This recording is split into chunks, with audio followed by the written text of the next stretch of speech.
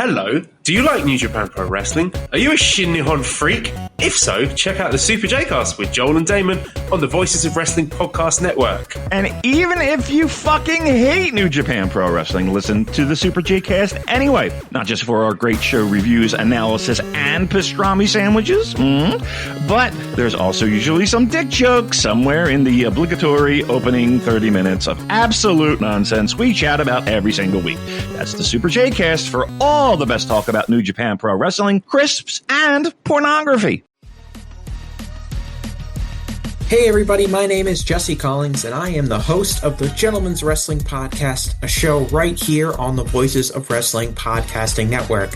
On the Gentleman's Wrestling Podcast, we take a deep look at individual issues and stories that are going on in the wrestling world. Each episode is about a different topic, and we take a thorough and educated look at things ranging from current booking trends to breakdowns on individual performers and angles to investigations into different fan cultures across the industry.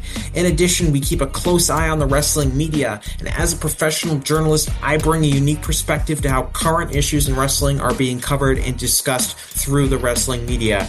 We have a revolving series of guests from across wrestling punditry joining us on each episode, and we hope that you make the choice to give us a listen on wherever you get your podcast from. If you're a podcast host, listen up, this one's for you. My name is Allie Jackson. I'm the host of Finding Mr. Height, a dating and relationship podcast that I've been doing for 4 years now, sharing my positive and practical approach to dating that's built on my own life experience. And I wanted to share another experience that I've had, my secret behind monetizing my show. It's called Red Circle, and I was just telling my colleague about how much I love their platform. With Red Circle, not only am I getting a seamless hosting experience, but I also love the support I receive in ad sales. It's not just typical ad sales either. It's targeted opportunities based on my show and my life. And the platform is super simple. You just set your preferences and Red Circle matches you with sponsors that align with your show. You can vet every opportunity and their platform gives you great analytics. More recently too, my Red Circle team has brought me opportunities outside of my podcast on social media to really augment the podcast partnerships, bring them full circle. I just can't recommend them enough. If you want to give it a try, go to redcircle.com to get your free trial. That's redcircle.com for a free trial. This podcast is a member of the Voices of Wrestling Podcasting Network. Visit voicesofwrestling.com to hear the rest of our great podcasts, as well as show reviews, columns, opinions, and updates across the world of wrestling. What do you guys want to talk about? You are listening to the Flagship Podcast with your hosts, Joe Lanza. The lines are blurred between the living and the dead. I'm like, what the fuck am I watching? Can I just watch a wrestling show ever in my life? I don't want the lines blurred between the living and the dead, Rich. I just want to watch guys wrestle. Rich Craich. He's wearing it. He's wearing it. Shirt. It's a button-up shirt. It's blue and it's purple, and there are purple drafts all over his fucking shirt. Apologize to me right now, everybody. Rich, take that dub. And we are live on the Flagship Podcast. I am Rich. He is Joe. Joe, what's happening? How are you?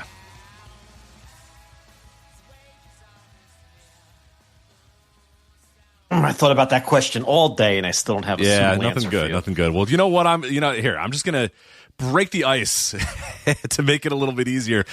We let off last week's show. We let off last week's show with the NWA Samhain 3 preview for a show that was happening next week.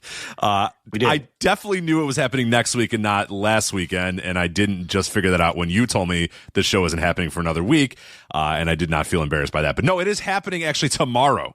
NWA Samhain, October 17th from Center Stage Theater in Atlanta, Georgia. And Joe, I am happy to tell you that thanks to our spotlighting of NWA Samhain, they have sold 55 tickets since last week, all the way up to 297 tickets sold for a setup of 772. So it's still a ways to go, but you know what? We're chipping away inch by inch, brick by brick. We're helping out the National Wrestling Alliance and our close personal friend at Billy. So, well, I mean, those additional 55 people who will be at the show who surely were sold on Samhain by us, they could be witnesses to history, because as we discussed last week, and I genuinely cannot believe that we're starting this show with NWA Samhain 2 weeks in a row. Well, my plan was doing. My plan was to start with 0-1, but you had to blow my spot up on Flagship Plus, which we'll talk about in a little bit. My plan was to say we're going to do back-to-back weeks. 1 week's NWA, the next week 0-1. And I'd be like, find me. I mean, there's nobody that would talk about the NWA. There would nobody talk about any of these two topics. But we're gonna lead off our show both weeks with them. But unfortunately, you covered 0-1 on Flagship Plus. But we can still talk NWA. Well, those 55 additional people who surely were influenced by our show last week are guaranteed to witness history, because I don't know if you saw the Thrillbilly Silas Mason promo that the NWA tweeted out tonight. Of course I did. How could I miss it? But as we discussed last week, this man did in fact win the NWA World's title, the 10 pounds of gold, Rich Craich, as some refer to it, at NWA 77, at the 77th anniversary show, roughly 2.5 years ago. Right, is when he won that title, or was it actually about 2.5 months ago? About 2.5 months ago, but again, a long time. I mean, still a long time ago. Like we mentioned last time, the Mets were like 11 games up in the East, like the dog days of summer. Yeah. I mean, we're talking like mid-August, and we're inching on to the end of October here. So yeah, it's quite a thing. NFL training camp was in full swing. Right. Yeah, what week are you in? Week 7. Week 7. So good. I don't know. NBA Summer League maybe had just started tipping off, or was about to be, and the season starts in like 6 days now. Yeah. So anyway, they put out a promo by the Thrillbilly Silas Mason, who is the NWA World's Heavyweight Champion. Or is he? Or is he? We don't know. Is he? Because as we discussed last week, there's a lot of ambiguity in terms of what is that match between Silas Mason and Tom Latimer. We know it's for the 10 pounds of gold, but they're very cagey and sly in the way that they advertise that match, because the Thrillbilly hasn't won that title on television yet, but he has won it in reality, and it's all very confusing. Well, in this promo today by the Thrillbilly Silas Mason, who did in fact win the 10 pounds of gold 2.5 months ago, he talks about coming for Tom Latimer and his 10 pounds of gold and taking that belt from him, which is totally bizarre, because now we're going into a match this weekend between these two men where the man challenging for the title has already won it, but he will be apparently challenging for it again at Samhain. So we have one of two things that are going to occur. Silas Mason is either going to win the NWA World's title from Tom Latimer for a second time, right? Which will be very confusing when all of this airs eventually, right, presumably. Or Tom Latimer is going to successfully defend the title against a man he already lost the title to 2.5 months ago, which again is going to be very confusing when all of this eventually airs on their Roku show and on YouTube. Yeah, or my mind goes to like, are they just going to have them both come out without the title, and then the ring announcer's not necessarily going to say anything, and then Thrillbilly wins the match and they hand him the title and he holds it up over his head? Like, is that what they're going to do? Who is this serving? Like, why are they making it so confusing? Or if Latimer wins, does that mean he's winning it back? I didn't think of that. Right. Technical idea. Yeah. Confusing. Right. It's all very confusing. All to appease like the 297 people coming to Samhain that might know the results. Correct. Or might not know the result, actually. Nobody does. How many people know the result of NWA 77? A very small list of people care enough about the NWA to know what the results of NWA 77. Well, this is the early 90s WCW experience for you youngins out there who might not remember that this was a frequent occurrence during that era of the company, where every time WCW would have a taping, all of the smarks and newsletter readers would anxiously await to see who would do promos with title belts that they hadn't won yet, because then that would be giving away the results of the title matches on the pay-per-views that hadn't occurred yet, right? That's how it would always happen with WCW. So you would read things in the Observer like, oh, so-and-so did a promo holding the whatever the fuck belt, which means that they must beat so-and-so for that belt at Super Brawl coming up in 3 weeks. So you'd have a lot of that. that's kind of the feel and the vibes here with the NWA, except that it's the year 2025. We all have the internet, and you can't hide these things nearly as well as you could in 1991. WCW actually would get away with that a lot. And here's the thing. I'd say this all the time. They did a remarkably good job keeping the continuity straight with all of the pay-per-views that would take place, after tapings and taping stuff that would happen after the pay-per-view. And they almost never screwed it up, which was really amazing when you think about it, especially when you consider wrestlers getting injured and leaving territories back then. And, with the very early and rudimentary contracts that they had during those times. So it was a little different then. Like you could almost accept that a promotion would do things that way in 1991. But in 2025, I have to ask you, Rich Craich, what the fuck are we doing at Billy? What are we doing? Why are we doing things like this? Well, and the reason I brought up the NWA story at the top here, and it actually works out well because it segues perfectly into another story that I wanted to talk about this week. And I think it's one of the most underreported stories in wrestling right now. And it is what the hell is going on with TNA. Because we're up against, right now when we do the show, we are up against TNA Impact on most weeks.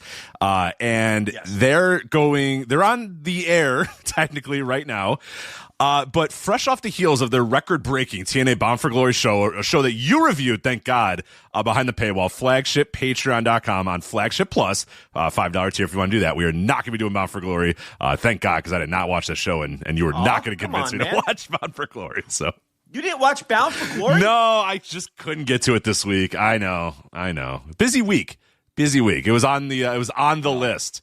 It was towards the bottom of the list, and everything I could possibly think of came in front of it, but it was still there. It was on the list. As Gino Morello would say, it was quite the happening. I don't think it was. I listened to your review, and I don't know. I guess it was sort of a happening. Well, it was a newsworthy show in a lot of ways, but there were 75,000 people in Lowell, Mass. hanging 75. I think it was 7,500. I don't think it was 75,000. Well, they're claiming 129,000 people. My God, in Lowell, Mass. So, and yes, Joe Gagne still claims he wasn't there. I mean, that's bullshit. That's got to be the entire population of the greater Lowell area. And I think Joe Gagne lives in the greater Lowell area. I don't know exactly where he lives, but the show was so historical that he'll one day be claiming he was there. Oh, he's going to be one of those guys. Yeah. It's going to be that one where people add it up. Yeah, like I'm looking at my Mark Burley Perfect Game ticket. And I swear that 157,000 people will tell you they were there, and I'll let you know they were not. It was a okay attended game, but not a sold out. They weren't hanging from the rafters of then U.S. Cellular Field for the Mark Burley Perfect Game. But everybody will tell you. Disco Demolition's the other one too here. That literally 500,000 people were at Disco Demolition the night when right. Famous DJ Steve Dahl caused a riot by blowing up a bunch of disco records or whatever. But anyway.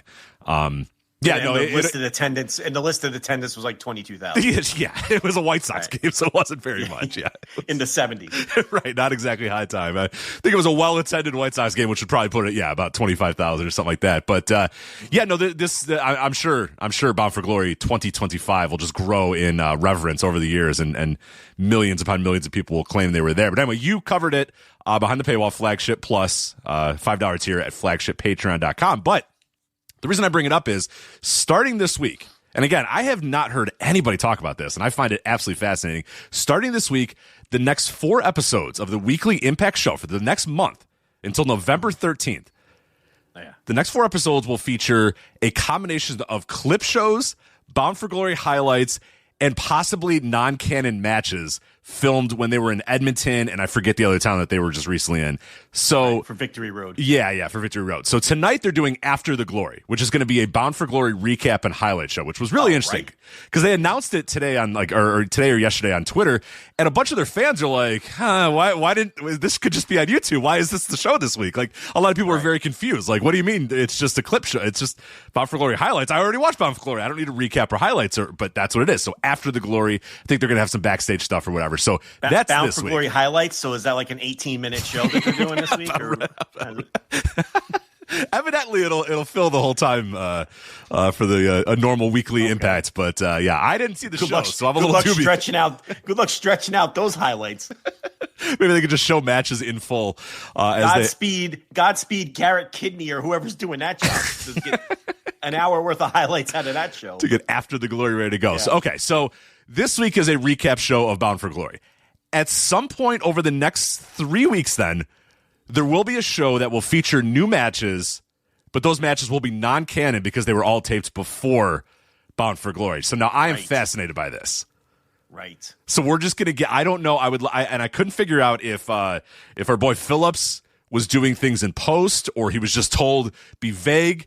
I would love to know. I might actually watch Impact now for the next couple of weeks to figure out what these non-canon matches look like and how they act and how they're commentated and everything, because we're just going to get a night or a week, or maybe they're going to spread out over 3 weeks. Nobody seems to know, where there's just going to be random matches that were taped before the pay-per-view airing well after the pay-per-view. Right. It's so weird. So the next truly new episode of the show will not be until November 13th, which is the Turning Point Go-Home show. So they have to build to a pay-per-view. Or I guess Turning Point's probably one of those TNA Plus shows, so it probably doesn't matter as much. But regardless, no new episodes of Impact until November 13th. So I talked to somebody who had knowledge of the situation, and according to them, the plan was to always take a month off after Bound for Glory. Because there was a couple of people, because there was a few reports out there, remember, and you might have heard this, that they were going to try to go to the PC or they were going to film it.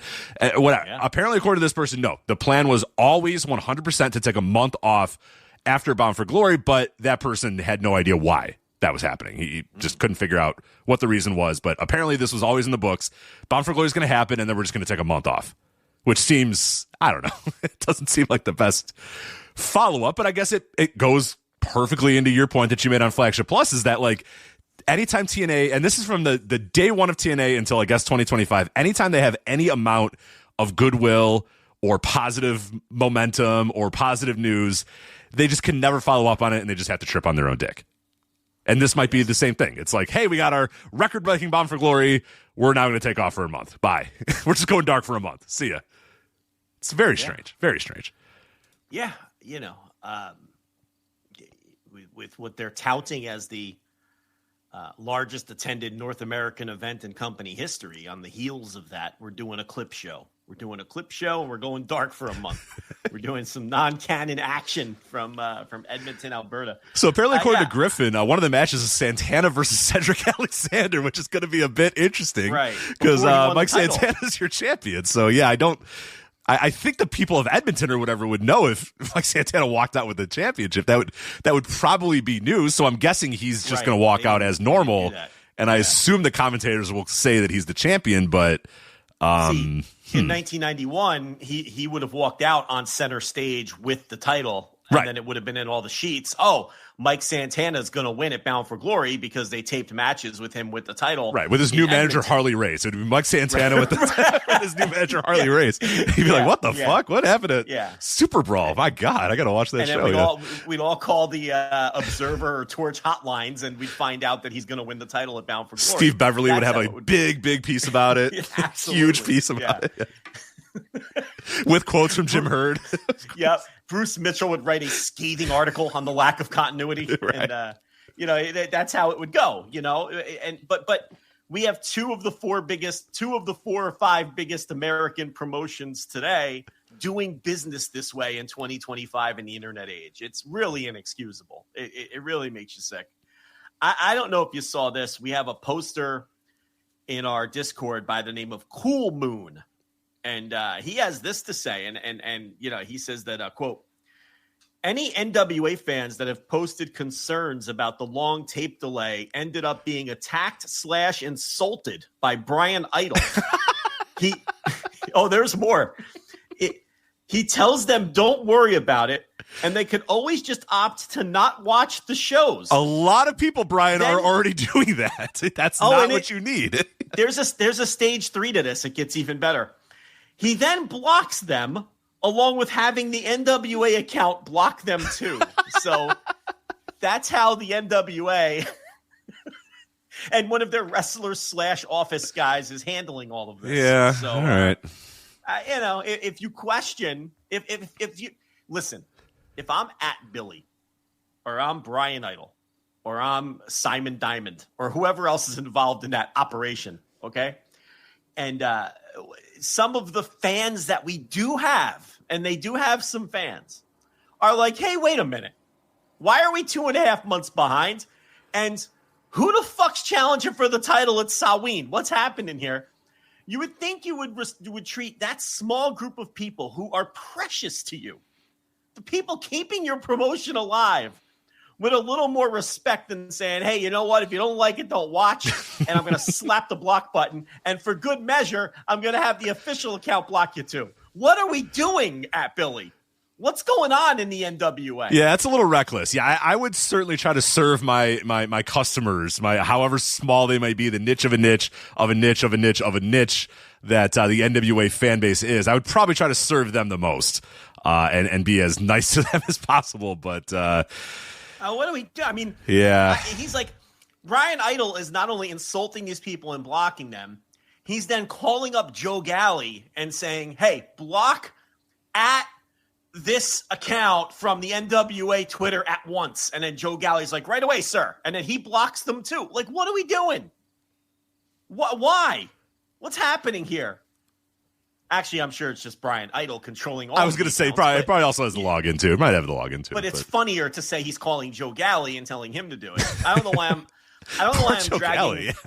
affable Joe Galley into he's the best. I don't know if you ever go to the NWA YouTube channel, it's great. So they'll post something. It'll just be like a preview of episode, 918 of NWA Power or whatever. And the first comment every single time is Joe Galley being like, "Oh hell yeah!"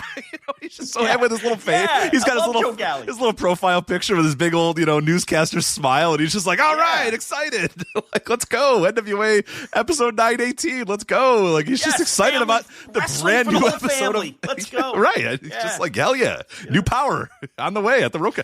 I'll be at the Roku channel right now. I'm watching. So this is one you won't want to miss, folks. He's love Joe excited Galley about it. Yeah. But so I'm dragging him into it, unfortunately. But I don't understand. Why don't you just not be 2.5 months behind? That seems like the easiest solution seems to be not to tape 2.5 months ahead of time or behind or whatever the heck they're at now. But I don't know. It's very, very strange. And now I am fascinated how they're going to handle this. We'll put it in your calendar for mid-February and we'll check in on the NWA. Yeah. So. Well, see, that's the thing. There's a legitimate chance that nobody at this show this weekend will report the results to any of the dirt sheets. Okay. And we might not even know until February, which should make it even more exciting. Very exciting, because there was that one taping a while back, which nobody knew. Oh, I remember the one that had no results. It happened. We were like, we don't know. Nobody reported to anybody what happened. That's right. There was a whole ass NWA taping where none of the results got leaked. Not a single result, because there wasn't, among the 100 people there or whatever, there wasn't one like smarky fan who sent results to anybody, which is incredible. So that could happen at Samhain. It could happen again. Really and good. We might not be able to unravel this mystery until like after the Super Bowl. Think about that. Till like after the Super Bowl is when we would eventually find out. After Matthew Stafford's lifting up his second Super Bowl Lombardi trophy, that's when we'll find out what happened at Samhain. There was a great, to give us a time reference here, S. Dakota Jones in the chat room said, people thought James Franklin might win a national title when Silas won that title. Right? Weren't they were ranked, weren't they preseason? They weren't preseason number one, right? They were, Penn State were heavy favorites. Big time leading.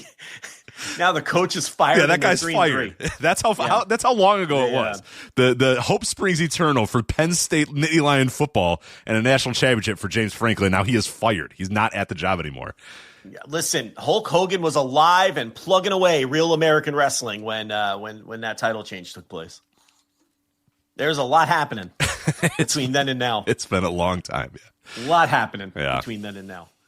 So I don't know.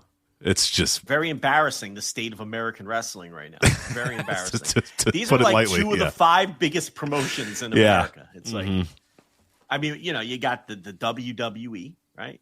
You've got the AEW. I like how you waited for clarification on that. Yes, Joe, I would include the WWE as one of the top 5 American wrestling companies. Yes. I'd say that Total Nonstop Action's number 3, right? Yeah. All Elite Wrestling be number 2, but Joe, honestly, I think it's up for debate. I think Total Nonstop Action might be the new. Let's start the show off with this. Let's get into it. I think Total Nonstop Action might be the new number 2. And look at my YouTube thumbnail face as I make this declaration. Wait, I'm sorry. Is this busted open all of a sudden? What show is this?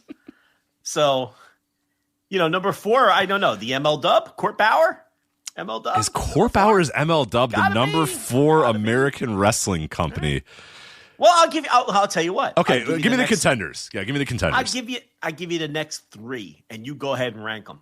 Okay, ML Dub, the National Wrestling Alliance, or Game Changer Wrestling. Those are your next 3. What about Women of Wrestling? What about the superheroes of WoW? No. Okay. Go ahead and rank those 3. Yeah, ML Dub. I'd say ML Dub is number 4. Yeah. Man, Game Changer might be number 5 ahead of NWA. I don't know. NWA's got a TV deal though. I mean, albeit so 2 of the top 5. 2 of the top 5. Yeah. Would you put the WoW ahead of the NWA? No. There's like maybe more people seeing it. I mean, it airs on syndication and people are like, it's on the TV. I don't know if they're watching or they're asleep. They're not. Nobody talks about it. They're not watching. I don't know one person that reviews it, talks about it, acknowledges its existence. That's what I mean. Like, does 401 Mania even cover it?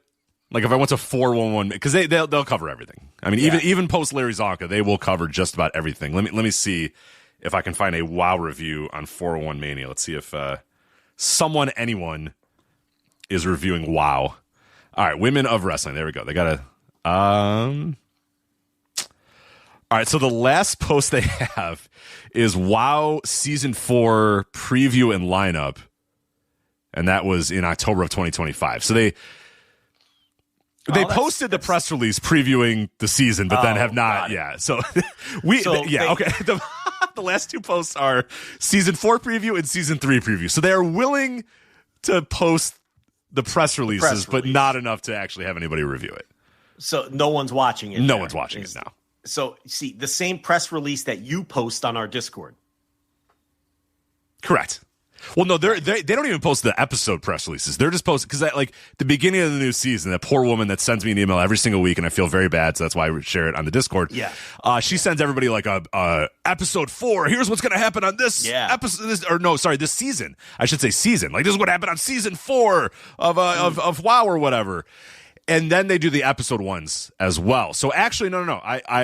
You are correct. They are posting the ones that I post on the Discord. They are posting every single episode because they have them every single week now. Every single Thursday, They're posting Season 4, Episode 1, Season 4, Episode 2, Season 4, Episode 3. So yes, that's what they're posting. So we're covering it as much as anyone. We are technically, yeah. I will say they have not. They're 2 weeks behind though. They are 2 weeks behind. You want to cover WoW right now? More than anybody else does? No. Let's do it. Great. I heard yes. Let's go to my emails, and I'm not going to out her because that would be very mean. All right.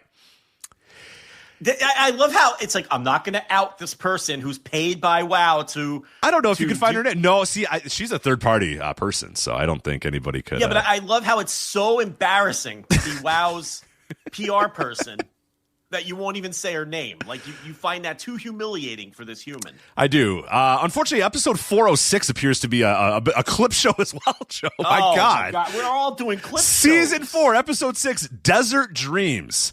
Kate Marie Jones and David McLean host a very special edition of WoW, Women of Wrestling, from the entertainment capital of the world, Las Vegas. Travel back in time as David McLean reflects on the trials and tribulations of making WoW a reality. And Kate Marie Jones promises fans she will get Dave McLean to fly above the famous Fremont Street experience. But will she succeed after learning David is afraid of heights? Everybody will want to make sure they watch until the very end. So Dave McLean will do the zipline thing at the Fremont Street experience. Oh. Okay. So get your DVR set whenever it's syndicated for you. I can't tell you a specific time because syndication does vary, but that is episode 406 of WoW. I can't believe Dave McClain's still kicking and still doing the same shit. Well, I mean, he's done the same shit my entire life. Not even my entire adult life. I think my entire life he's been promoting bad women's wrestling.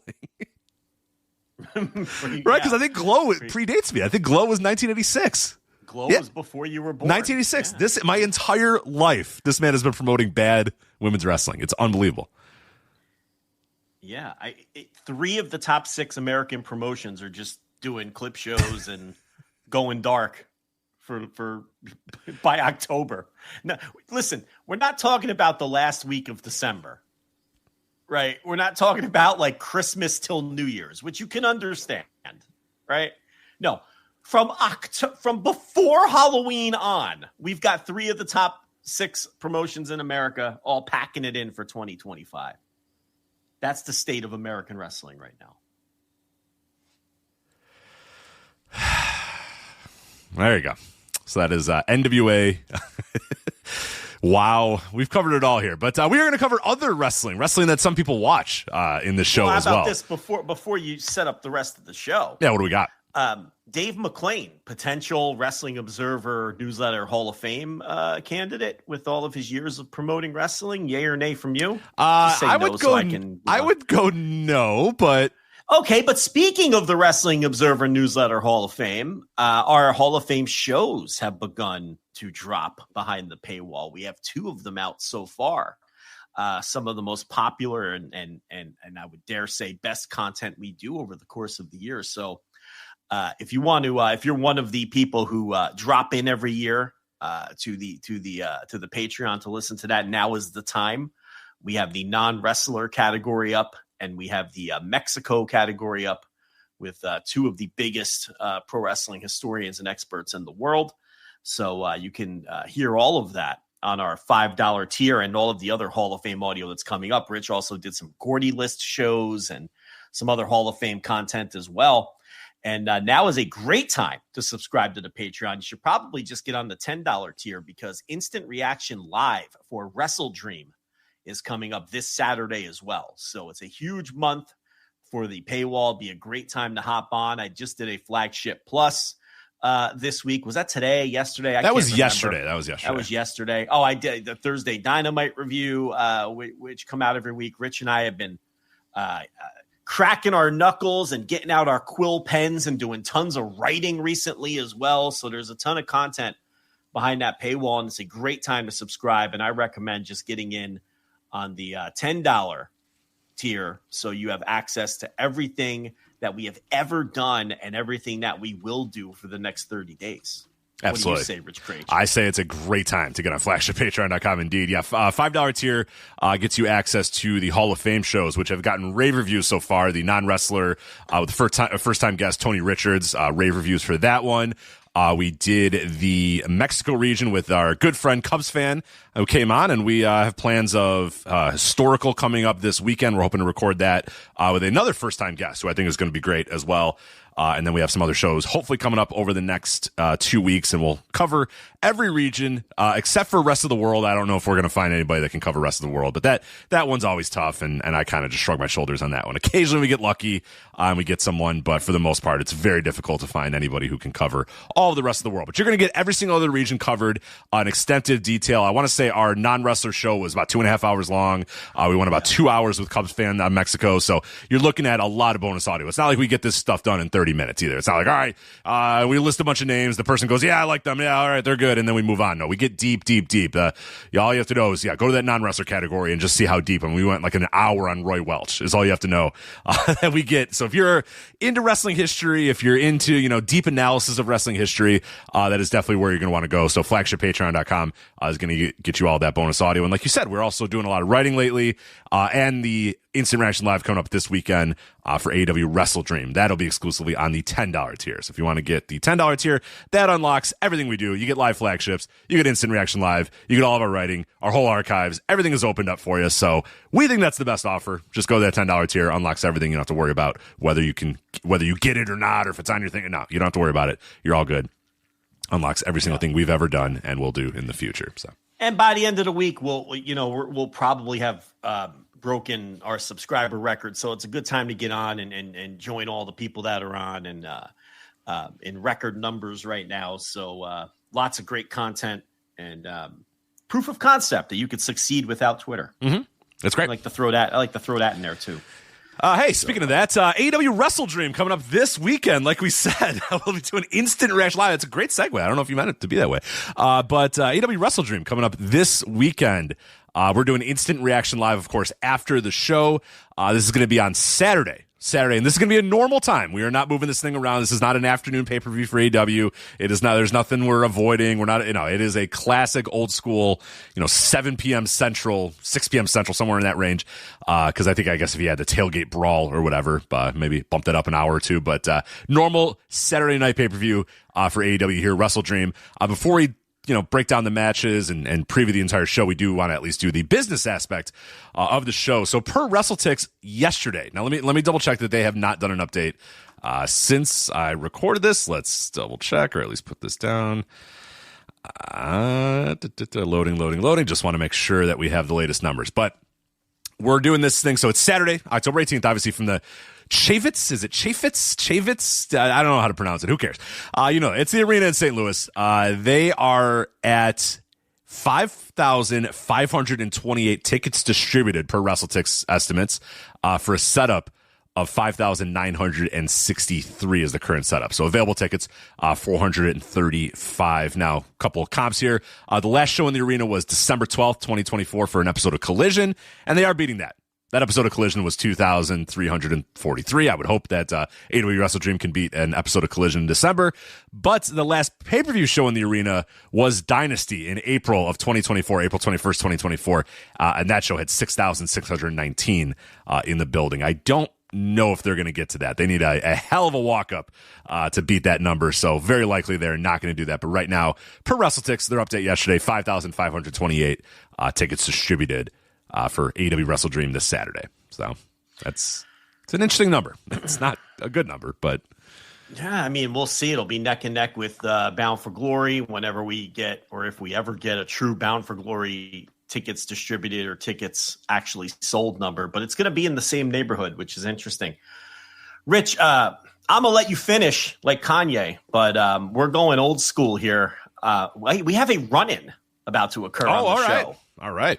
So I don't think this person has appeared on the show in many years since the last time. It's the boy. The boy. Oh, is his voice changed? He's got to have like a new voice. Last time we saw him, he was a young whippersnapper. Now at this point, he was maybe 3-4 years old when he was on the show. Now he's 27, has a family of 3. So no, but the boy hasn't been on the show in a long time. And remember, we used to have these frequent run-ins on the show, and some new listeners. They started getting over. They started kind of getting over and getting a little high on their own supply. I remember, and you started kicking them out I had too. to cut them off. I'm like, all right, now they're exactly. It's not a bit. You're not a recurring bit. Get out of here.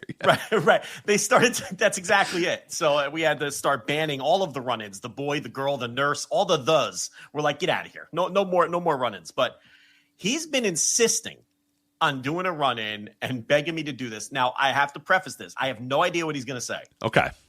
Now, this is a hot mic. This is a live mic. That's why you get this. That's why you get the $10 tier live, because nobody else might. This might be the one and only time. Could be edited off the show because I have no clue where this is going to go. He's just been saying, Dad, I want to come on the show. I have something to say to your listeners. And I'm like, all right, well, he kept trying to do it like during the Hall of Fame shows. I'm like, now's not the time. This is not the right time. I don't think Tony Richards is going to appreciate whatever it is you're going to run in here to say. So he just waddled down the stairs and he gave me the look. And I'm like, okay, it's the flagship. We're loose. We're free. We have a run in. So, all right, the boy is here. He is wearing his Ellie De La Cruz jersey that he got in Cincinnati this summer, the City Connect black Ellie De La Cruz jersey that he wears to school like 3 days a week. I mean, he's going to wear this thing out. Anyway, Here's what you need to do, boy. You gonna get him on the cans? We're gonna hear. Is he gonna be able to hear as well? We're gonna do this. No, he's not gonna be able to hear. Okay. Here's the microphone. Just see how I'm about 6 to 8 inches from the microphone. Get about that far from it, and I don't know what you're gonna say right now. I don't know what it is that you need to say to my listeners, but the microphone is hot, and it is all yours. Go ahead, right into the mic. Yeah, just 6, 7. Well, there you go. And he did a little hand move with that too. Yeah. I unfortunately have been. I now know what that is. Yeah. And he just ran up the stairs. Yep. So that's it. It's over. The youth. It's over. It is over. You're right. For us and society and youth, and it's just done. It's over. Yeah, I'm. That's what he's been begging me to do for weeks. I guess. Mm-hmm. He said 6, 7. He did something with his hands. Yeah. A little hand gesture. He did the. It's like you're like juggling, right? You're juggling something. Yeah. Like he's got the two hands. I hate that I know this. I hate that I know this, but I can explain it if you want. So. And then he did this shit-eating grin, nodded at me, and ran up the stairs, and he's gone. I'm actually annoyed, I think. This has been weird. I think I'm annoyed. By that.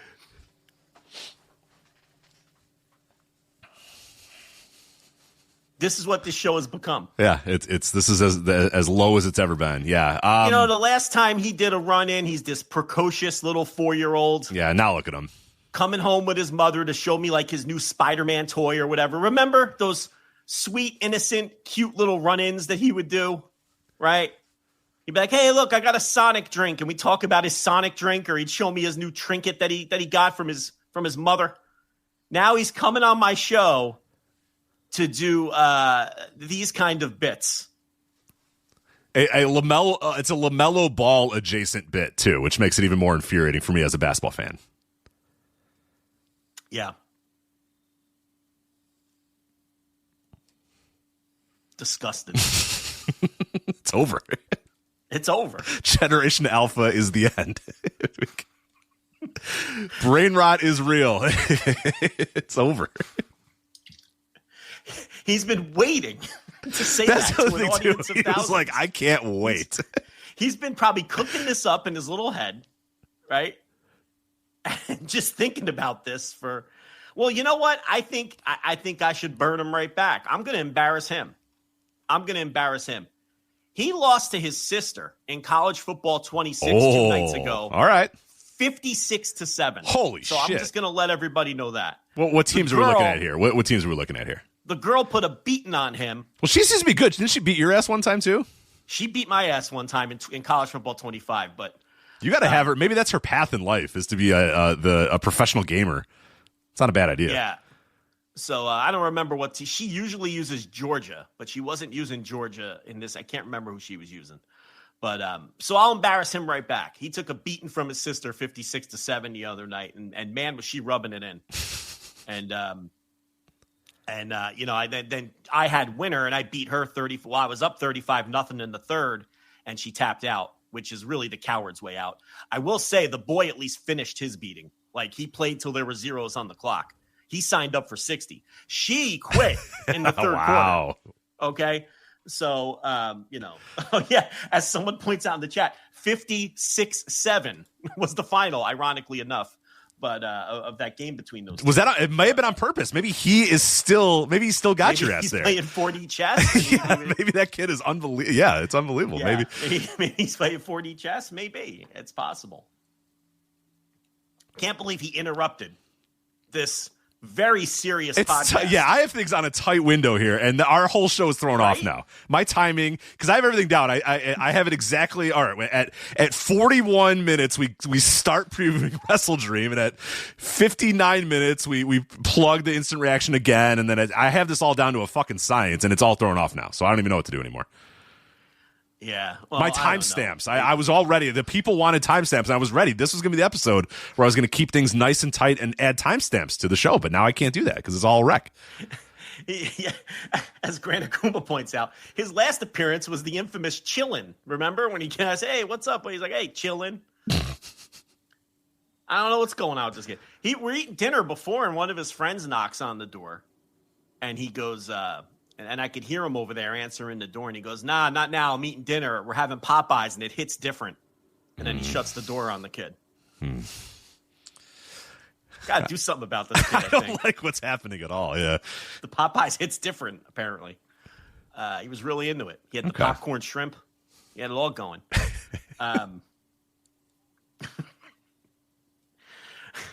Very overrated, the Popeyes, by the way. People, yeah, it's fine. It's fine. It's fine.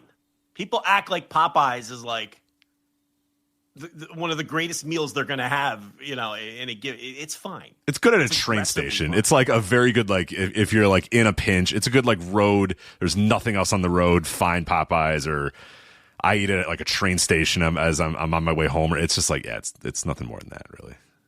It's fine. Oh, now we got the girl. All right, now she's got on her iPad. Oh, here we go. I love you. It says "love you" 6-7, and now she's doing a little dance, and now she's scurrying back up the stairs. All so right, now, we're done. Now they think they're doing bits. It's over. Yeah. It's over. Yeah, lock that damn door. They're done. No more bits. Yeah. You're not going to get off bits on our show, kids. All right. Yeah, and far be it. There's no bits on this show. This is serious professional wrestling talk. There's no bits on this show, but she obviously saw that he just did his thing, so she had to come down. And he got over. Yeah, she saw that he got over, so she wanted to get over too. Well, he didn't. He didn't get over. He bombed. No, he bombed. He bombed pretty badly. bad. Yeah. She at least did the "I love you." I appreciate the attempt at winning your heart, and then trolled you. So that a little bit extra there. Yeah. Well, that's the difference between boys and girls. You know. Right. Smart and dumb. Right. Yeah, he wasn't going to come on the air and go, "Oh, I love you, Dad, 6-7." Right, but the girl, because boys are dumb as fuck. Yeah, right. The girl's going to write "love you." Then, yeah, like because they don't. Because girls are thoughtful and yeah, think about and they don't things troll and, good, and they don't troll good because the "love you" like takes the edge off of the troll, but she doesn't understand that, you know. So, first of all, why aren't they in bed? It's like 8:45. Yeah. Hey, what's TLB doing over here? Get these kids under control. That's another thing. I mean, geez. All right. Now I don't even remember where we were. We were going to preview AEW WrestleDream. Now we just need the nurse coming in here to curse at me or something and to just complete the circle. Yeah, to complete the circle. Yeah. Yeah. The classic bits would be, the nurse would come in and just scream at you about something, and then TLB would walk by naked, and then you'd be distracted for the entire show, would be the classic. Right. That's her usual move. She'll go in the kitchen to get a drink, and then she'll flash her titties or something. And then you're just a wreck the whole rest of the show, because you're just thinking about those damn tits the whole time. Yeah, and then I'm just... I can tell. You're just like off. I'm like, all right, just go. We're done with the show. Just go, yeah.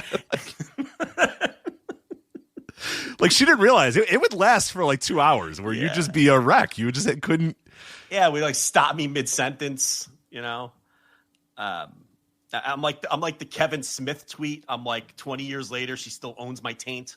Like, you know, it's just like it stops me right in my tracks. Yeah, that's a contender for greatest tweet of all time. That's right up there with the Crab Rangoon tweet.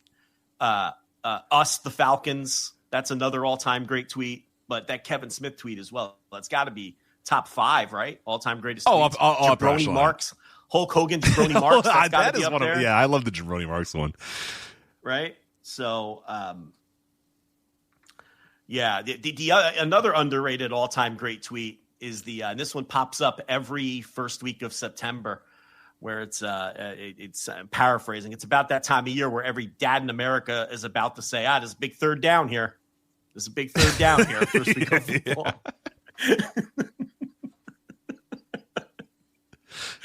And I catch myself saying that every Sunday. You get self-conscious about it, yeah. Turn to my wife during the Cowboy. It's a big third down here. Dak's got to make a play. It's the second quarter. It's like five and a half minutes left in the second quarter. You're like, 6-3. It's a big third down here. There's a big third down here. Dak's got to make something happen. They need to stop. TLB. All right, so WrestleDream from the can you pronounce the name of this arena? Chaifetz. Chaffetz. Chai Fetz. Well, chai is chai. It's like chai tea, so Chai Fetz. I'm gonna go with. Yeah, there we go. Che, it only fits 6,000 fans. I don't know. Like what? How do we? No, it fits 6,619 at least because that's what they did for Dynasty. So definitely more than 6,000. But yeah, we are of course. AEW's pay-per-view coming up this weekend. There is the Tailgate Brawl. So we have officially, are we officially moving on from the 0 hour and going into the Tailgate Brawl era of AEW pay-per-view pre-shows? Yeah, 0 hour and the fucking dice roll. What was the other one called? The fucking the buy-in. The buy-in. The dice roll. The dice roll. Yeah. I think that was the Gambler. Remember the Gambler, WCW jobber, the Gambler? I think that was his finishing move. Of course. Who doesn't remember the Gambler? Yeah, he'd bring the cards. He'd fan out the cards during his entrance. He'd fan them out, and he always had like 21, and then he would throw the cards like Gambit, the comic character. I don't know. So I guess who'd you like better, the Gambler or Hole-in-One Barry Darsow? No, the Gambler. Come on. Better than Hole-in-One Barry Darsow? Yes. Fuck Hole-in-One Barry Darsow. I don't know. He's got a new book out, by the way. Hole-in-One Barry Darsow? Is it about Hole-in-One Barry Darsow, or is it about all the other characters he was in wrestling? I assume it's about his whole career. Okay. It's about his whole career. The cover, it's like half his face is Smash, half his face is Repo Man. Okay. Or half his face is Smash, a quarter of his face is Repo Man, and a quarter of his face is Crusher Khrushchev. You decide. But the point is, I'm sure he's talking about Blacktop Bully. I'm sure he's talking about Hole-in-One Barry Darsow. I'm sure he runs the whole gamut, right? This is probably a pretty fun book. I'm gonna check this book out. I didn't know it was a thing. Sickles, Studs, and Stolen Cars, the many faces of Barry Darsow. Let's get him on here. We should plug this damn book. That'd be great. No, I don't want to interview Barry Darsow. I met Barry Darsow a couple years ago. I don't know. I told you that story. I met Edie and Darsow. Yeah, they were doing a signing at a flea market near my house, and it was like, and it's like an all night, it's like a late night flea market. That's the gimmick, is that it goes until like 4 a.m. or whatever. So me and my buddies are there at like, and we were enjoying activities before we arrived at the flea market, because you have to really do so. You can't earnestly show up at a flea market at 2 a.m. and just be like, all right, here we go.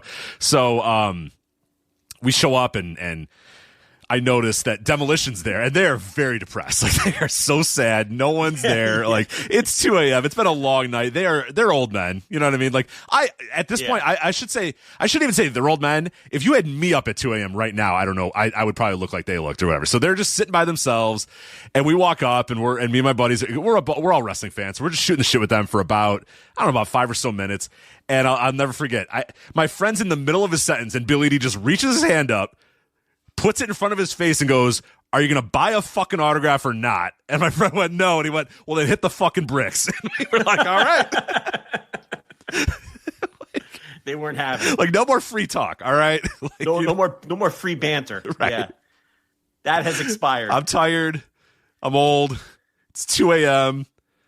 I'm in a fucking barn, doing an all-night flea market. It's terrible. So come on, it's like when you would get like a free 45 seconds on a phone sex line before they would cut in and say, now we have to charge you.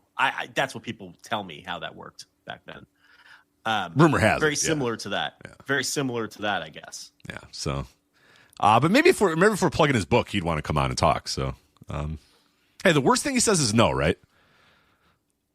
I don't want to do an interview. You could do that yourself. Yeah, I don't really want to interview wrestlers. Well, I'll interview, but I'll only talk about Hole-in-One Barry Darsow. Like, anytime he tries to change the subject to something else, like one of his important characters, I'll just be like, "So, is that a shoot? Like, were you like how did you?"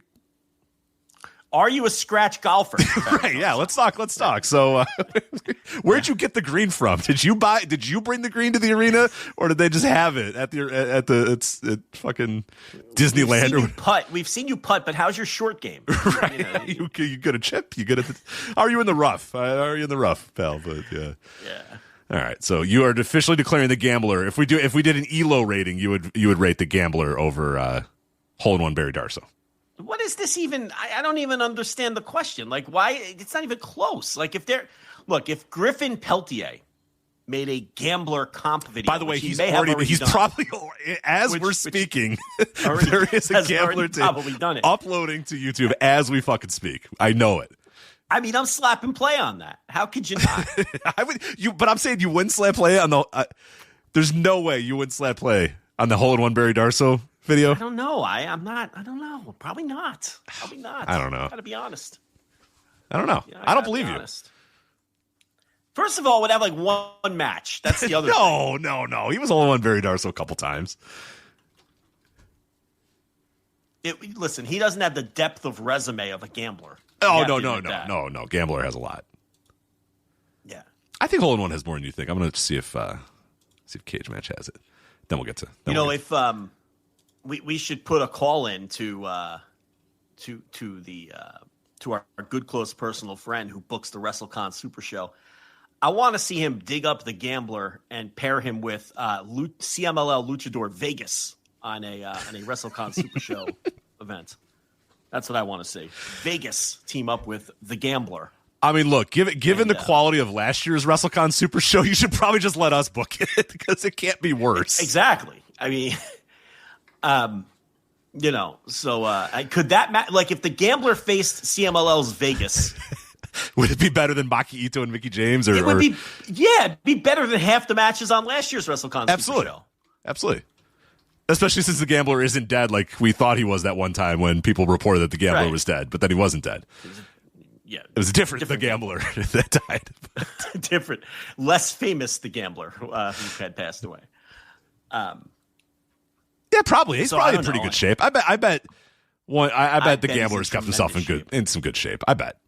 How old is he? So I'm trying to figure that out. Let's see. His son is the one that said, "My dad's not dead. Stop talking about my dad being dead." So we could probably ask him how old his dad is. Well, he retired in 99. But he didn't seem like an old guy when he retired, though. He kind of looked like his late 30s or something. Wait, his real name is Jeff Gamble? Jeff Gamble. That's pretty good. Well, no, he wrestled as Jeff Gamble. Oh, his name is Jeffrey Gann. God, I thought his last name was Gamble, and I'm like, that's pretty sick. All right, I see why he's the gambler then. Well, we can work this out. He started wrestling in 1990, so let's say he was 20. That would be 35 years ago. He's not even 60. That's what I'm saying. He's probably got to be in his mid, at least. If he's anything, he's in his early 60s. Would be the latest. I think that the gambler would be early 60s tops. Because he'd have to be 28 when he started. To be in his 60s at this point. He's in his 50s.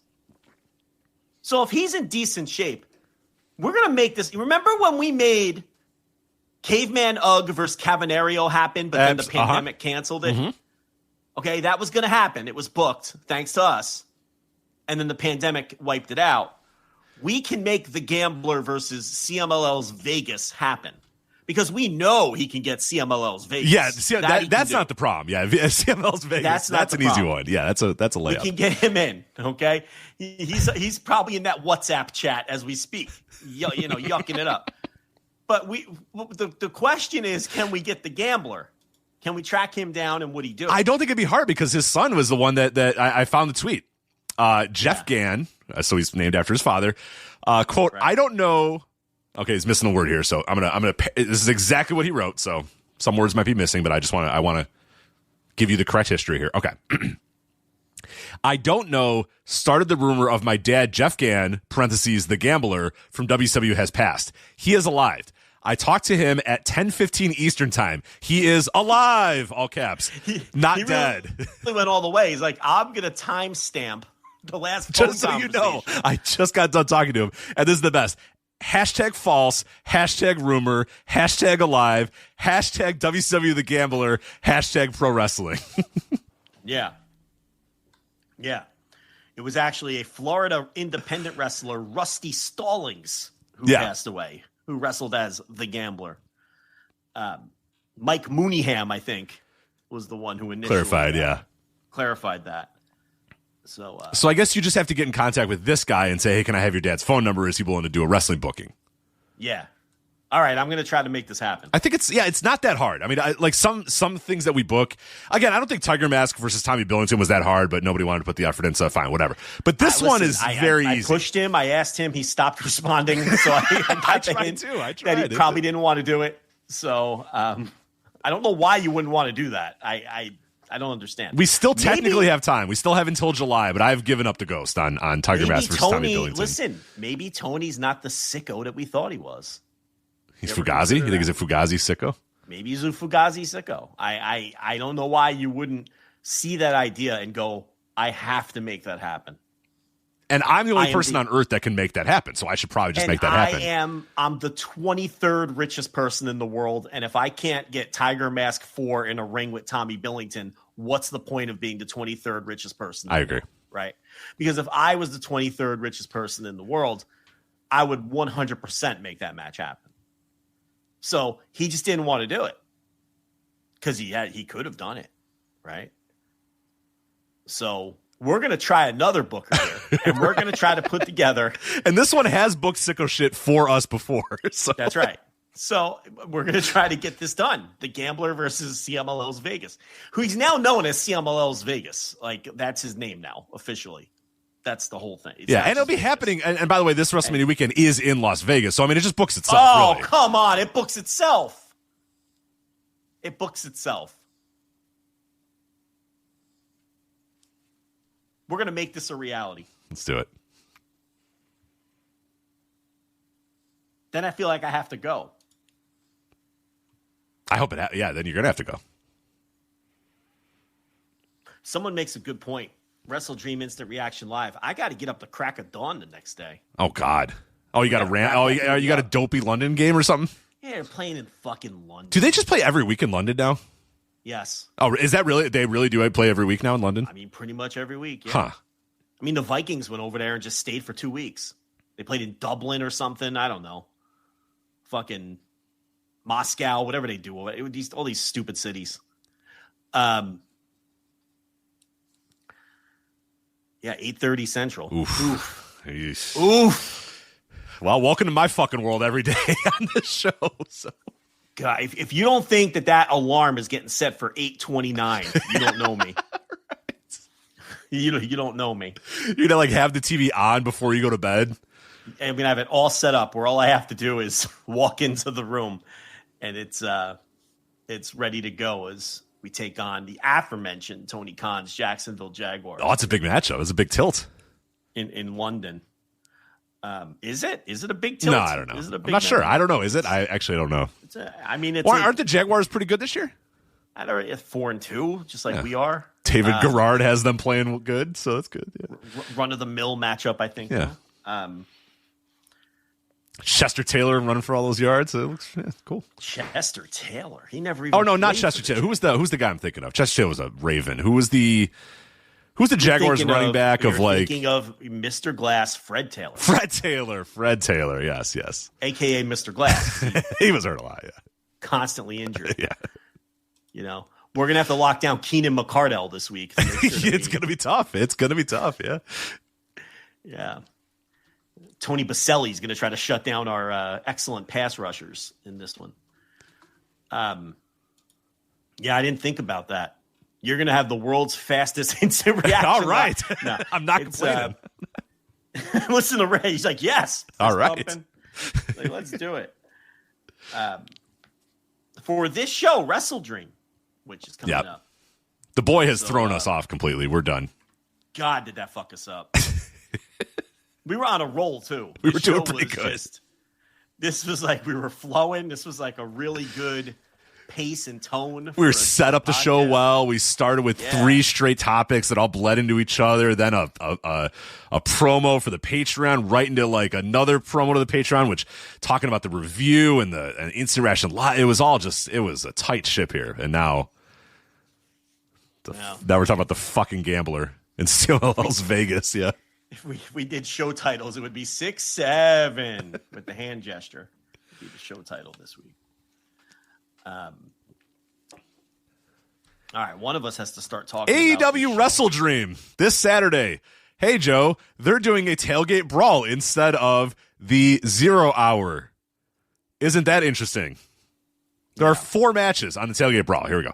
Harley Cameron and Will Nightingale versus the Top Gods. They're called the Top Gods. Is that a new thing? I don't remember them being called the Top Gods, but maybe I just haven't been paying attention. Megan Bain and Penelope Ford. They're called the what? The Top Gods. You know, it's funny because Wikipedia says they're called Divine Vanity. Oh. I never heard either of those names. I don't know any of those two, but sure. Remember Wikipedia had some weird name for Ricochet and the Gates of Agony that wasn't real either a while back. And now they're called The Demand, which is probably worse than the name that Wikipedia had whipped up for them. So it's like, I think whoever does the Wikipedia AEW page, they just fuck around. I've never heard them referred to as Divine Vanity. That one. See, like the Top Gods. Maybe I missed like a Megan Bain promo where she said Top Gods out or something like that. Oh, she did. Remember? Oh, you know what? Remember? It was it last week on Dynamite? They might be. I don't know if this is the official, but she came. Remember, FTR was cutting a promo and Stokely was saying something. Then she came in and said something and said Top Gods out and then walked away. All right, but no Divine Vanity. But not Divine Vanity. But I thought that was just like a wink, wink, nudge, nudge because they were there with FTR. But I guess per cage match, they're just going to be called the Top Gods moving forward. So Divine Vanity sounds like an 80s pop singer that was dating Prince. Divine Vanity. And he was writing all of her songs, and she had like one hit, and then they broke up, and then you never heard from her again. Yeah. That's what Divine Vanity sounds like. Yeah, she had one hit in 1988. Right, that he wrote. Right, did everything on. And then when they broke up, her career was just over, in shambles, you know?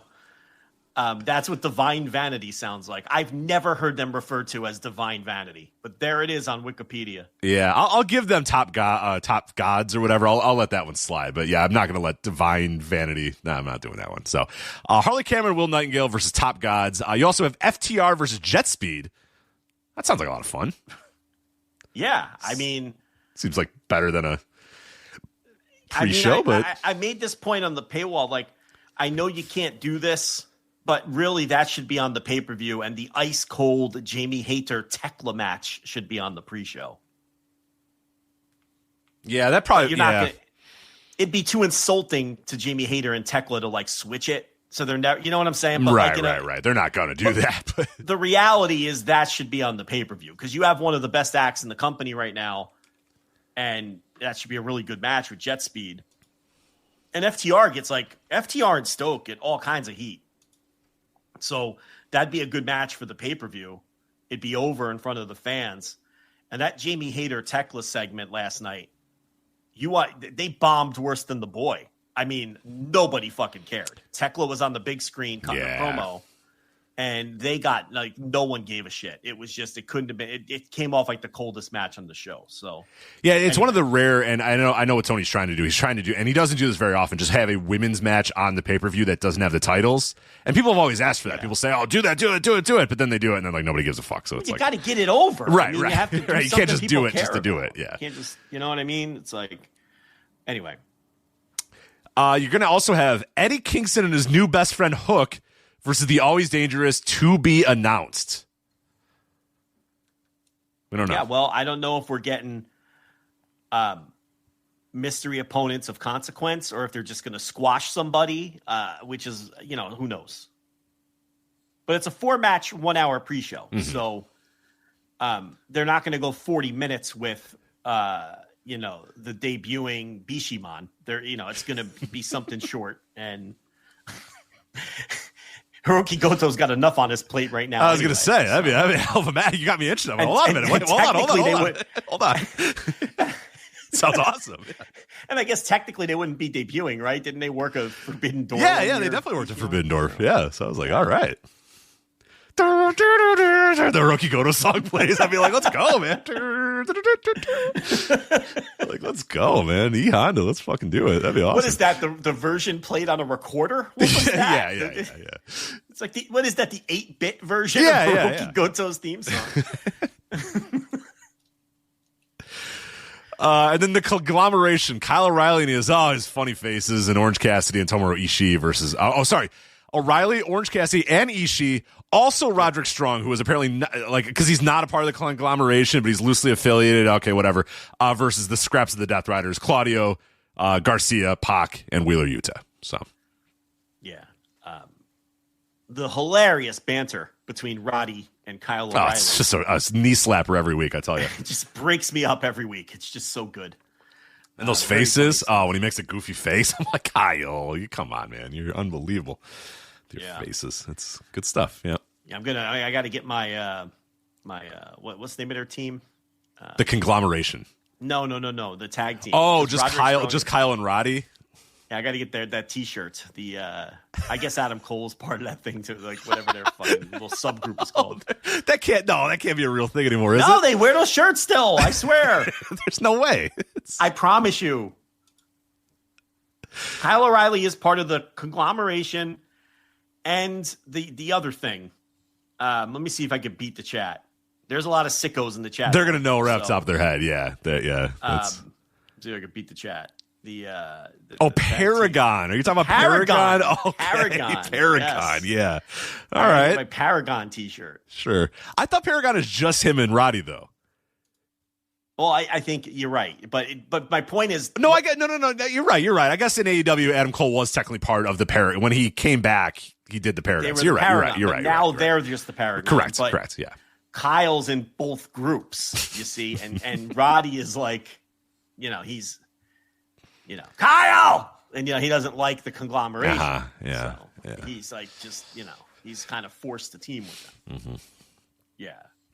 Kyle O'Reilly is just a man with no comedic timing or ability whatsoever. And they're trying to make him a funny guy. And it doesn't work. No.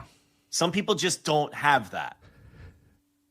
Kyle O'Reilly needs to snarl and throw kicks and put his mouth guard in. He's got to put his mouth guard in, roll his wrists, do that. He does that thing too where he stretches his back and shoulders out. You know what I'm doing? Yeah. He's putting the mouth guard in, and that's what he does. Yeah, he gets his kick pads tightened up and up on the shins as much as possible, and then we go and we start working. That's now the Roddy screaming thing. Some people are into it. He's got a little bit of a comedic timing and ability there. It's not for me. O'Reilly has none, and they're using him as comic relief. It's tough. It's real tough. It's really bad. It's rough, and there's one every week. It's the same thing. Mark Briscoe cuts a promo, and it's always really good. They make some joke about Big Tom saying nothing, and he just stands there looking confused because I'm sure he is very confused. Okay, and then maybe Willow will fucking smile and look cute. And then Kyle O'Reilly just completely bombs. A comic going on at 1:45 a.m. on open mic night with 17 people left. He just doesn't have it. Yeah, I feel like there's better uses of Kyle O'Reilly than what we're getting, but Eric said Kyle's going to come out and do the 6-7 hand gesture. He is. He will. That's coming. That's coming. Right. But he'll do it in 8 months or whatever. The meme will have already died out and is lame because he's not going to do it now. That would be. You know what he'll do? He'll do it to Hook before they have a match, thinking that it'll get him over with Hook. Right.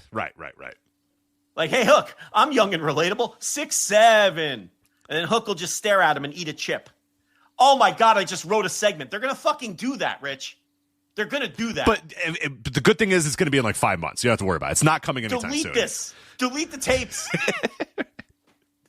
Delete the tapes because they're going to hear this and they're going to do it. That's great. It's brilliant. There's someone in the room who's frantically writing that down. They're like, this is great stuff. This is great stuff. What a bit. Ugh. This is going to be a 1/4-7 collision segment in 2 weeks. It's definitely going to be a collision too, yeah. We just wrote a segment. All right, so that is the tailgate brawl for WrestleDream, and then we Eddie Kingston has to stand there. Eddie's just going to sit with his arm crossed. But what the heck is that? What are you talking about? Just he's going to. Him and Ishii are just going to look at each other and not understand what's going on, and that will be the bit too. They're going to look at each other. And he's going to say, you know what they're talking about? And Tomorishi's not going to say anything, and that's a bit, too. That's funny. Yeah, that's, oh, God. And then Roddy's going to go, Kyle! Kyle! Burn the tapes. Awful. And Orange Cassidy gets on the fucking hamster wheel that he's stuck on forever. So, Yes. All right, the main show for AEW WrestleDream. You mentioned, let's just start off right there. Jamie Hayter and Tekla did not, the go-home show did not get you excited or anybody excited, clearly, for Jamie Hayter and Tekla from the Triangle of Madness. Or they have a new name now, right? They're not the Triangle of Madness anymore. There's something else now. Oh, did they change that? I think they changed it. Yeah. Let me double check what they changed it to. The chat room will let us know.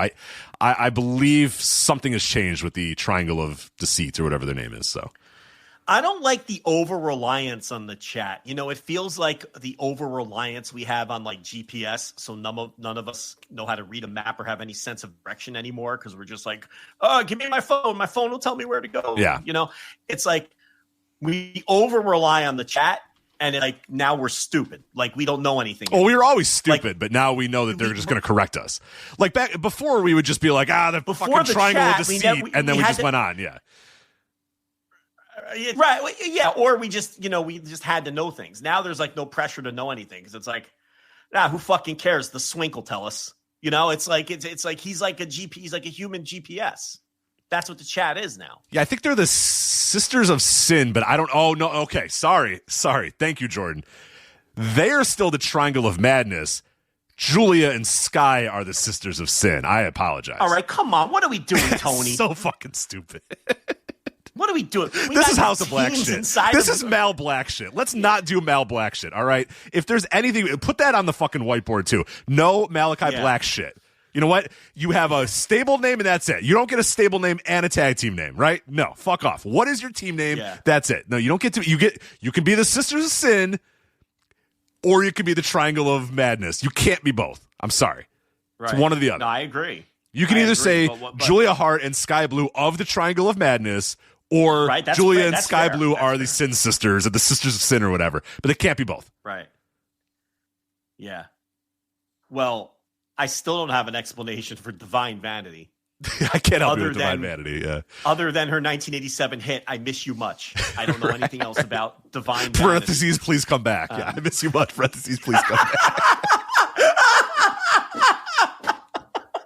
I love that song, though. It's really good. When that comes up on Sirius XM Wonderland, you're like, oh fuck yeah, that's right, Divine Vanity. She's lip syncing it on the Grammys that year. Right?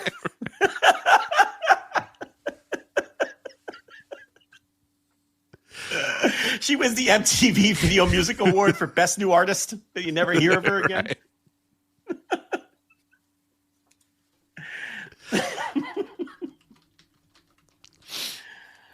Oh, God. Tears in my eyes. Disaster. Like Ric Flair. All right.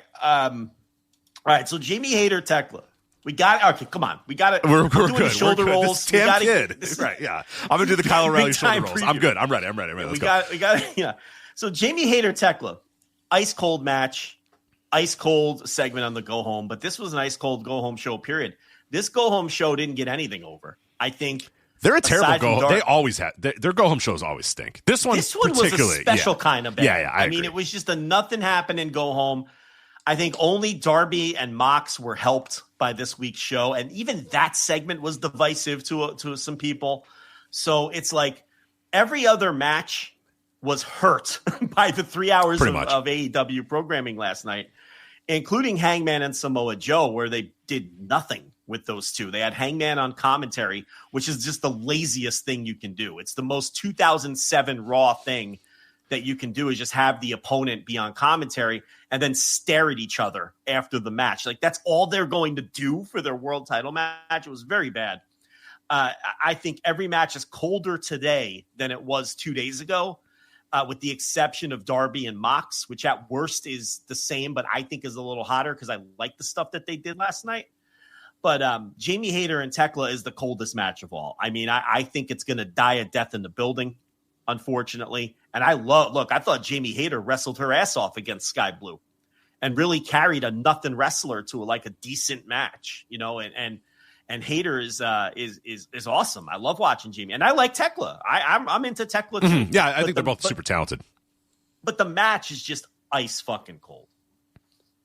Yeah, it's going to struggle in the building. I mean, we've seen that recently with even over women's matches, even Monday matches at these pay-per-views really seem to struggle in the building. So yeah, I do not have high hopes for this, and I'm very interested where they place it on the show, because you want to strategically place it in a spot where you may be like. I think earlier the better, honestly, to just kind of, because the worst thing you could do is have a couple of good matches and then that match, because then everyone's going to hit the bricks and go for like, you don't want the proverbial bathroom break out of Hayter and Tekla, but you don't want to open the show with it either. It's it's tough. You could probably just get it over. I mean, the thing to do would just be to get it over, but we're past that point. So now you just have to figure out where to hide it, I guess. Yeah, I mean, it's not going to be good no matter what. I mean, the deeper into the show it is, the worse. It should be like third or something. Yeah. But yeah, it's not over at all. But let's move on to some more interesting matches. The Tornado 6-man. It's a tornado match now. The Demand versus the Hurt Syndicate. You know, we were told, I don't know if you saw this in our Discord, but there was someone in there that listens to the MVP podcast. Were you aware that MVP had a podcast? I had no idea until I saw that post that MVP had a podcast. But yes, MVP has a podcast, I guess. Does that get aggregated anywhere? I never see anybody talk about that. Well, apparently he said the quiet part out loud, and he flat out said that, yes, they're choosy about who they lose to. He just flat out said it on his podcast, allegedly. I didn't hear it. But the person who posted it is pretty, the poster is, a long-time listener. I don't think they would have screwed that up. So if that's true and the quiet part was said out loud, I mean, there you go. I mean, that would, what everyone has suspected for a long time, and I guess that the Gates of Agony are Hurt Syndicate approved, because they beat him on Dynamite, and the commentary just went on and on about how it's the first time Hurt Syndicate has lost in AEW. Yeah. I've noticed that for a while too, because Lashley, if you ever see, he bumps for those guys too. He really doesn't bump for anybody. And even when I say he bumps for those guys, it's not like he's who is he? Bobby Lashley. He'll bump for both Bishop and Toa Leona.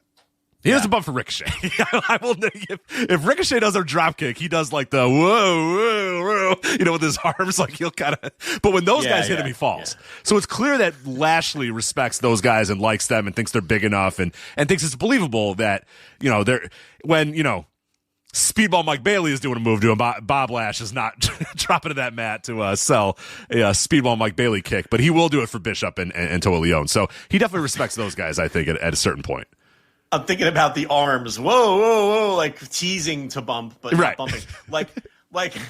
Like someone doing a sunset flip on the Warlord on a 1989 house show. He's like, whoa, like, and then he drops down, or he just grabs him by the throat and picks him up. Oh no! Grabs him by the throat, picks him up. Yeah, because he's not taking the bump on the sunset flip. Hell no.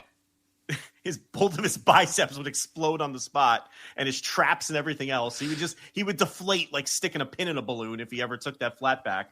So that's the Lashley arm thing. You're right, but I guess and it almost feels like Tony doesn't know what else to do with the Hurt Syndicate, because he's like, all right, well, I've got him programmed with people who they'll actually have a back and forth program with. Right, so maybe we should just stick with it. Yeah, maybe we'll just do this for like 3 pay-per-views in a row, and until I can figure out who else I can put these guys in there with that they'll do some business with. So I don't know, but Tornado Trios match, didn't they just have a Tornado 3-on-3 sort of brawl thing not too long ago? Yeah, so they did. It's like we're just going right back to the same match, but that one had a different name. It was like a street fight. Well, that was because that was like the what was the show? The anniversary show, right? Wasn't it the anniversary show? I forget if it was the Homecoming Collision or the anniversary show. I think it was the anniversary show, and they had. I think it was just called Street Fight. I think it was just called a Street Fight, and this is a Tornado tag. Same thing, but I guess they can't use weapons. But here's the thing: they're going to use weapons, and then they're going to say, "Well, it's referee's discretion, and it's a tornado tag, and it's perfectly legal."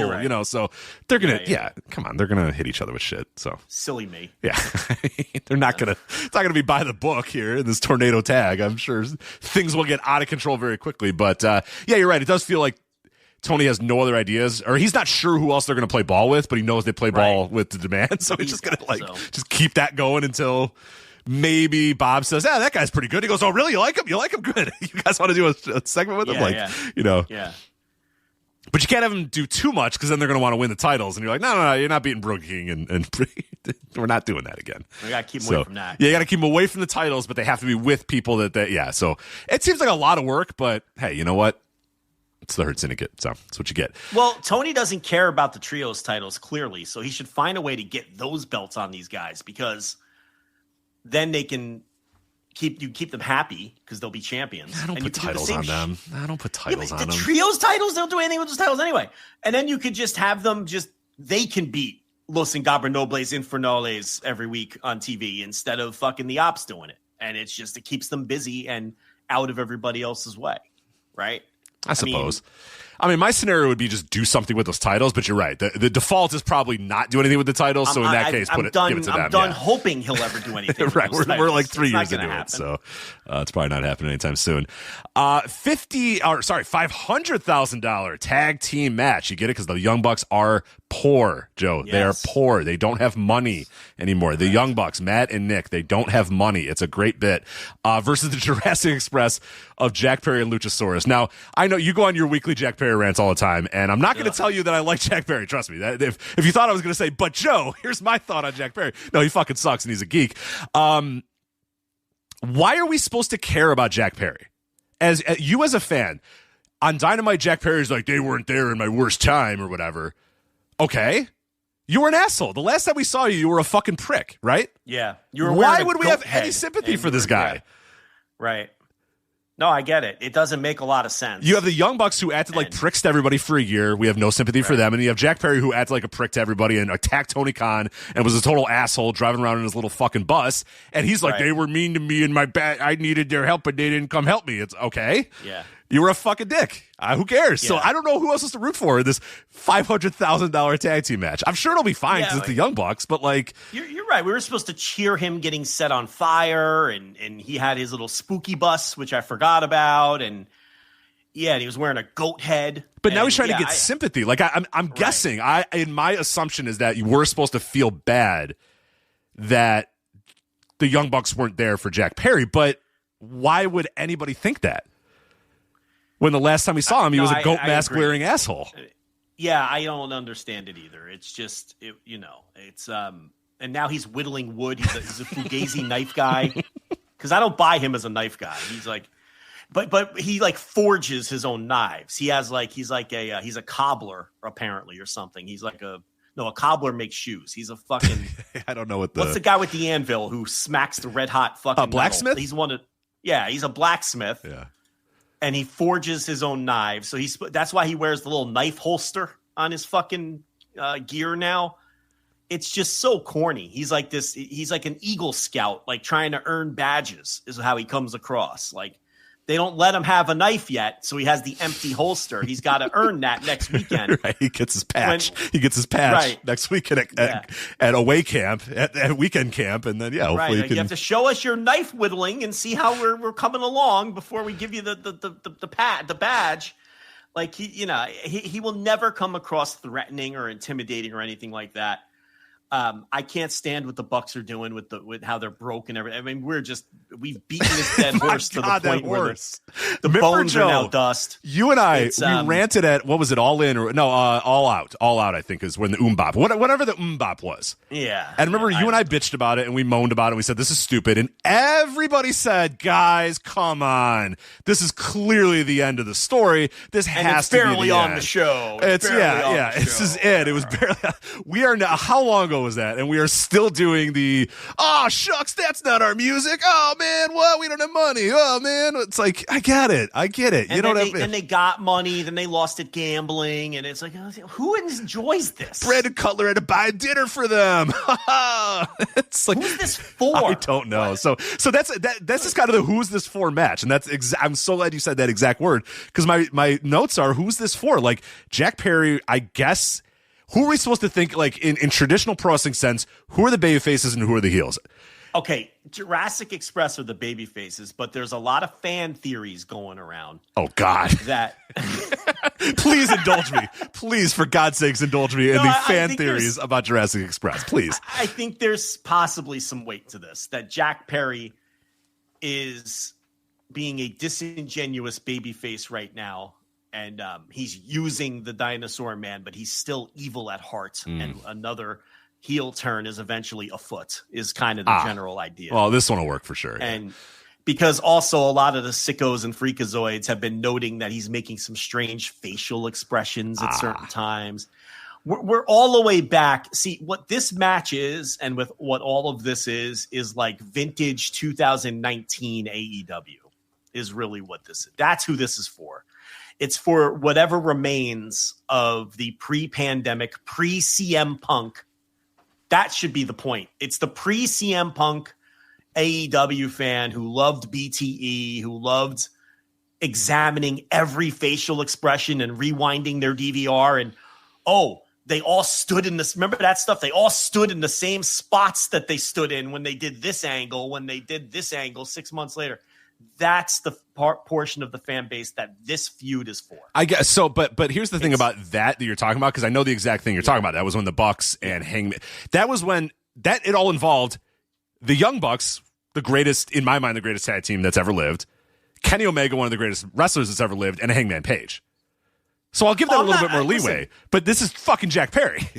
No, I get it. I'm a dinosaur saying, guy. But you posed the question, who is this for? Okay. I see. You're answering the question. It's for that person. That corner of the fandom, which, still exists, and probably makes up a large portion of the AEW fan base, even though I think they ran a lot of them off. I think that's what this feud and this program is for, because you're supposed to be paying attention to every little subtle detail of what Jack Perry says and does, and paying attention to how he interacts with everyone. And there was that one thing where they did the squash match a couple weeks ago, and Luchasaurus wrestled remember the match with KM and the other guy? Yeah. And Luchasaurus wrestled the whole match and beat up both guys himself. And Jack Perry had this sly look on his face at the end. And the idea allegedly is that Jack Perry is just having the dinosaur do all his work for him, because he's like the puppet master, and this is all a ruse, and Jack Perry is still cold-hearted at the end of the day. Like, that's kind of like, you understand what I'm saying? Yeah, I mean, I think isn't that pretty obvious that that's where this is going, or not? Well, all right, well, then you picked up on it too, but I'm saying that's what the talk of what all of this is. Okay. So I'm saying that's the kind of fan that you said, who is this for? Those are the fans that this is for. Mm-hmm. I have no fucking use for any of this. I don't care about Jack Perry. I will never care about Jack Perry. I don't care if he's Dr. Frankenstein to Luchasaurus's Frankenstein. I don't care about the Bucks. I don't find what they're doing right now entertaining or funny. I don't care about any of it. I think it's all a giant pile of shit.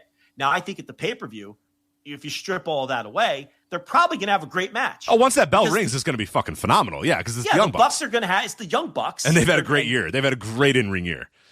Yeah, Jack Perry and the Dinosaur are capable of having a great match with the Bucks, and I think it'll be a great bell-to-bell match. But then you'll have whatever happens in the post-match, and we'll all be paying attention to facial expressions. And I have no time for any of that. I don't care. But I do think when the bell rings, it's going to be a great match. So from that standpoint, that's what it is. And I think you're going to get more Jack Perry stuff, like the little short films that he's doing and everything. Because he talked about trying to appeal to a different kind of fan. I know we had some fun with it, but like the Tumblr fan, like listen, I understand it. I understand trying to appeal to a different kind of fan base. And I really don't think there's anything wrong with that. It doesn't not everything doesn't have to be for me. But I can still come on here and complain about it if it's not for me. You see, that's how this works. I can still come on here and tell you, I think this fucking sucks. Right, we don't have to be objective. We can't say, well, I'm glad he's putting some effort in. I mean, I'm glad he's putting some effort in, but decidedly not for me. I will tell you, I am rooting so hard for the Young Bucks to win this match, get their fucking $500,000, and hopefully, for God's sakes, we tell a different joke or have a different bit with the Young Bucks. That's all I want. Or like I've been saying, please bring back Being the Elite and do it all there. Another fantastic idea. Please do. Yeah, that'd be great. Because when Being the Elite existed, all that goofiness was done there. So for people like us who weren't really interested in that, we didn't have to deal with it. But as a fan who cared about that stuff, you can watch Being the Elite once a week for 40 minutes and you can dive right in and enjoy the fuck out of it. And I could be blissfully ignorant on where each person is standing during each angle. You see what I'm saying? Like you can make everyone happy. But unfortunately, we're getting all of this on screen. We're getting the Young Bucks losing their money in a casino on Dynamite. And I just don't, we're getting Jack Perry being Dr. Frankenstein on the fucking show. I don't know. This all feels like just from another time in the company. It right? really Doesn't does. It feel like it really does. Like it's just that tongue-in-cheek era of the company that has long since passed. And look, if it's working for a portion of the audience, I guess that's fine. That's right. At the end of the day, I think it'll be a good match, but yeah, I can't get excited about any of the nuts and bolts of it, really. But I can get excited about the nuts and bolts of this match. The AEW World Tag Team titles, Bandito and Brody King defending against Okada and Takeshita. So now we know that relationship is fracturing. Do you think now, and this is, I guess, the scenario, do you think they break up here, or do you think they win the titles and that leads to future tension? Do you think it's a little too early to do the breakup? Well, right here and right now. The obvious pro wrestling thing that we all see coming is they don't get along, and they show that they don't get along during the course of the match. They try to one-up each other. They don't want to tag each other in. We've seen all the spots when teams don't get along, right?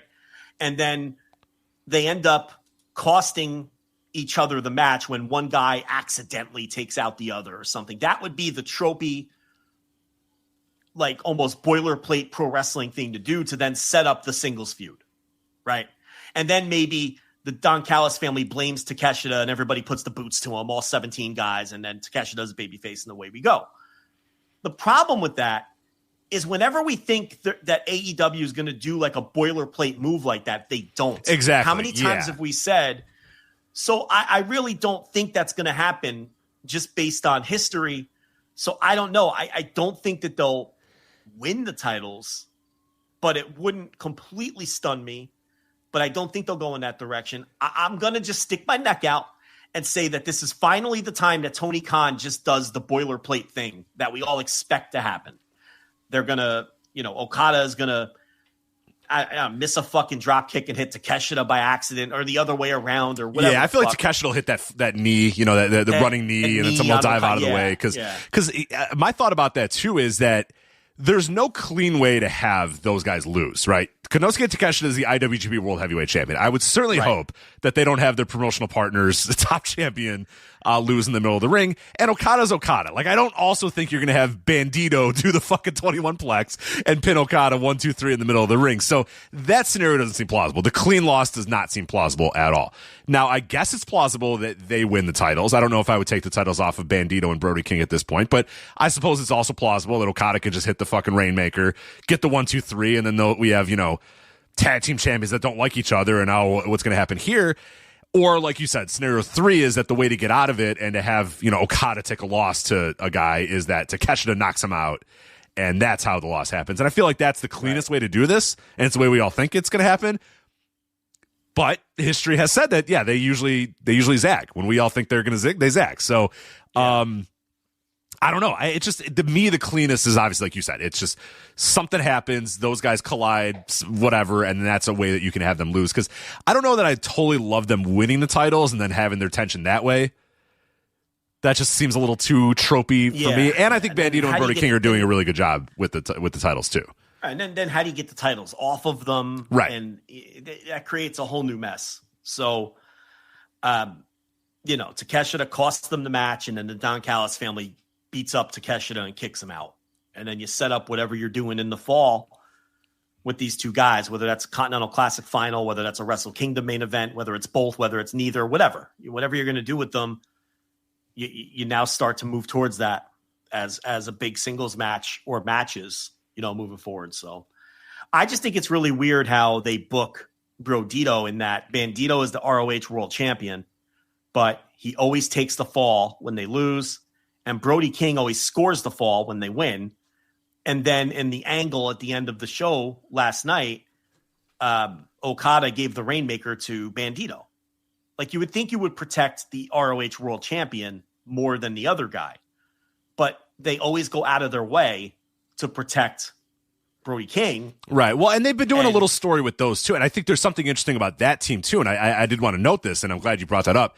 They've been telling a little bit of story where Bandito's been the weak link of the team, and Brody's like, no, you're good, man. You're good. Yeah. It's all right. Like you're one of the best in the world. It's fine.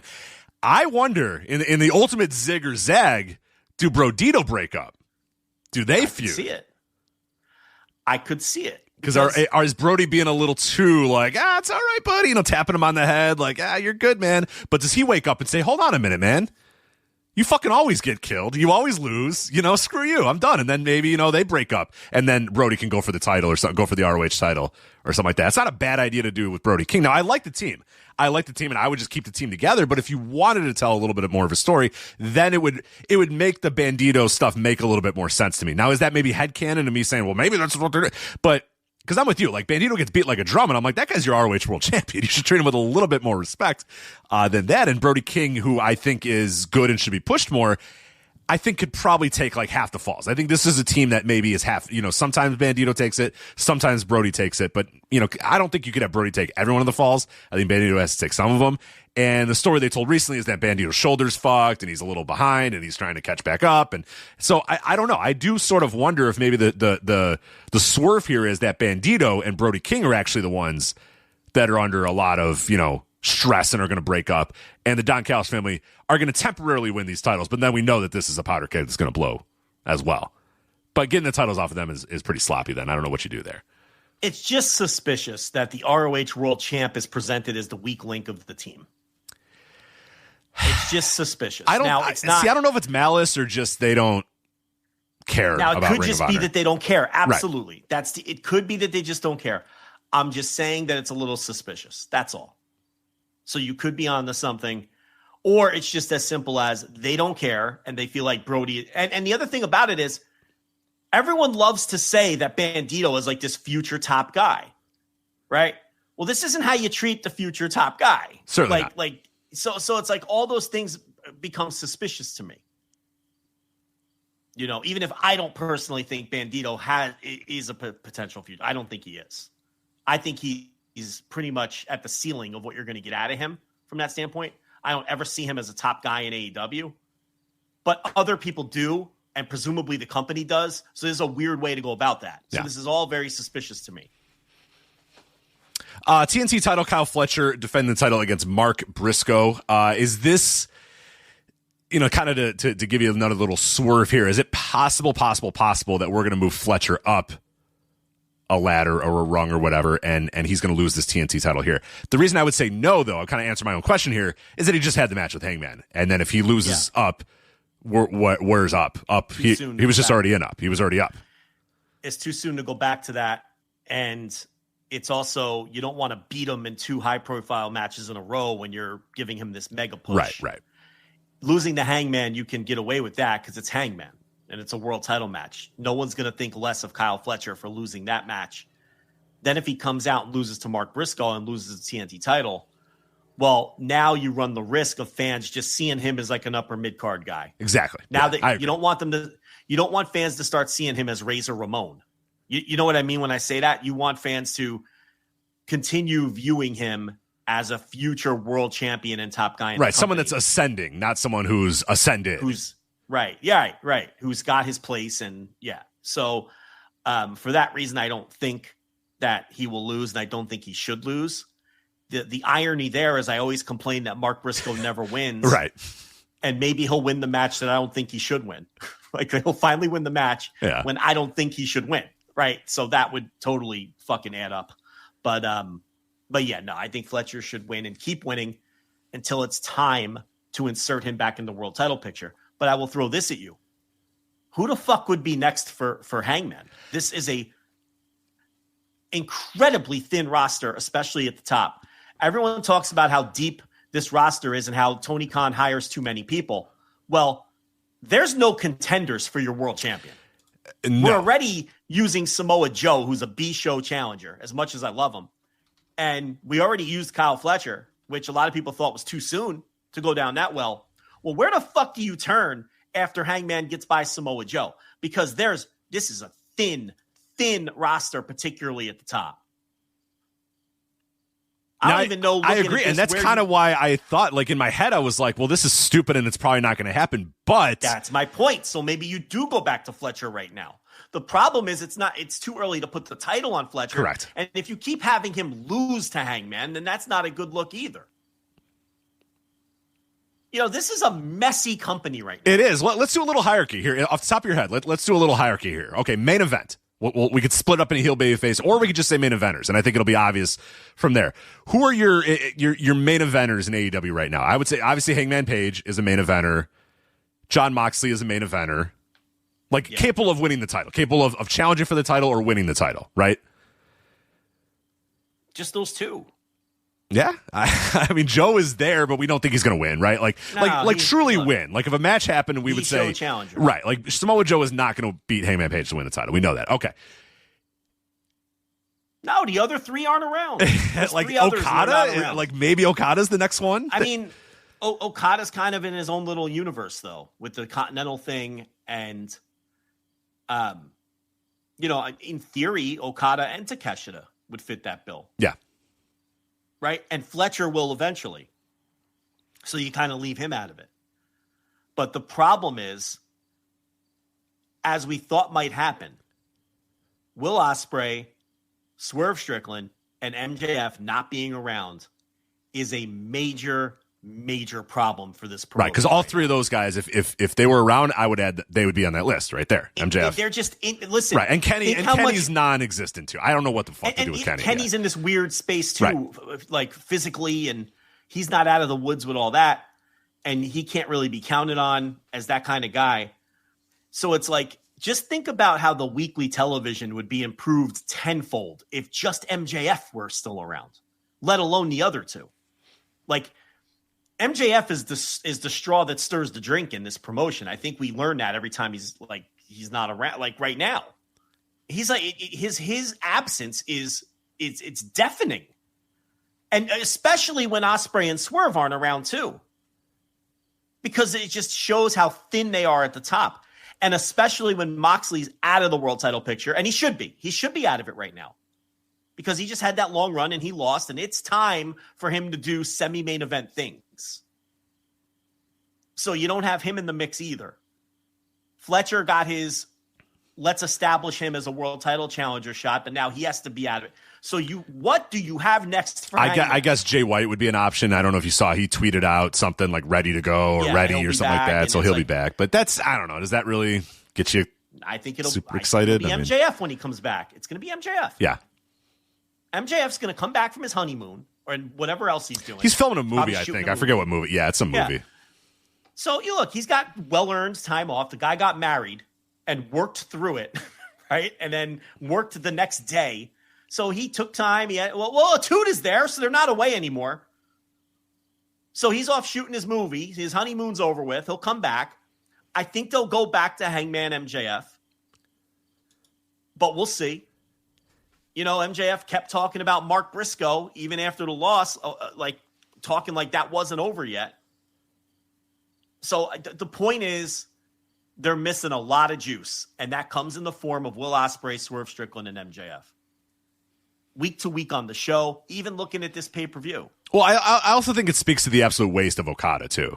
Because that should be a guy that we should, right off the top of our head, say that Okada can be in that mix, too. But he's just not. They've wasted him for a long time, but I feel like they're starting to do things with him now. Because I feel like Okada Takeshita is going to be a meaningful feud. Oh, I agree. That'll be a meaningful feud. But do you believe that Okada, after that, will start challenging for the world title or whatever? He's been in his own world the entire time since he entered this company, basically. No, I don't. I think Takeshita will. Right. I think that feud's going to elevate Takeshita. Yeah, and that's the right way to go. I think that's. But obviously, again, you're talking about a guy who we all think that Takeshi's the one that's turning face, because of course he's probably the one that's turning face, or maybe not. I don't know. Maybe they all beat up Okada. Maybe that's Tatanka Lex Luger. Right. Because Okada very clearly has more upside as a babyface. We start dropping the coin again and bring back the old music, and he's a babyface with the fucking robe and everything. People will be into that because people want that. Because we never got it. Yeah, we never got it. We never got it, and everybody wants it. Yeah, I agree. But we're not solving the heel main event problem. I guess Takeshita would be your next new main event heel. In that case, yeah, exactly. But, I mean, that would be the fun swerve if it's actually Okada that gets kicked out of the Don Callis family and goes babyface. Yeah. And we get that big Okada babyface run. And then we find out if they did too much damage. I feel like you can salvage him with that. I think people would be into the old school Rainmaker. Just, hitting drop kicks and I do too. Hitting that fucking Rainmaker and doing the Rainmaker pose, but doing it without the middle finger. Like, that'll get a huge pop the first time. Yeah, the first time he does it. And it's like, and then he's like, no, I'm good. I'm all the way up. Yeah, that'd be great. Yeah, it's just, he's somebody that really feels like a lost soul in this company because they've kind of kept him in his own universe the entire time. And it's been well over a year at this point now, right? That he's been in here. And I think we're well past time for him to do something of consequence on that high level. So I think that you can get there a little quicker, but you got to start elevating some guys. You got to change some things around a little bit. You do. Well, here's the bottom line. Hangman's next challenger is not active right now. It's either Jay White or MJF or someone who's not around because there's nobody else there. Yeah, I'm trying to think of who your other top heels are right now before any turns happen. It's like, well, good luck. Yeah, Bobby Lashley, right? Like that's where it's the Death Riders, and and who? There's a babyface challenge in Hangman on this pay-per-view because they don't have another heel lined up. It's weird. It is weird. They have a big glut. They have a big glut of people that kind of got the blob thing. They got that WWE blob thing that we used to talk about, where it's like everybody's in a fucking blob. They got 2 hours of Dynamite every week. That's just competent, but mostly dull and boring television. You get your all-star 6-man tag that goes 3 1/4, right? You have perfectly competent wrestling, and you finish watching it. You watch it because it's what you do. You don't really want to watch it. Then you watch it, and you just at the end of it, you shrug your shoulders and say, that was fine. When does the NBA start? You know what I mean? Like, that's the feel around the TV right now. It's just, it's just competent and fine. There's nothing like that has you all juiced up. What are you all juiced up about with AEW right now? Well, we were talking about that in the Discord, and somebody was talking about how, the classic example of how do we get new people to watch AEW, and I said, okay, here you go. If you had to pitch somebody right now, there's somebody walks up to you, one of your friends says, I haven't watched wrestling in a while, I want to watch AEW. What do I want to watch for? What's the most exciting thing happening in AEW right now? What's the thing that I need to see? What the fuck would you say? I don't know. What would be that, and people gave me like a long, no. Give me like one sentence. If that person said, what's the coolest thing in AEW right now that I have to see? What's your elevator pitch? Right. Exactly. And it's like, it's hard because people are like, well, this, and people are giving good ideas, but I'm like, no, these are too long. Like, someone's going to want to know what is the thing. In 1998, if someone said, hey, I want to start watching wrestling again, what's the thing? You would say Goldberg or Stone Cold Steve Austin, right? Like, you'd have it in a second. You would say the thing. If somebody asked you in 2002 or 2003 about WWE, you'd say the Bloodline. Oh, the Bloodline shit. It's awesome. Or Cody or whatever. Like, you know what I mean? Like that. Yeah. Any good. You say, Cody jumped from AEW and everybody likes. Right. Or in 2001, you'd say Punk's in CM Punk. Remember him? He's in AEW now. He came back after 7 years. Yeah, like, exactly. There's the thing. Or, hey, AEW is this brand new company with a bunch of really cool wrestlers or whatever. Like, there's, there's multiple ways to do this. But have you ever seen Kenny Omega or the Bucks? Because there's this new company. Yeah. Right. Exactly. What is the 2020 October 2025 AEW elevator pitch? Yeah. It's dire. I don't know. I don't have a great answer for that. I think the elevator pitch is, hey, look, they've got these 3 guys, Will Ospreay, Swerve Strickland, and MJF, and they're coming back soon. Like, maybe, yeah. I don't know when. So you might have to watch for a couple of months, but they'll be back soon. Right.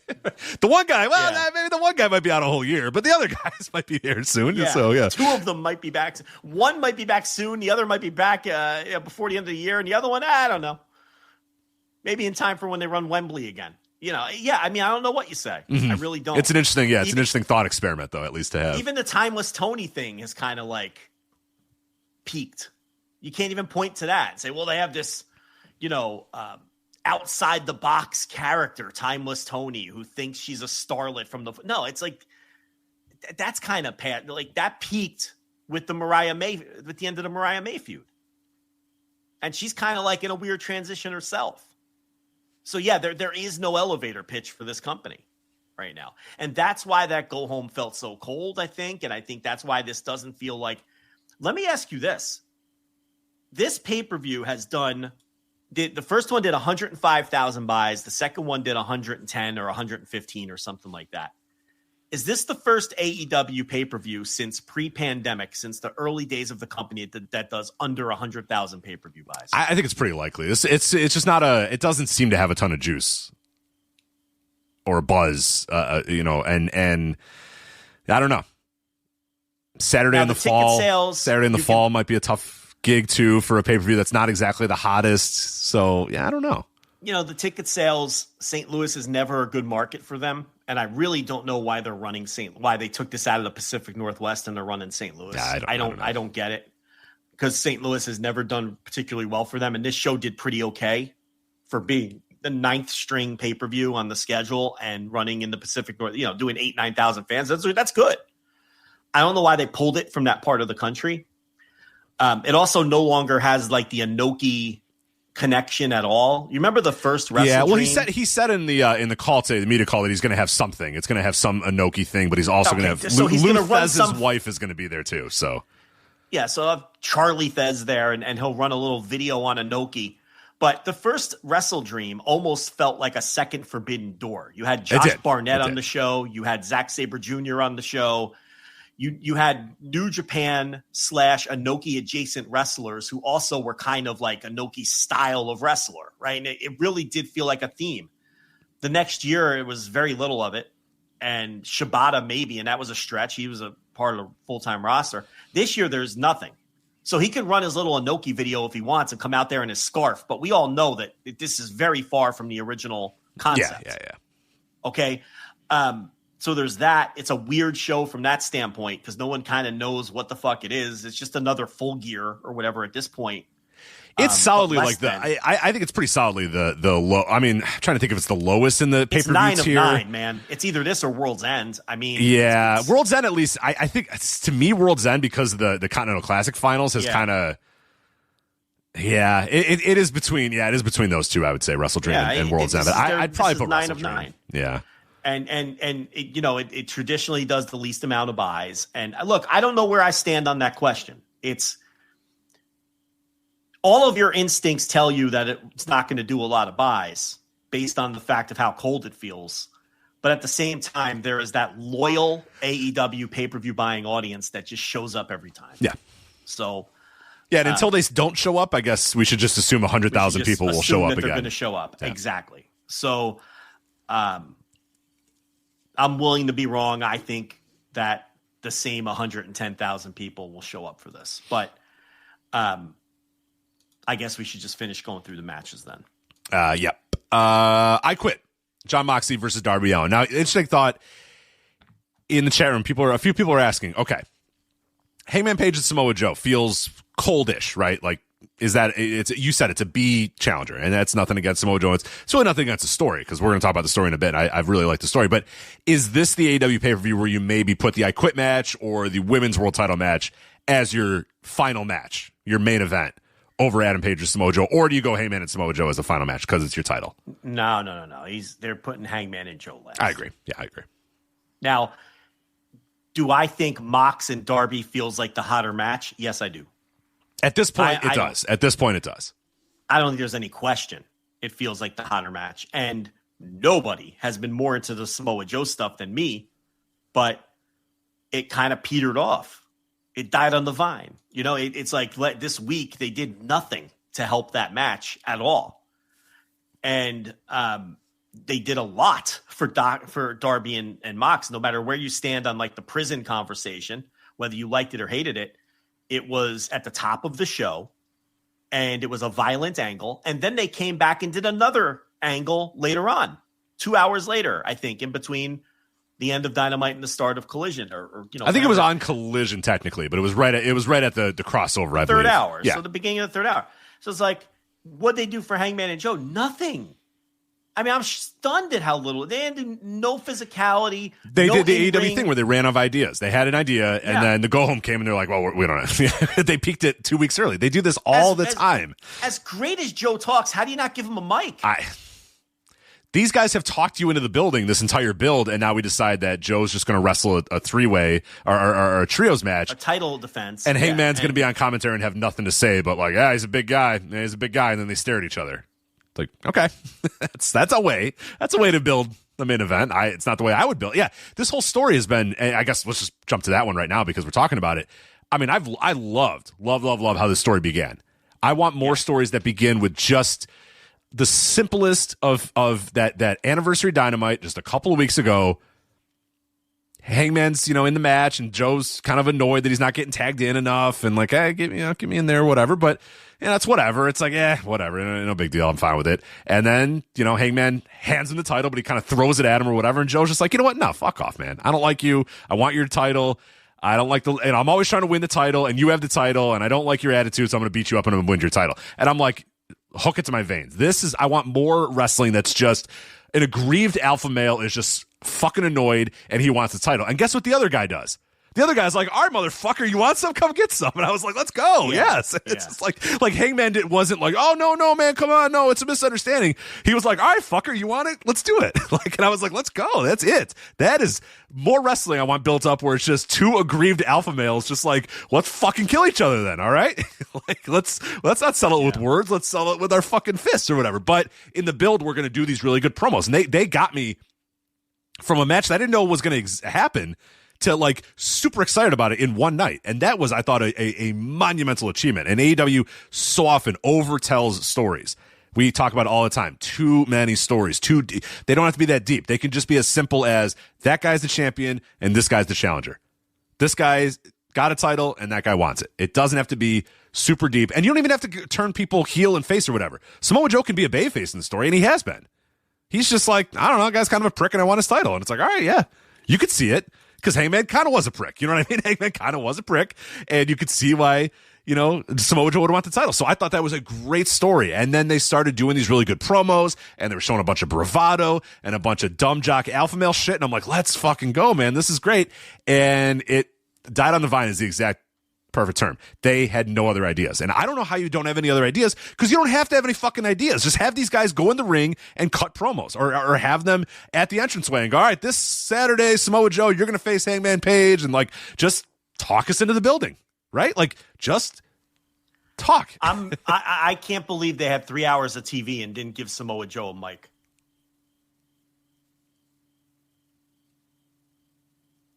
I don't know. It blows my mind. 3 days before a pay-per-view world title challenge, you have 3 hours of TV. You don't give Samoa Joe a microphone. All right, okay. And I would have given Hangman Page a real microphone too. I didn't need a face-to-face here. And this is the problem. This is why the obsession in this company with doing the tropey contract signings or face-to-faces or whatever. I know why they do them, because it's a lazy way to have these two guys do a promo segment to each other. But you could simply have Tony Schiavone on the ramp and saying, all right, my guest now is Samoa Joe in 3 dates. Samoa Joe will be facing on AEW WrestleDream or whatever. And Joe can just cut a Joe promo. It could be 5 minutes in front of the crowd and he's gone. And then guess what happens? An hour later, Tony Schiavone's on the ramp. All right, now it's the champion Hangman Page. And Hangman Page cuts the 5-minute promo about the match coming up in 3 days. Like that's the simple shit that we can do. You don't have to do a contract signing or a face-to-face or any of that sort of stuff. You can just have guys cut promos in front of the crowd. Like we've done that for decades, and it worked for decades. And it just blows my mind that they didn't do that. It's just, I don't know. I can't believe we're sticking people on commentary like they're the Miz in 2009. Mm-hmm. I can't believe we're doing that. I come up with something different. Please, I'm begging. Yeah, I'm surprised we didn't have a spot where Samoa Joe got accidentally thrown into Hangman while he was doing the commentary. That's next. So, I don't know. The match really, and that. Obviously, Hangman's going to win, and we talked about who the fuck knows who's next. Probably MJF, probably Switchblade, Jay White, one of those two probably. It's also a good opportunity to just try somebody new. Elevate Roosh. What the fuck you doing with him? This is the perfect time to try something else when you don't have a lot at the top in terms of heels, right? So it's like... if you don't like the Roosh idea, pick somebody else. But This feels a lot like 1992 WWF to me, where Bret Hart wins that title in a surprise against Ric Flair, and then Shawn Michaels is like his first title defense. You know what I mean? And it's just like, well, let's try it out. You know, he's an IC title level guy, but yeah, we'll try it out. We'll see what happens. And then, you know, they decide, let's fucking make Yokozuna. And then over the next 3 or 4 months, they make Yokozuna into a guy. Just out of thin air. We got this guy. He's big. Let's fucking make him Yokozuna. Let's do that. So I think, yeah, I'm with you. Just do something, because we just laid it out that there's not a whole lot of people there. So someone just gets elevated and gets a little bit of a run. Isn't there a lot of Hangman Switchblade story that is unresolved? Yeah. They faced each other at like Full Gear last year or something like that. Right. Nothing. Yeah. So there's a lot of that. That's probably it. It's probably end of the match happens. Lights go out. Jay White in the middle of the ring, pointing at him or whatever, and we're starting on that track. The problem is, and I don't want to come across like video package guy, because I think we have enough stock to where people understand that I'm not video package guy. The problem is, a lot of that shit was so long ago that I don't know if a lot of the audience will pick up on it. The subtleties of the story between those two. I don't even remember a lot of the details. And I have watched every match this company has ever done and review it every week. So if you're going to go back to something like that, I would think that this is one of those instances where Tony has to go against his everyone has the same headcanon I have instincts and really do something new with them, rather than rely on whatever the fuck was left hanging when Jay White got hurt. Do you know what I'm saying? But he won't. It'll all be this implied stuff that a lot of people won't remember. And again, I'm not trying to be video package guy. But every now and then you might need a video package. And this would be one of those instances, I think, where you might need one if you're going to go down that road. And or the commentators have to nail it too. And that's a big issue with AEW commentary. As Excalibur never nails those moments either. It. Yeah. He just speed runs through whatever he's saying. No one pays attention to what he's saying. That's a good point. You know, it's the commentary really does lack in that regard. He tries, but it doesn't seem like it doesn't really resonate. No. Danielson's done a good job of adding like gravity to things, because I think he makes it come across a little bit more serious, and he's obviously very enthusiastic or whatever, but he's not your nuts and bolts guy. Bryan Danielson's not the guy that has to say, last year at Full Gear, like we know that Jay White beat, but that's got to be Excalibur to kind of fill in the blanks there, and he very rarely does it. Very rarely does it. Like, he'll just kind of scream about something. Tony Schiavone will say, "What a moment!" And then, you know what I mean? Like, and then we just kind of move on. And then it's I don't know. But that seems to be, like, I think we've kind of worked it out in our heads that it's probably going to just be Jay White coming out and challenging, right? Maybe not at the pay-per-view. I mean, maybe Jay White or MJF. I think it'll be one of the two. I mean, I think, I think Jay White coming out of his cave to tweet out something cryptic makes me believe it's less likely it's him. Yeah, is that too obvious? Is that a little too wink? Yeah. Wouldn't you just want it to be a total surprise? Probably. Why would he hint at it? I would want something like that to be a total surprise. Why are they making us think about Jay White if Jay White's going to come out and attack the guy? I would want no one to be thinking about Jay White and have everyone go, "Holy shit, oh wow, Jay White's back." That's really stupid if it's Jay White and he basically told everybody it's going to be him. But maybe that's old school thinking. And maybe you do things like that to get people talking and get people excited about the past. But who's really super excited about Jay White? That's the other thing. Yeah. It's Jay White. It's never quite done anything on the American national TV stage. Jay White. I mean, yeah, good hand. I like having Jay White on the roster. And I think if he could stay healthy, it'd be a little bit better. But, it doesn't exactly get me. If it's going to put Juice Robinson on TV more. Get more rock hard in your life. Yeah, that's good. The Windy City. So, all right. So we did the world title match. I quit match. Let's go to Moxley and Darby Allin here. These crazy motherfuckers are going to be crazy as fuck. God only knows what they have in store.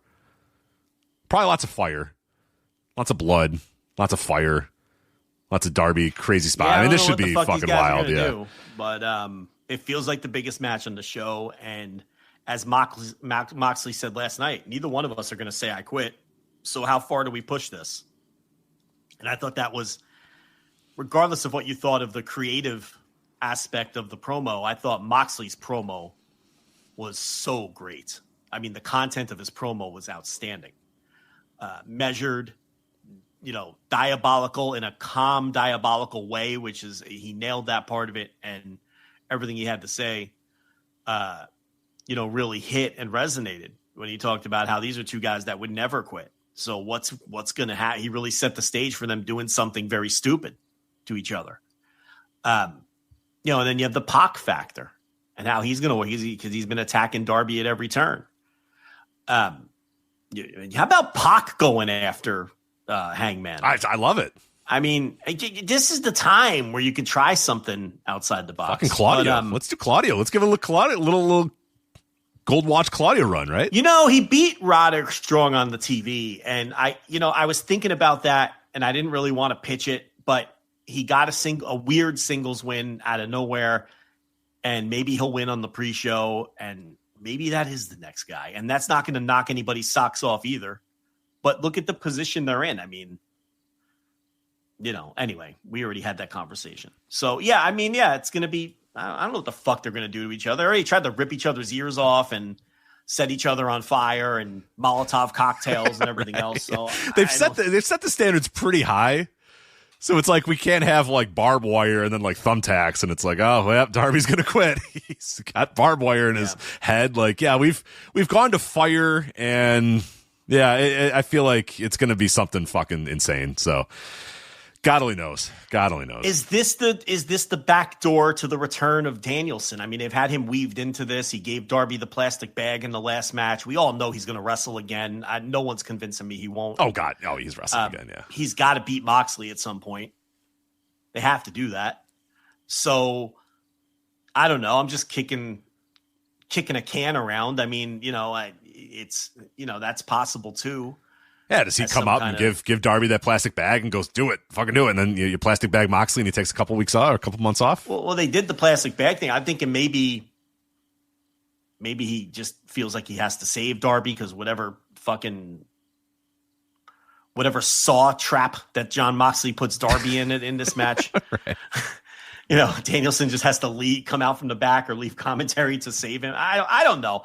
I'm just coming up with it's. Or just, Moxley's a heel and he's the one who says I quit. I mean, it could just be as simple as that, but Darby has to figure out a plan to fight off the Death Riders because of course they're going to try to help. And who else would help him? I mean, it has to be Danielson, right? Who else would it be? So the babyface roster. Let's get the whole babyface roster out there to help him. Well, it's not 1984 anymore. No, it should be. Why is it not? It could be. There's no reason for it not to be 1984 anymore. I'm sorry, but Brad Armstrong's not going to run out there in his jeans without a shirt and a towel around his neck. Should. It's just not. But logically, why not? Stop yelling at me. I agree. But I just, we know they're not going to do that. It's just not going to happen. God Only heels stick together now. Right, it's so weird. Yeah, the heels always help each other, but the fucking babyface are like, you're on your own, man. I don't know. It's wild. Like, that's the opposite. What do we do? What did we do to this wrestling thing where the babyface are like, I don't know, pal. They're taping the wrists up. You're like, you're on your own, man. I don't fucking care. They're lighting you on fire. That's your thing. Your problem. Tim Horner's not walking through that door to run out there and it's worse. And then get beat up too, but he's going to try to help. He's going to at least try. Yeah, at least power in numbers. Like. Yeah, so I don't know. It'll be violent. The match will be violent. Certainly.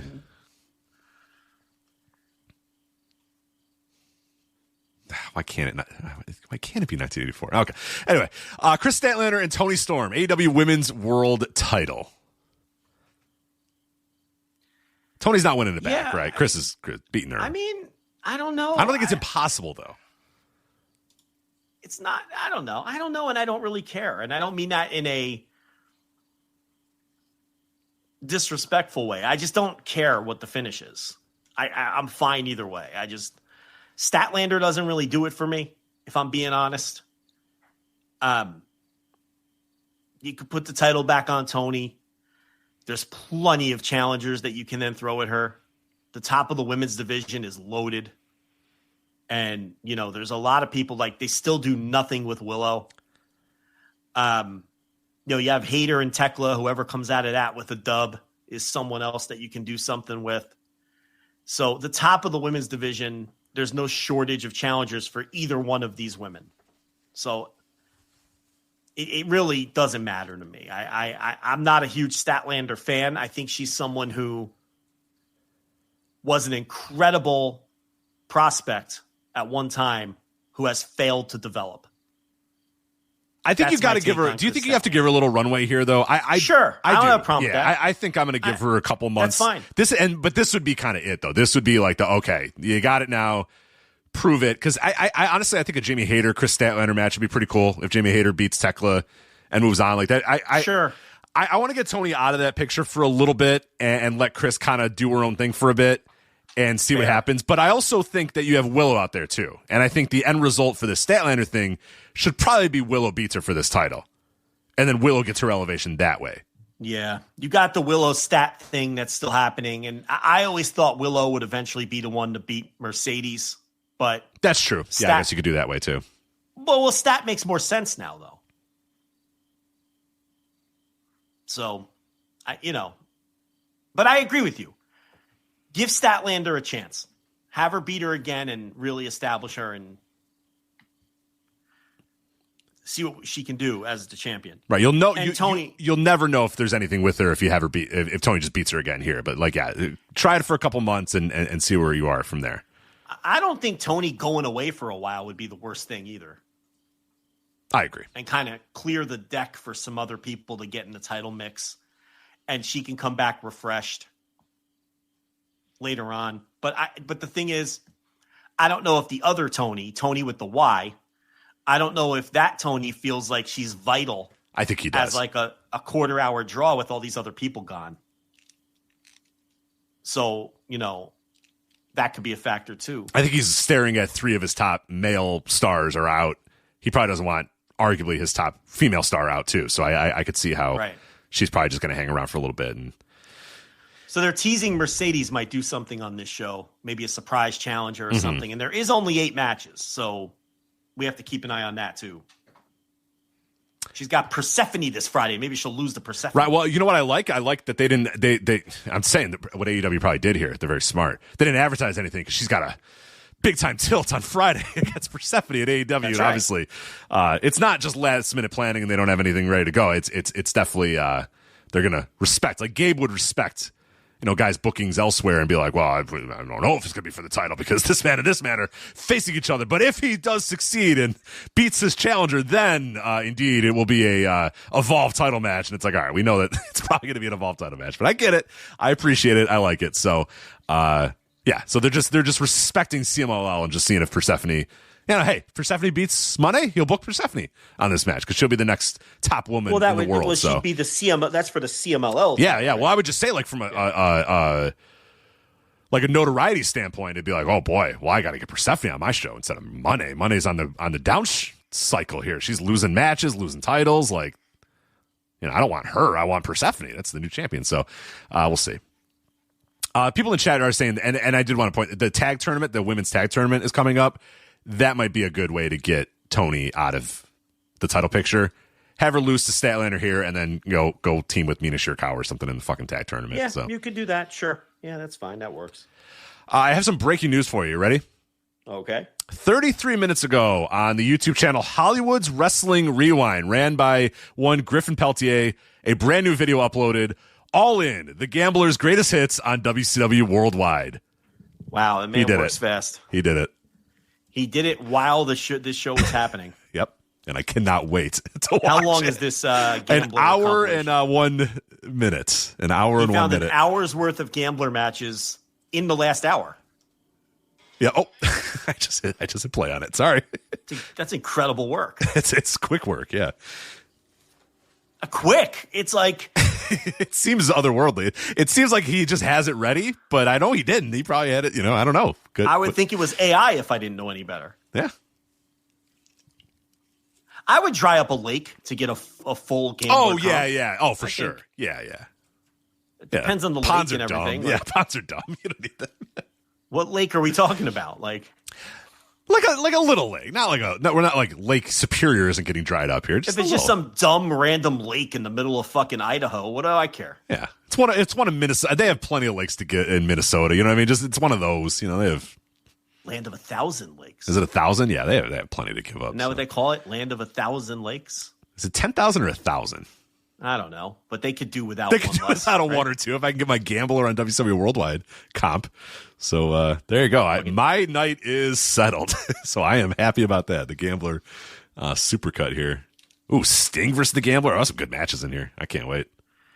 Does he fan out the cards while he's being introduced? So he, unfortunately, the first match he was, I just clicked. I'm sure eventually he does. The first match he was already in the ring.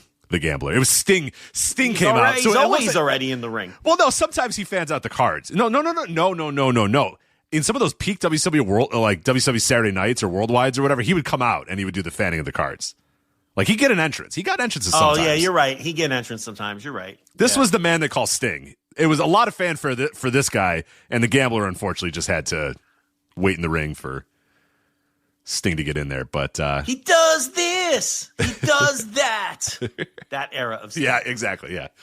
He's quick as a cat. Yeah, that's Sting. So gotta get the song for Stinger there. But yeah, my night is settled, and hopefully all of your nights is settled too. But the gambler supercut. All right, so that is WrestleDream. We're going to be going live again immediately following the show. It might be a quick one, too, because Joe's got to get up in 5 hours afterwards. So AEW WrestleDream 2025 Instant Reaction Live, the best post-pay-per-view review show in the game. Will be available exclusively on the Flagship Patreon.com $10 tier. So now the live show as well as the audio replay will be on that $10 tier. We always have some questions about that. The live show's on the $10 tier, and the audio replay, which is going to come the next morning, that is also available on the $10 tier. And that is also the only way that you're going to hear us recap and review that show. We are not going to talk about it in the Flagship next week. That is it. Instant Reaction Live for AEW WrestleDream 2025. That's coming up this Saturday night. Let's talk about Andrade here real quick. Now, this was a developing story that I think has even changed in the hours since I wrote these notes here. So WWE is attempting to enforce some sort of non-complete clause on Andrade with, obviously they fired him. He showed up in AEW. He was taking other bookings. Now he has been canceled on some of those other bookings. We haven't seen him on AEW television in a while. And news is out that, and this is from Dave Meltzer at 2 p.m. Central, and then we'll obviously give you the follow-ups here. Quote, we have confirmed through multiple sources that the new TKO contracts have a clause where if you are fired for cause or breach, there is a 1-year non-compete. The older contracts had this, but it's standard now. This is the holdup involving Andrade. And now I believe BJ Bethel then later in the night, let me get the exact tweet from him. He said that there's something, okay, he says, quote, there may be more at play with the Andrade situation than his non-compete clause. So what do you make of everything that's coming out so far about Andrade? And this is still, again, this is a story. We're doing this on Thursday night, 10 p.m. Golly knows if a bunch of stuff's going to change and things are going to alter about this story. But for right now, we know WWE is enforcing some sort of non-compete.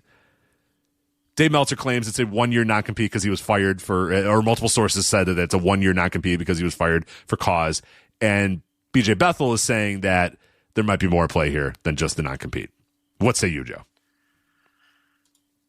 I don't understand. Now, the requisite, I am not a lawyer, but I don't understand how that would ever be enforceable. How you can fire a contracted, I'm going to use the word employee.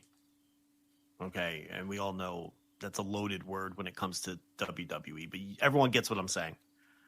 I don't know how you could fire a contracted employee and then legally enforce not allowing them to work for another year. Right, in but the not same pay line them. And not pay them, right. It's one thing if you pay them and you say, all right, you're fired, here's a bunch of millions of dollars, sign this contract and then don't, because that's one thing. The old non-competes, like, and I know people always get upset about them. But essentially, the wrestler can just say, I'm good. Don't pay me. Okay, let me step in. I think it used to be that way, but then that ceased being the case. Correct. At some point. Right. Because there were wrestlers who did that, who said, I don't want the money for 90 days. I'm just going to go to my next stop. I think they eventually put a stop to that, and they couldn't do that anymore. But either way, it doesn't change the larger scale point here in that I don't know how, without paying the guy, how you can legally prevent him from putting food on the table.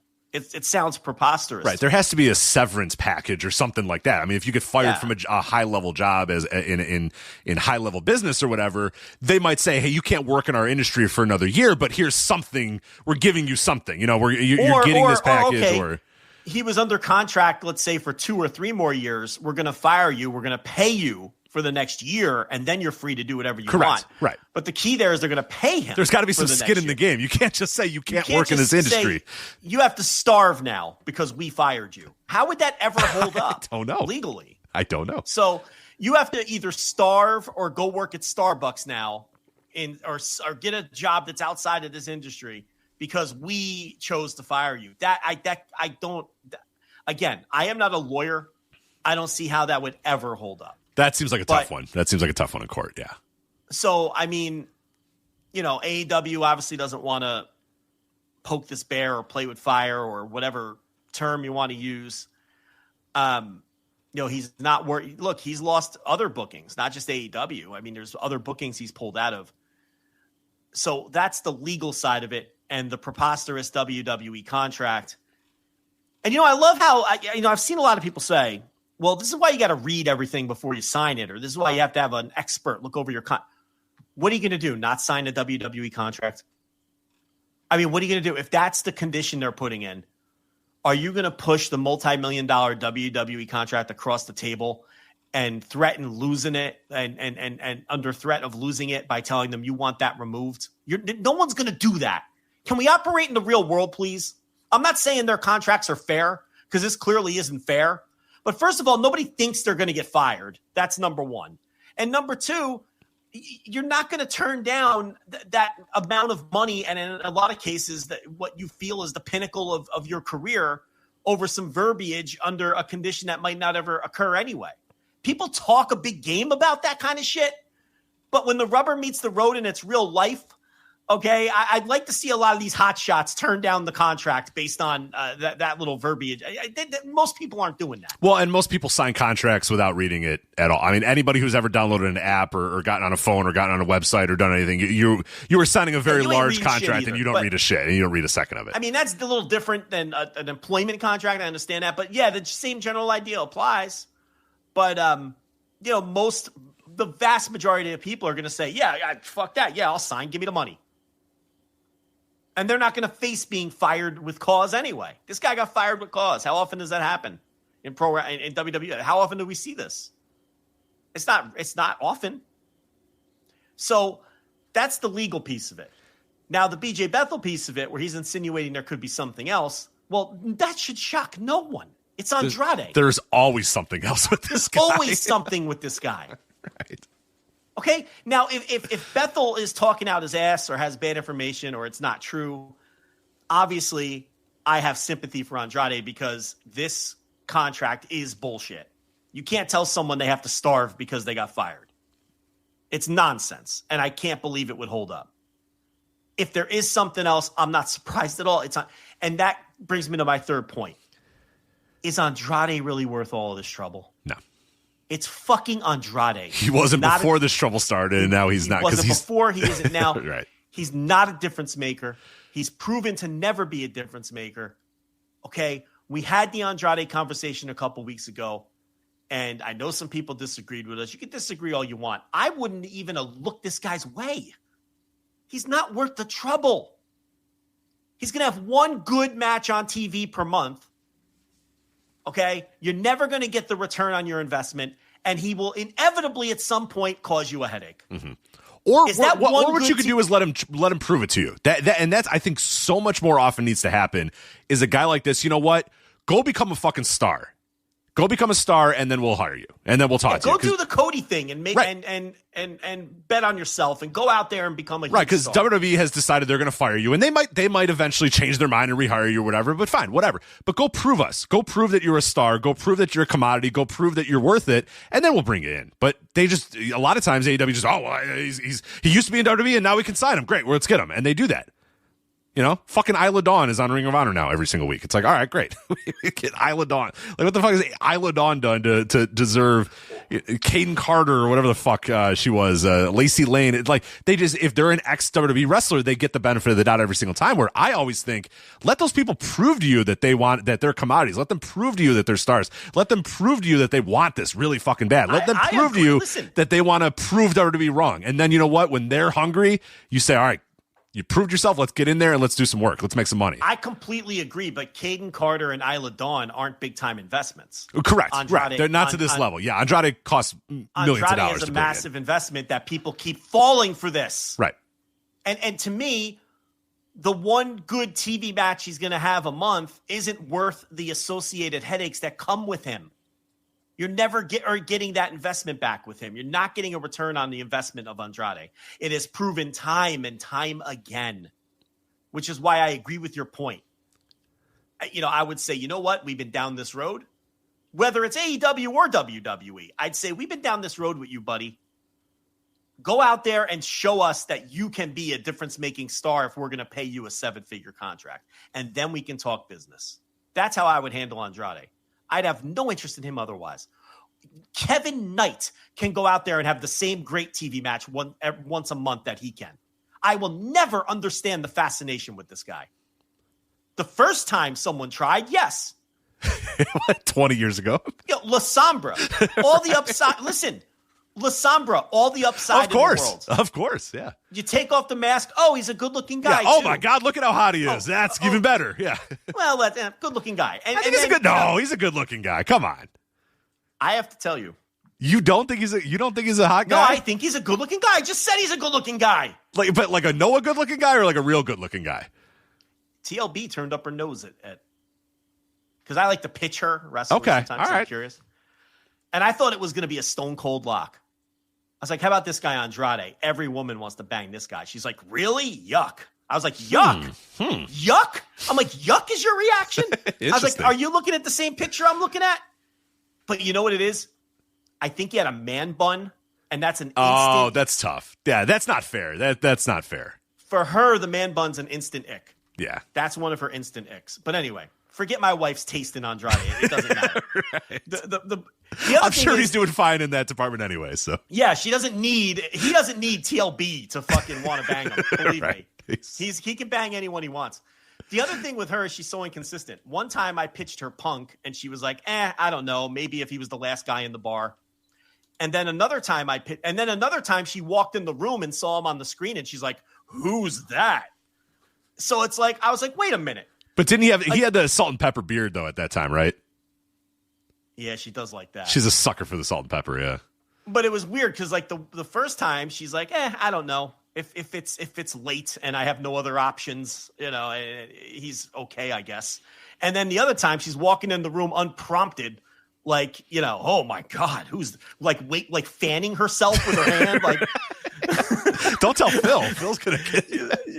She's like, who is that? And I'm like, yeah this is a completely different reaction than you had the first time. So who knows what she thinks? Maybe if I showed her Andrade again, she'd be, you know, fanning herself. Or it's just the time and the place. Yeah, it's whatever she's feeling at that moment. So. Yeah, maybe it's just the man bun. Maybe it's the man bun. But anyway, which is a fair take, but an absolutely fair take by the TLB.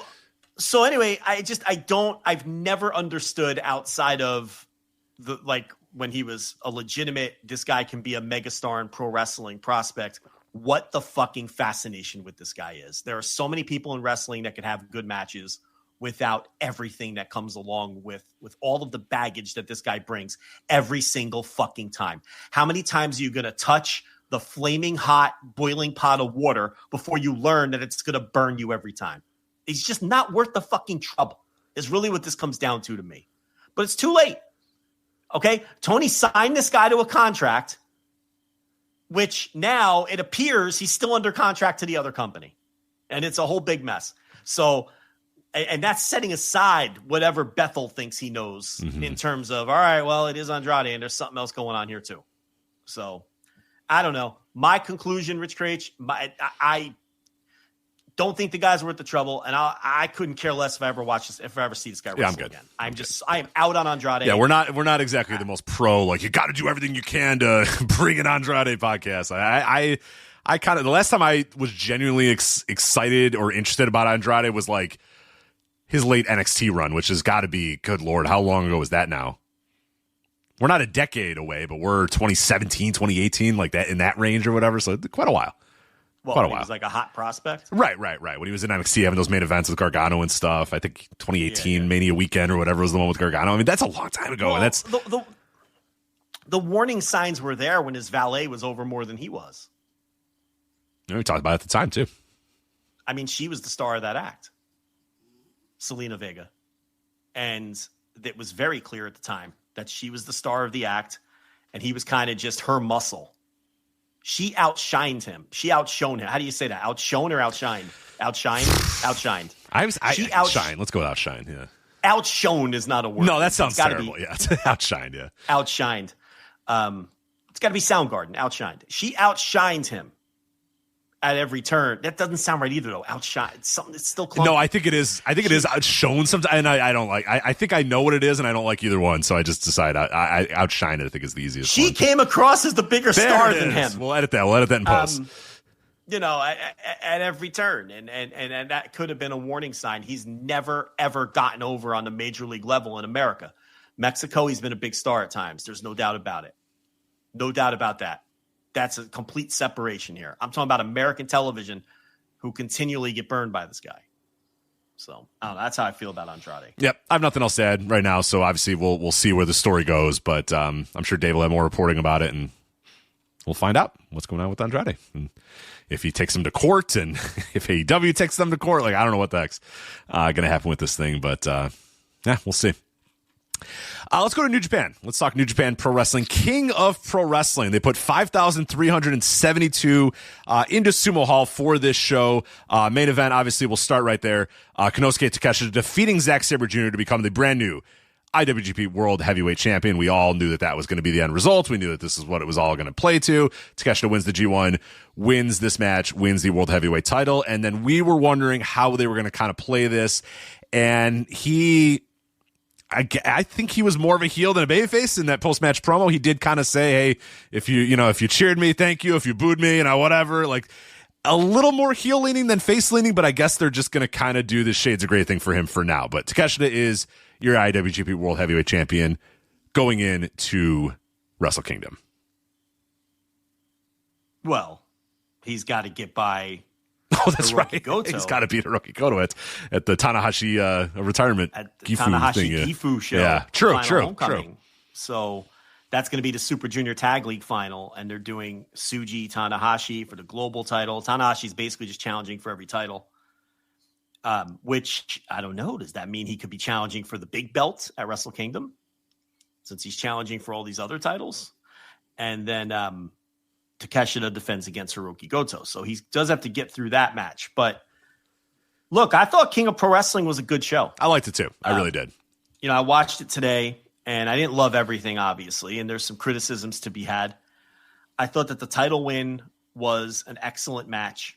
I thought that the post-match promo was very interesting in that Takeshita is still cutting promos, acknowledging the fact that the New Japan fans aren't exactly embracing him. And then Rocky did some talking, and there was a stronger heel edge to what Rocky had to say. So I think they're just accepting that he's not going to be a mega babyface like they were hoping, and maybe they're just going to go heel with this guy. I think that's kind of what we're doing. I would probably do that because, right now they're doing this like Shades of Grey thing where he's like, yeah, some of you are with me and some of you are against me, and that's okay. And like he's just kind of doing like the, hey, pro wrestling is good, and you're allowed to boo and you're allowed to cheer, whatever. But I think you need to make it a little bit more clean and maybe just say, get over it. I'm the outsider and I'm your champion now. Like that, I think I would just go that direction at this point, because I don't think you're going to get these fans are not going to turn positive to him right now. They don't trust him. And you could hear that when he pinned him, and that was a phenomenal match too. And they were into it, and the fans, were into Takeshita during the match. They weren't booing him all the way during the match, but when he won the title, it was kind of noticeable. It was like 1, 2, 3, and there was this kind of like, from the crowd where I don't think they're like pissed that Takeshita won, but I think they were just kind of like, oh yeah, that's the outside. They don't see. We talked about it last week. They just do not see him as a New Japan wrestler. They see him as an AEW guy or a DDT guy or a 3-contract guy. They don't see him as one of theirs. And that's going to be real. You're never going to change that perception. I don't know what you're going to, or he just has to say, I'm never going to any of those other places and I'm here forever, but he's not going to do that. So they probably just need to lead into this Shades of Grey heel thing is what I would do. I don't even think, I think they're just going, I think they're not even doing the Shades of Grey. The way Rocky was talking, it just seems like they're accepting that, he's definitely going to be a heel for the Goto match. And, look, it's such a shame because I think that we pitched long ago when it was like, maybe they just need to somehow get their hands on Takeshita and make him their top guy. And it just hasn't, their fans just don't trust it because of the AEW thing. And you can't blame them. I mean, they've seen AEW take so many of their top stars. So they're distrusting of all of this. And I understand it. But it's like, this is the move that New Japan really had to make. And they made it. And it seems like it might not work because of the politics involved in the fan sentiment. So it's like you throw up your hands and it's like, well, then what the fuck? What do we do? Now, what you should have done is gotten other people ready. We've beaten that dead horse. The show didn't exactly draw. It did what? 53-72. 53-72, yeah. I mean, earlier this year, Sumo Hall, they did 6,600 for Goto versus Finlay. I mean, Goto versus Finlay, not Goto versus fucking Antonio Inoki. David Finlay, so people weren't into the idea. Now, we all know they don't care about Zach on top. That's been proven. Right. But is David Finlay is not, that's not, so it's like Finlay and Zach are comparable. And it's like they were more into Goto Finlay than they were into Takeshita Sabre. King of Pro Wrestling the year prior did 62-11 with Sabre on top. That's where he beat Naito. That's Naito. That's Naito. So yeah. Maybe it doesn't matter that, you can look at it that way. And then you had the G1 show. They did back to back. The second G1 night did over 8,000 with the G1 final. And that's a G1 final. Okay. Granted, I understand that. The night before did 53-40 for a G1 show. So this did in the neighborhood of the night before the G1 final. And it did significantly less. You want to go back 2024 to Sakura Genesis. They did 6,600 with Naito and Tsuji on top. You get the idea. This wasn't a good house. It didn't draw. Yeah, not a good house. Didn't draw. 53-72. So they're not into the idea of Takeshita very clearly. And, his defense, that's going to be carried by Tanahashi, that show, because that's obviously a Tanahashi themed show and all of that. And then from there, assuming he beats Goto, which he should, we will see who he faces at the Dome, where again, he won't necessarily be counted on because Tanahashi's retirement and whatever they're getting out of the Aaron Wolf debut, which we'll talk about, is going to carry that. And, so we won't really have another feel. He's not going to be counted on to really draw from this point forward. This was the show where they needed him to draw, and he didn't. Right. He just didn't, yeah. So, World Tag League and all that, he's not going to be on that tour, presumably, and, so... And then after Wrestle Kingdom, who knows? That's the big question mark. Once Tanahashi goes away and the dust settles on who the champion's going to be, they might be needing him to get over very quickly if he's still the champion coming out of Wrestle Kingdom. But look, he couldn't. The match was fantastic. I thought the match was phenomenal. Really, really good stuff. Yeah. So and Goto as the challenger, like we talked about this at the time, whether the injury was a work or a shoot is irrelevant. He had to go make the Street Fighter movie and all that. So whether the injury it doesn't matter. And we talked about at times kind of a happy accident anyway, because it gave Goto was kind of on the decline anyway. Goto Mania had started to fade. And I feel like if he would have worked those tours, it would have really sent him back down the card to where he was originally. By him going away, he kind of retains his aura to some degree. We talked about that. So I thought he got a good reaction coming out as the challenger. So, Goto not being around for a while, I think helped him. But we're still in the same place with New Japan, where Hiroki Goto and Zack Sabre Jr. have now gone from really strong mid-card guys to people you're counting on the drum money, and it's not a good place. It's not. Yeah. And obviously now with, we'll talk about the Tsuji win.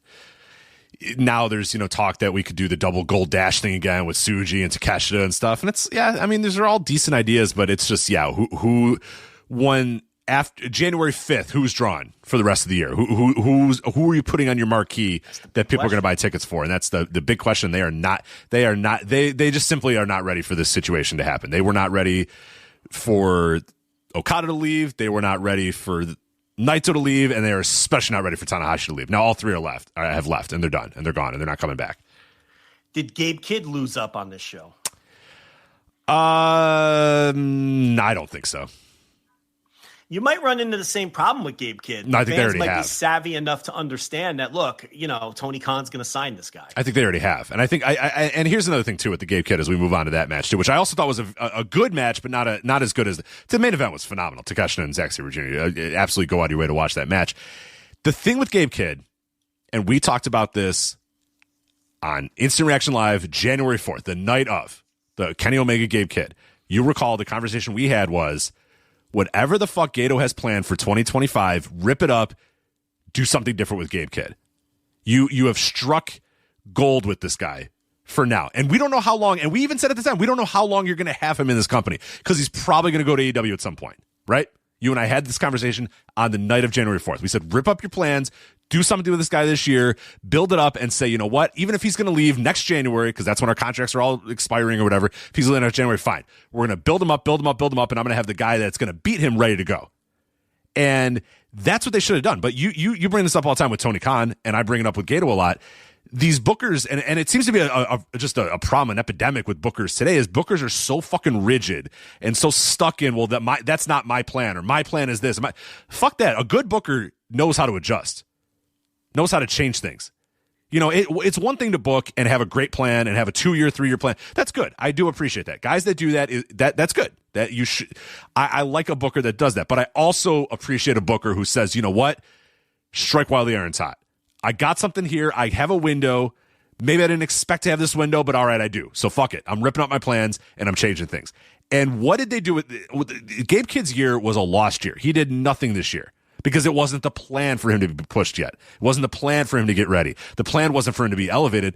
But God damn it, after that Kenny Omega match, you had to fucking elevate that guy, because these fans adored this guy. They love this guy. Now, people are going to say, oh, he did the AEW stuff. Even before he did the AEW stuff, they were already sputtering, and he was just in the fucking New Japan hamster wheel, where everybody else in this roster is. This never ending. They're just stuck in their muck forever and ever and ever. And occasionally, maybe sometimes somebody leaves this muck, but for the most part, everyone's just in this muck. He had the match with Omega, and then it was right back to the muck for Gabe Kidd. And I think it's just a total waste of Gabe Kidd's year, because I think at this point in the year, this Yota Tsuji match, you know what? Perfect example. You could do this exact match the way it is, where Yota Tsuji beats Gabe Kidd, and it's a monumental moment. Yota Tsuji has done it. He has defeated Gabe Kidd, and you might know that Gabe Kidd's done in January, and you're like, you know what? That's fine. We got you got an IJPW title match. He did this. We pushed him pretty well, and Tsuji beat him, and it's going to mean the world for Tsuji and Gabe. I just think that the whole year of Gabe Kidd was lost here, and now they've created this situation where these fans don't give a fuck about the guy. Whether it's because they did nothing with him this entire year or because of the AEW connection. But no matter what, no, I think you're done with that. I don't think you can light Gabe Kidd up like you did last year after the Kenny Omega match. I think that's done too. So you say win up, but I don't know, maybe, but where? Win up to where? Oh, I was asking. He's got the same crowd connection issue that Takeshita has right now. I think the answer is no. You just told me the answer is no. So I don't think he feels as hot as he did either. Oh God, no. And I think you'd run into the same problem with him that you're running into with Takeshita, where the fans don't trust it. What the fans would trust is Yota Tsuji. What the fans would trust is Shota Umino or Yuya Uemura and you just Iwa, right up down the line, yeah, and you tried with the wrong guy. And that's who the fans would trust and rally around. not anyone who they have any qualms might end up with AEW because they don't want to get burned again. So that's the problem we're facing. And I don't know what direction they're going to go with Takeshita at the Dome. It'll be made clear after the Goto match, I'm sure. I'm not certain that it's not Tanahashi. Don't you think it's curious? He keeps getting all these, like they're doing this thing, like he wants to win a title before he retires. Yeah. And he wrestles Phantasmo, and now he's going to wrestle Tsuji, right, for the global title in Gifu. Maybe they'll just put him in the title match. The Prez is like, you know what? None of these fucking kids can draw. I got it. Move out of the way. I'll do it. Yeah, I don't know. Because what else are they going to do with him? I mean, everyone keeps saying Naito. Look, I get wanting to put Naito on the Dome. Isn't it a little too soon for Naito to come back and work a match? That's number one. Number two, what sense does that really make? They weren't like key rivals. Yeah, there's no connection anything there other than here's an old guy and here's a guy that used to be in this company and now he's back in the company. I understand they've wrestled before, but it's like Naito is not to Tanahashi what Nakamura was, what Okada was, right? They don't have that kind of history. No. So I don't understand that one really. Like, I get it if that's the route they go because it's Naito. You want to put star power on the Dome. I get that. Nakamura obviously is the stretch goal. And I think that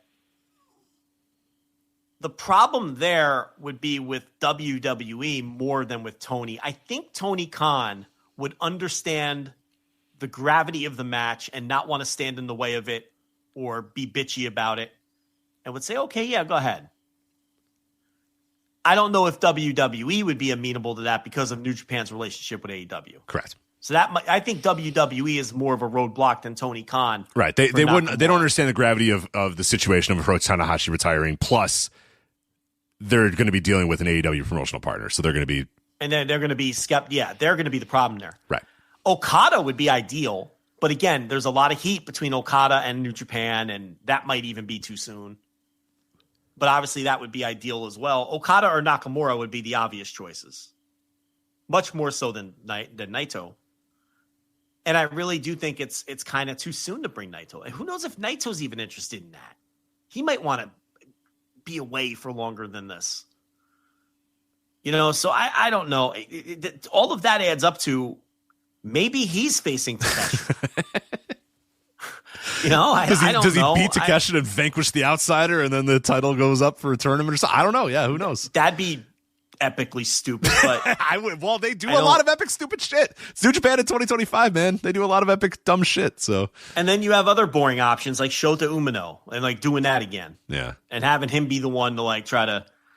I don't even know if it's a situation where you're saving the company because they're not really presenting Takeshita as this evil outsider. Right. But I would maybe start doing that because maybe then you can get some juice going. Because we're talking about two guys here, and this is why I almost wonder if you want to do something, you can do a double. We talked about maybe a double gold dash with these two guys, with these two combinations here, Tsuji and Kid, and Takeshita and Sabre. And the idea is that here's Gabe Kidd, this asshole who's going to leave us. Here's Takeshita, this asshole who's got 3 contracts or whatever, and here's Zack Sabre Jr., who's.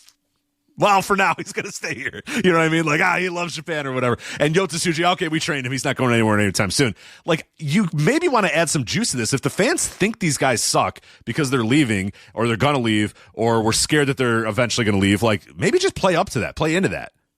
Get some juice out of that because Takeshita playing both sides of the coin and Gabe Kidd just kind of still pretending that he's a New Japan guy when the fans don't really buy that he's a New Japan guy anymore. Like that, you know what I mean? Like that, I think maybe start playing into that a little bit more and then maybe your homegrown guys get over a little bit more because the fans are like, yeah, these are our guys. This guy he trained in our dojo and he's going to be here forever. Like that.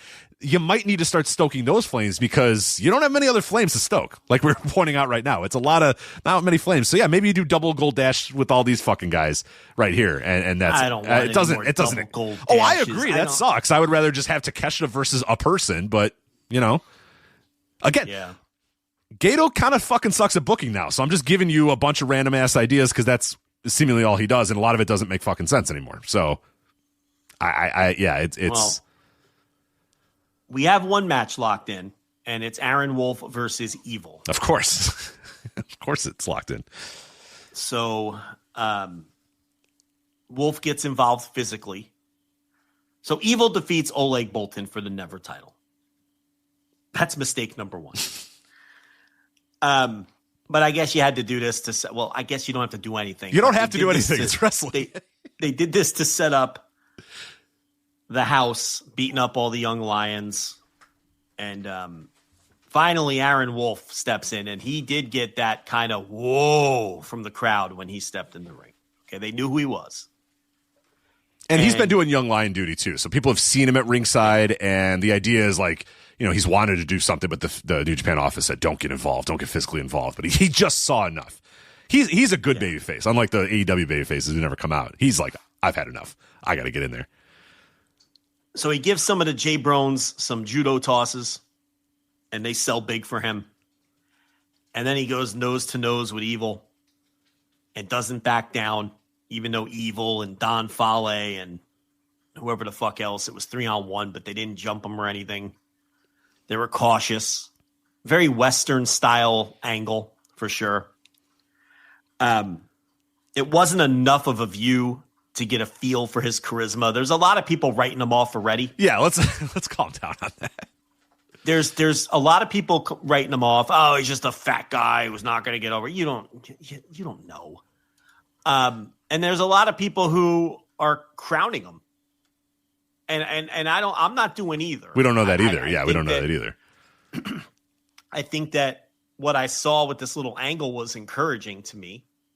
I thought he came off well. He didn't come off like a charismaless sack of flour or anything like that. He and the fans knew who he was. Pairing him with Evil is an interesting choice. I guess they figure, listen, house matches and Evil matches do get heat. I don't know why, but they do get heat. So I guess they figure you put him in the dome with Evil, it's going to get a lot of heat. It's going to feel like it's something big. There's less of an opportunity for him to, like, if you put him in there with, I don't know, Zack Sabre Jr.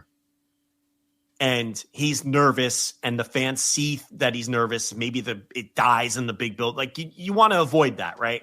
I guess. Kind of see their train of thought. Listen, I'm not defending it. Yeah. Because I hate Evil. But I'm trying to see their train of thought. At minimum, the match is going to be hot. Because like it or not, Evil matches are usually hot. Okay? So maybe that's the way they're looking at this. But it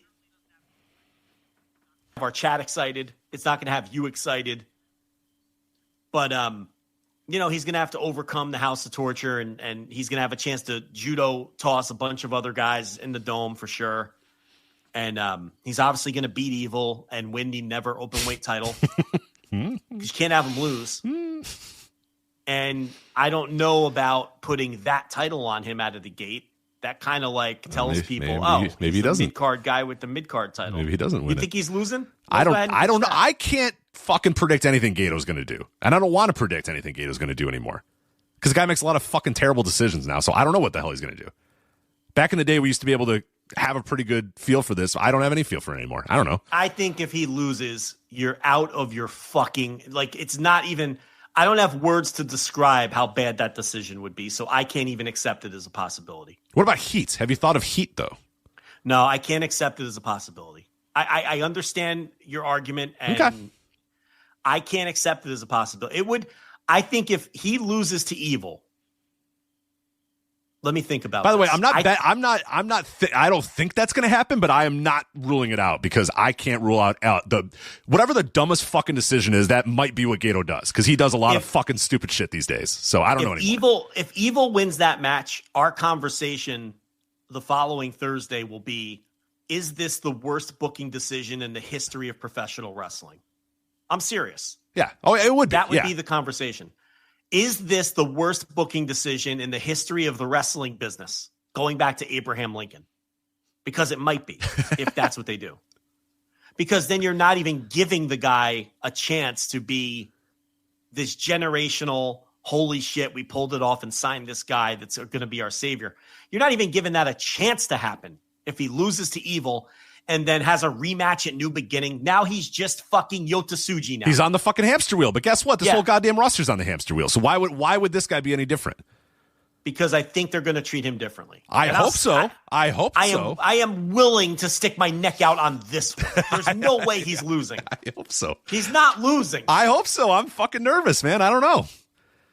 Gato loves himself some fucking heat, man. Yeah, I don't know. This one's impossible, though. He can't. This would legitimately might be the worst booking decision in the history of the business. Yeah, it'd be bad. It'd be really bad. You can't do that. Evil has to lose to him. Evil's whole role here is to be, all right, our decision is we're going to put this kid in with the biggest heel in the company in a match that we know is going to have heat, so he looks good in a match that has a lot of heat and looks good in victory in vanquishing 17 other guys running in and then beating Evil and then holding up a title at the end. That's the idea here. It has to be. It's not what I would do. I wouldn't want this guy anywhere near the never open weight title. Or Evil, for that matter. Mm-hmm. Because guess what he's going to have to do during this match? Sit on the ground and sell a bunch, too. And I don't know that I necessarily want because people are saying, oh, he's going to go in there and he'll judo toss everybody and win in 5 minutes. He's not going to fucking do that. We know, we've seen enough fucking House of Torture matches to know that that's not the style. Because that's a great idea. A great idea would be the match starts and all the goons come in and he just judo tosses everybody and beats Evil in 3 minutes. Yes, we all agree that would be good. There's no fucking, just as you're pretty goddamn sure that Evil's not going to win, and I agree, I'm pretty goddamn sure that the match is not going to be 3 minutes long or Aaron Wolf just judo tosses everybody and pins Evil in 3 minutes. It's going to be, a little bit of back and forth and then a ref bump, boo, boo, God damn it. Dick Togo garrote wire, Rennerita with it, and they're just going to kick him and there's going to be a lot of Aaron Wolf selling. A lot of time Aaron Wolf's going to be on the ground selling as these guys kick him and hit him with weapons and stuff, and I don't know if that's a great way to debut the guy either. I guess the end result is he vanquishes Evil and vanquishes the House of Torture, but how many goddamn people have vanquished the House of Torture in the last goddamn 3 years? It's like 15 guys have vanquished House of Torture in the last 3 fucking years, and they're still fucking here and they're more powerful than ever. So I don't buy it. I just don't buy it's a good idea. I mean, I get what people are. I get in a vacuum. Oh, the top heel group versus this new babyface guy. I get it. I understand, but we can't operate with a House of Torture in a vacuum. Well, we have a lot of time to talk about that. What did you think of his presence here? I thought it looked okay. I didn't think he was like a jump off the page charisma guy, but the judo tosses looked good. I would have liked a little bit more fire, but he kind of just had a blankish stare when Evil was staring at him. So yes, I would have liked more fire during the stare down. That's my only complaint. Mm-hmm. I didn't, and I'm usually a pretty good judge of this. When he got in the ring, I absolutely didn't think to myself, oh, this guy doesn't have it. This is a huge mistake. They have misjudged this. I didn't think that. But like you, I also didn't think, oh, that's a guy. Yeah, I didn't think that. Yeah, the eyes didn't tell me that's a guy. Right. But then when he got physical, I'm like, all right, he's, this is good. And I liked the way the crowd reacted to him. And then when he had the face off with Evil and Fale, I would have liked, but see, that's what I'm talking about. Fans see through lack of confidence. He didn't have that, I have the biggest dick in the room confidence. And you could see it in his eyes. Yeah. He has to have, I have the biggest dick in the room confidence. And maybe he'll have that at the Dome. Pro wrestling is begging for someone to have that overconfident alpha male, toxic masculinity, big dick confidence. Wrestling needs some of those guys. And I'm hoping he could be that guy. But I didn't see either. Maybe it'll come out later. I don't know. But so I'm leaning towards I was impressed with him. That's where I stand on it. Yeah, I'm not worried about the physical stuff. And that's why I also think that you're sort of already admitting failure by putting him in this bells and whistles Evil match. Because I'm thinking, you tell me this guy can't grapple and roll around with Zack Sabre Jr. for 8 minutes. You're telling me this guy can't face his trainer Yuji Nagata in a match? Like, you know what I mean? Like, I think those are probably better options to see what this guy can do, because I feel like we're already with kid gloves. Oh, he's got to do a bells and whistles match. Oh, we're not. And I get it. I understand, but I just kind of think have him go in there and grapple and wrestle and get the badge of honor from a New Japan dude. You know, have Zack Sabre Jr. say, all right, yeah, you can go. All right, cool. Have his trainer Yuji Nagata, former champion, say, yeah, this is my guy. This is my protege. And there, look at him. He beat me. He's good. Now he's your guy. You know, now he's going to lead New Japan to the next generation. Those ideas work a little bit better than bells and whistles and the 19th person in the line to vanquish House of Torture once and for all. I mean, I don't know, but whatever. Yeah, I mean, here we are. Look, he's wrestling Evil, and that's not changing. So right now it's non-title. Now, a lot of people think, and I agree as well, that he's probably going to go, because it's technically non-title right now. Evil said he's not going to put the title on, but they're going to, no. They never, yeah. That can change. Aaron will do something, and Evil will say, all right, fine, I'll put the title on the line. Or it's non-title, and then. Well, honestly, what's the difference? The finish and the match needs to be the difference is, why the same fuck did Evil beat Oleg Bolton then? Right. That's right. The fucking difference. Well, to set up the angle. Well, I guess to set up the angle. Or I guess, Bolton could have beat Evil, and then they could have just beat down Bolton exactly. Anyway. Right. You're right. I mean, you're right. So, yeah, the title is going to be on the line. Otherwise, it makes no sense. Yeah. So, well, we got that bit of clarity. We know what Wolf is doing, and we have plenty of time to litigate this. When we do our daily World Tag League coverage, we'll talk about it each and every night, yeah. Every night of the daily World Tag League coverage, we will discuss Aaron Wolf, Evil, and where we are each step of the way. How many subscribers would it require for you to do daily? Like new subscribers or total subscribers to do daily World Tag League coverage in a timely manner, the way I do the G1 coverage, like every morning it's there. God, a lot. Like, how many total subscribers would that require? Let's see how many World Tag League shows are coming There's up. like 16 of them. Yes, there's so many. Yeah, there's so many. Yeah. I'm good. Yeah. I don't know if the number exists. I want to see if we can. 17. Holy shit. That's a lot. 17. Okay. I want to see if we can troll you into this. Put a number out there. And if we hit the number before the tour starts, you will commit to doing daily. You have to break down each match, star ratings. There might be a very good reason I can't commit fully to doing a World Tag League. No, that's more reason you can. That's true. In my opinion. That's true. All right. What are we at right now? We're at 1967. That includes the free subscribers. Oh, okay. No. Okay, we're about 1,200 paid, right? Over 1,200 or something. I don't know what the fuck it is. So what number? 2,000? Get that. Yeah, I should say 2,000. I was going to say 1,500, but that might actually happen. I don't think we'd have. 1,500. You think 300 people? No, you think 300 people would sign up for our paid thing just to get us? You heard it here, folks. If we get to 1,500 paid subscribers, tell your friends. There's a $1 tier.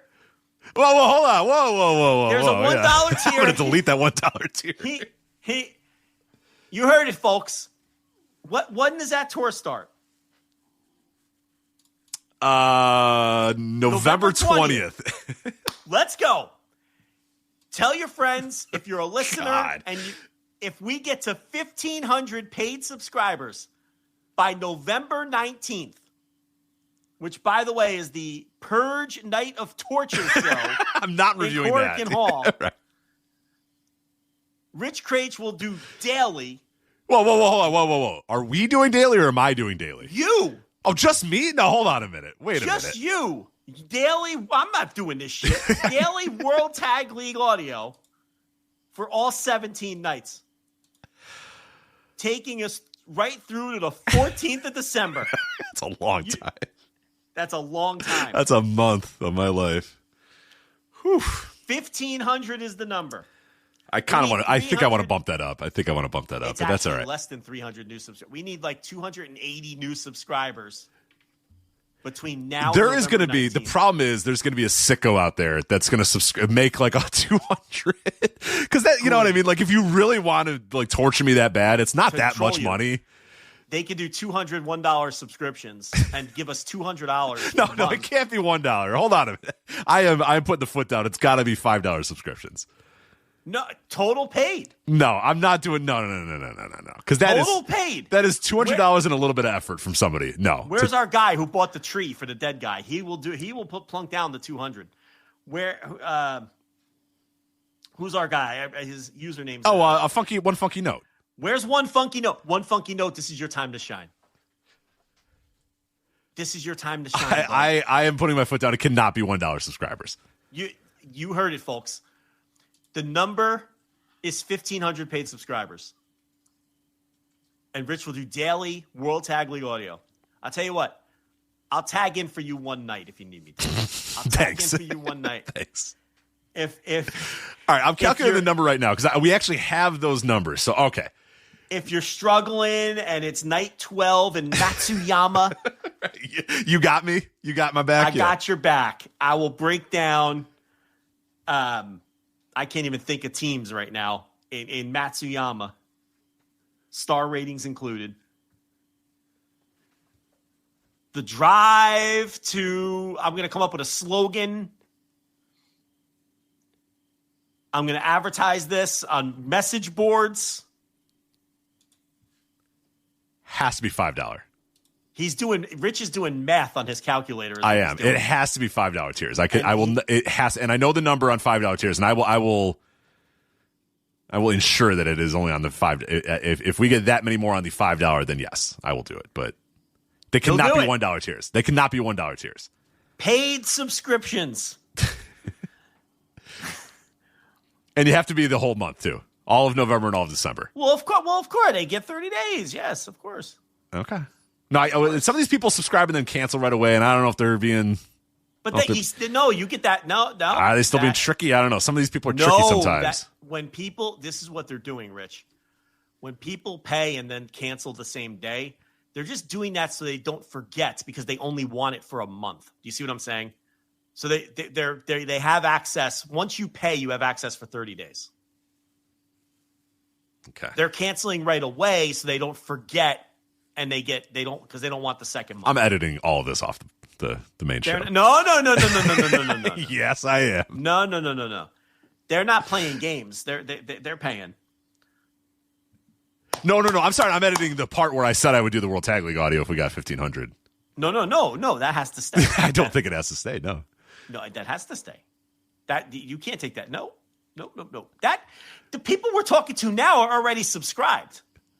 You have to leave this in the show. You have to leave it in the show.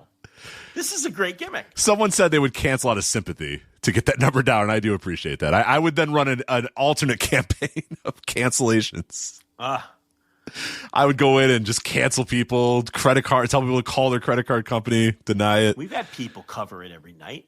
Brandon Thurston did it once. Yes, and it broke up a relationship that he had. It did. We have lost so many souls to the World Tag League. Brandon Thurston and a woman he was dating were covering World Tag League on a night in, night out basis for the site, and it ended their relationship. That's the lore anyway. Yeah, we've lost, I think, 2 or 3 different people that were like, I'm going to cover World Tag League every single night and never heard from him again. Never heard from him again, yeah.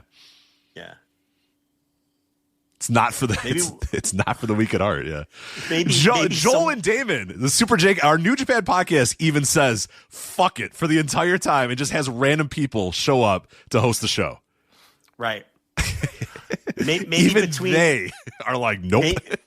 Maybe between nights 14 and 15, you'll just disappear. You're like, I'm packing it in. Right. I can't. It's over. It's done. Booze Leprechaun will be handling the next 4 nights.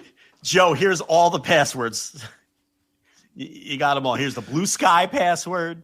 Have at it. You know what? You want the Blue Sky password? That's fine. You can have that. Imagine me with a Blue Sky password. I can, and it's not good, yeah. Oh, boy.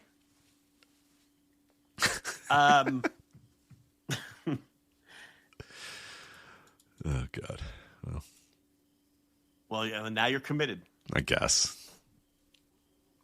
All I know is it's going to be a good Christmas around the Lance house. A lot of presents. Yeah. I think this is going to try. People are going to want this. And I'm glad I volunteered you for it. I really thought it was like a joint thing. I didn't think it was just me, but I'm not doing. No way. There's no number. I shouldn't have given you a number. I can't even have a number. All right, you want me to give a number too? I will join Rich on the Daily World Tag League audio if it gets to 2,000 paid.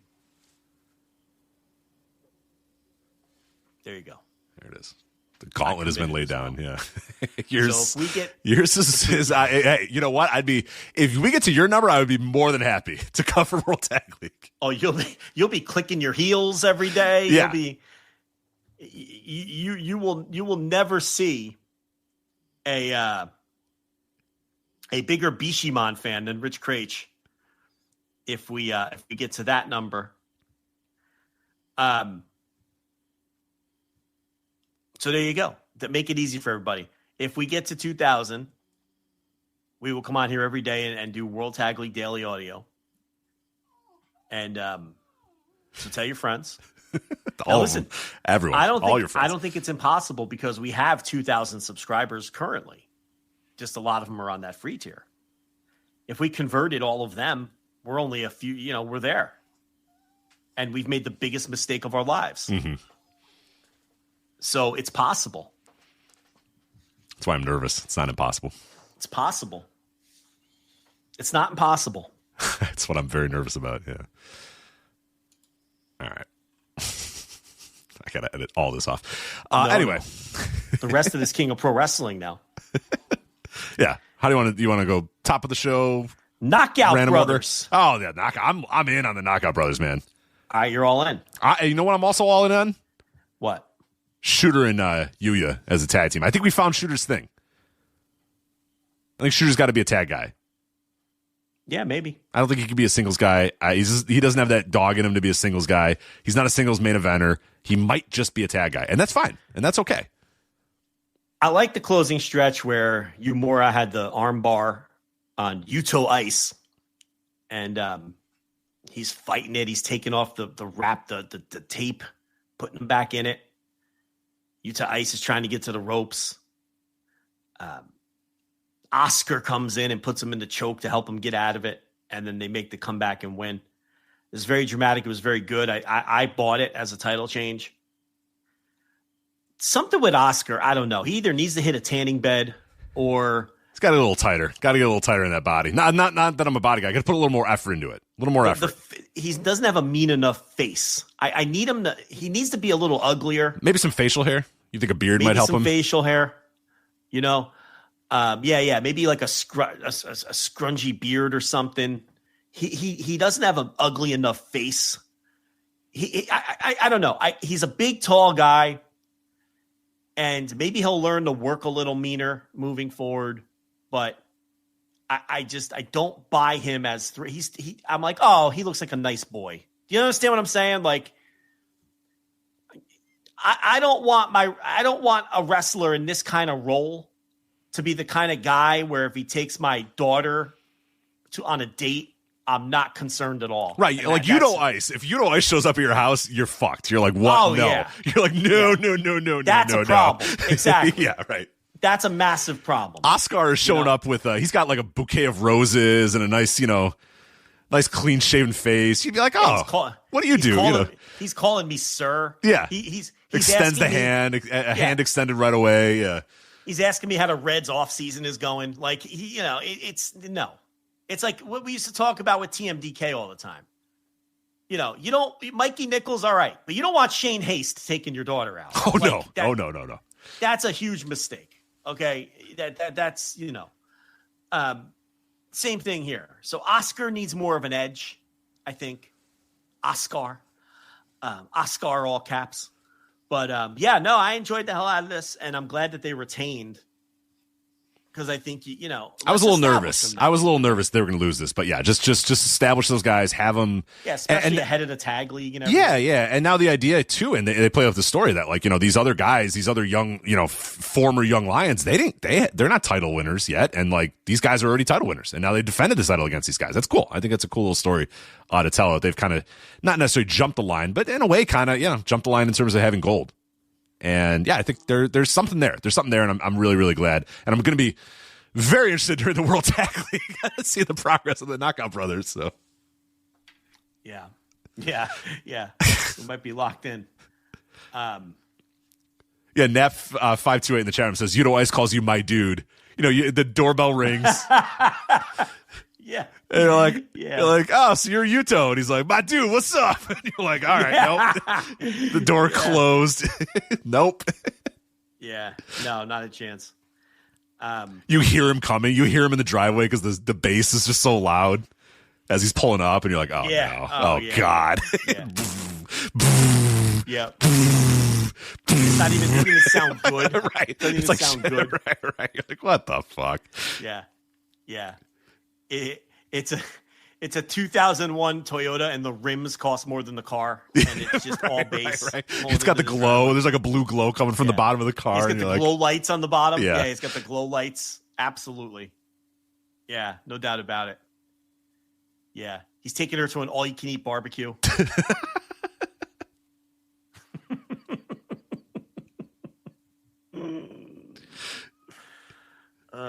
That's in your future. No. Don't say that. Not Yuto Ice. No, like a nice man like Oscar. Well, yeah, we'll see. Hopefully. You can only be so lucky. Yeah.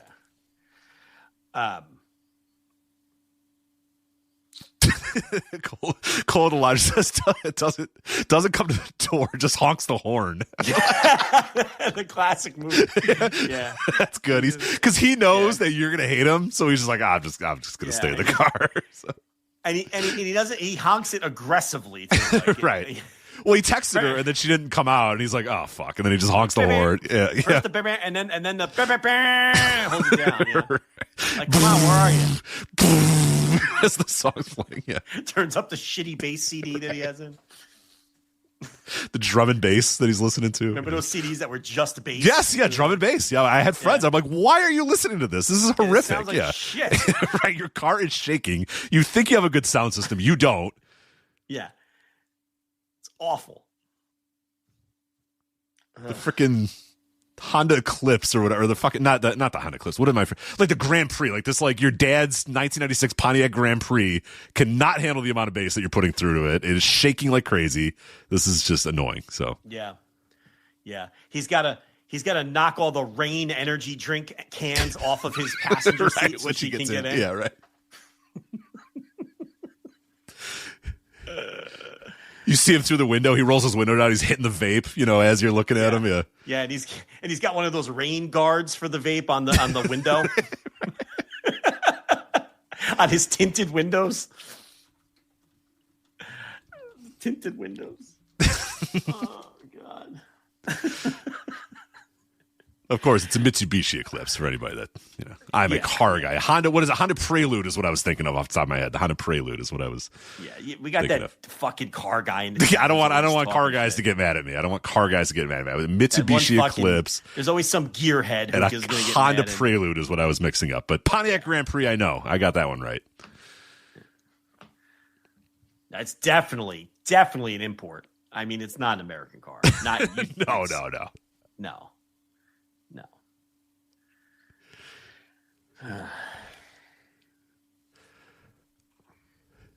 Evil. We already talked about Evil and Oleg Bolton, so we're good there.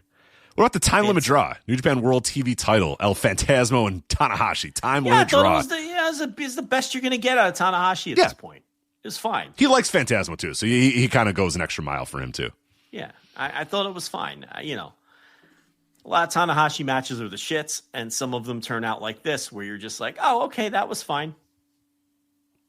I didn't have any problem with it.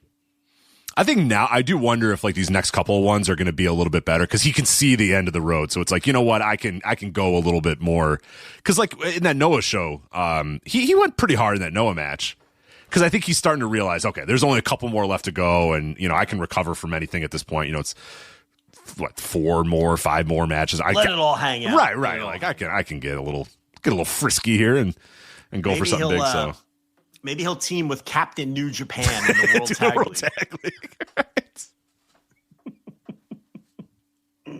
That would be a story. Yeah. No, that would rock. Yeah. Bring back that guy. Yeah. Well. Yeah. What did he do to just get shunned? Dude, I don't know. I want the dirt on that. Some people want to know, did Macho Man fuck Stephanie McMahon? I don't care. I want to know what Captain New Japan did to get shunned from New Japan. That's what I want to know. Yeah, that guy was in everything all the time and then whoop, gone. Out of the company. And never spoken of again. No. Yeah. Didn't pop up anywhere either. It was just done. Yeah, just gone. Yeah, that's true. He didn't wrestle anywhere under any other name or any other. Yeah, just gone. Yeah, it's Captain Noah. Well, I guess he was briefly Captain Noah. Jado, right? That was Jado. Oh, that's right. I do remember that now. Okay. Bishiman, Goto, and Yoshihashi, and Yo beat the TMDK, Hartley Jackson, Kosei Fujita, Rohio Iwa. Good little match. Yeah, it's just an undercard 6-man tag. I was actually entertained by the Drilla Maloney, Sonata, Riot, and Ryogoku no disqualification, no countout match. They just beat the ever living shit out of each other, which in an aggressive way too. I mean, Sonata's bleeding, then he hits Drilla Maloney over the head with a guitar, and apparently they're doing like the honky tonk man hitting Jake the Snake over the head with the guitar, where they didn't fill this thing with. It wasn't like a balsa wood guitar filled with baby powder, like the classic Jeff Jarrett. He hit 170 people with guitars every single night on every single episode of Nitro, and nobody got hurt and everything was fine. Drilla had a fucking. Did you see the gash on the top of his head? Oh yeah, from this guitar. Holy fuck! So he goes down, and Charlton and Stewart are like, Drilla appears to be bleeding, and then he gets up, and it's just like a puddle of blood coming out of his head. You're like, whoa! And Sonata goes to grab him, and his hand's just dripping with the blood. And I'm like, fuck! Here we go. And I think the accidental blood made this thing really awesome because Drilla's just gushing blood at this point, and that always helps. So a very happy accident to make this match that I had absolutely zero interest coming in, and when it was done, I was like, that was actually kind of fun. Wasn't good, but it was fun. I mean, it was the most I've enjoyed Sonata, and I don't know how long. Oh, years. I mean, this was entertaining. And Drilla got that, there's a nasty picture floating around online. I saw with the staples. Yeah. Yeah. I mean, looks like he was attacked with a machete, and he came back out for that angle later on where the, I guess it would have been after which match? The knockout. Was it the knockout? No, it was Suji and Kid. Yeah, Suji and Kid. Because, by the way, Unaffiliated and the War Dogs are affiliated now. They shook hands. Yeah. They shook it out. And so they're going to merge the former LIJ with, or at least they're on friendly terms because David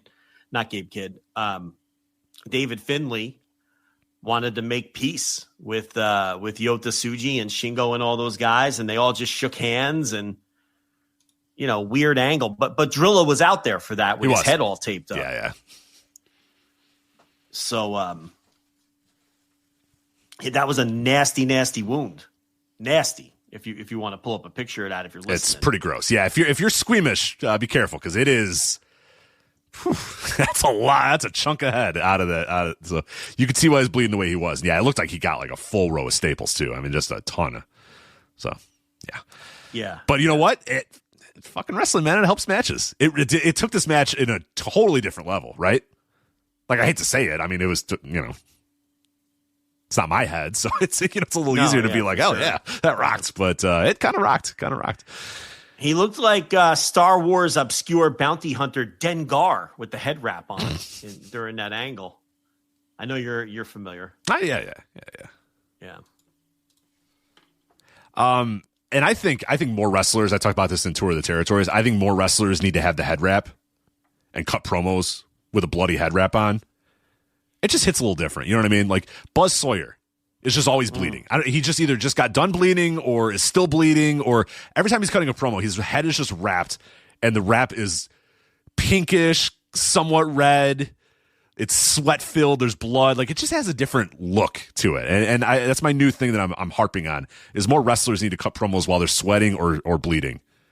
Because too many wrestlers look too pretty when they're cutting their promos. Yeah, they got their little shirts on and the lights are all perfect or whatever. You know who does that after every pay-per-view match that airs on Dynamite is MJF. Yes, exactly. He nails it. He always does the stairwell promo after his pay-per-view match where it looks like he was in a fucking train wreck. Right. He's got scratches on him. He's probably got done bleeding. Yeah, he's blood, sweating like crazy. Yeah. Mm-hmm. He gets it. Thumbtacks sticking in his body, and then they always air it on the following Dynamite. And that's the dichotomy of MJF. He does so many things so great that nobody else thinks to do, and then you get the brochachos. And then he does the dumbest shit you've ever seen in your life. It's amazing, right. you know. The duality of man. And then IWGP women's title match. The opener here, Shuri versus Sari, with Sari losing the title to Shuri. What'd you think of this one? Because this is the first time you haven't watched any of the other hype matches they've had this year, correct? So this is the first time? Yeah, it was good. Yeah. Their other ones are a little bit better, but this one was good. I thought you would appreciate pretty much no bullshit. These two women kind of hate each other, and they don't fuck around. They just beat the fuck out of each other as quickly as possible and as constant as possible. So if you enjoyed this match, definitely check out the match they had in March. I think you'll like that one a little bit better. There's a lot more hatred, and it's a lot longer, which I think did help. But I thought this was pretty good. And these two women have two of the better women in wrestling right now. I think Sari has had one of the best years in ring of anybody. And I thought if you're looking for wrestling that features two, people just trying to beat the fuck out of each other to win a title, it's a pretty good example of it. I thought Clark Connors, David Finlay, and Taiji Ishimori over Hiromu, Shingo, and Teton was a high energy, really fun, meaningless 6-man tag on the undercard. Yeah, Teton was working his ass off. Yeah. I thought that match was really high energy is what is it was really Coco Beware and Owen Hart is what that match was. It was a lot of effort from everyone involved. And for an undercard tag where they really didn't have to work super hard, they did. And that contributed to a show overall that I thought was really good. This was one of the better New Japan shows of the year, I thought. I would agree. There was nothing I really... Well, the evil Oleg Boltin. Yeah, I didn't love it, but I liked that they kept it at 11 minutes. It wasn't too long. And I could do without that, but everything else was great. I think everything else is pretty great, yeah. It was pretty good. You had the one 6-man tag that was a nothing match and the evil stuff. Other than that, everything either delivered or over-delivered. Yeah. And I go into these New Japan shows now like, ugh. It was once again the last thing I watched this week. Oh, yeah, same. But I really enjoyed it. So now we tiptoe towards the Dome. We know what's going on with Aaron Wolf. We wait to see what everything else. We'll have clarity after Takeshita faces Goto, and we see if we are reviewing World Tag League every night. God, I hope not. Do you want to quickly do? Well, we have a couple of topics here, real quick. Do you want to do those, or you want to get out of here? What do you think? Well, what are the topics? We got Wrestle Odyssey. Noah Wrestle Odyssey and Go Shiozaki jump into All Japan. Oh, darn. Crown Jewel Perth. I don't care. I'm not going to talk about Crown Jewel Perth. What is with you? I'm done. What do you mean you're done? I had a lot to do this week. It's been a busy week. I did not prioritize WWE, NXT, or TNA. So no. I got a fucking app full of notes here. Well, great. Then you could do it at the end. What do you mean? Well, great, he says. I'm glad. I got an app full of notes over here. And you're just blowing it off. Yeah. All right. Well, Noah Wrestle Odyssey also in Sumo Hall, 36-17. Not exactly, again, no one's really knocking the socks off. No, I will. Noah, if you want to know how important Ozawa was to this company, since he has been hurt, Korakuen's struggling a little bit, the Sumo Hall show struggling a little bit. That dude, man. They did a Korakuen today that did 800 fans. And they were selling out Korakuen every time with Ozawa. Ozawa right now is renegotiating whatever his contract is. I would. I'd hobble my ass back there with my broken foot and be like, hey, just so you know. You see that house? Tell you see that fucking house? All right. I got to tell you, I would put him on my Flair Thez ballot. I mean, if you want some evidence, go look at that Korakuen number. Go look at this number. Look at that Korakuen did. I would put him on my ballot. Notable business changer. I'd put him third. Why not? Where else you going to go? Is he really the third most important person in wrestling this year? Probably not. But as long as you get number one right, you could have a little fun with the third spot, right? Yeah. Oh, yeah. I would put Ozawa third. I think put Mystico, to me, has to win that award. Yeah, my 1, 2, 3 would be Mystico, Saya Kamitani, and Ozawa. I talk you into Ozawa? Okay. Yeah. Oh, no, Good. he's been on my list for a while because I think you can see noticeable business changes. I talked about this last week, or maybe I wrote about it, I forget. But we always pretend that people are stars or whatever. I talked the week you were gone. Scott Edwards and I were talking about this, where people talk about, oh, this guy's a star, and this guy's a star, and this guy's a star, and this guy, oh, well, no, the brand's the draw, oh, and then you see these two people, Saya Kamitani and Ozawa, you're like, no, you can have a real star, a capital S star, that sells fucking tickets.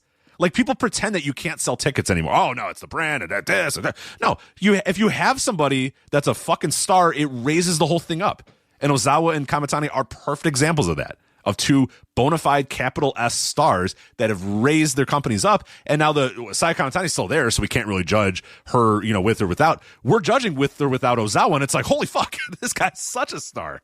This guy's an all caps star.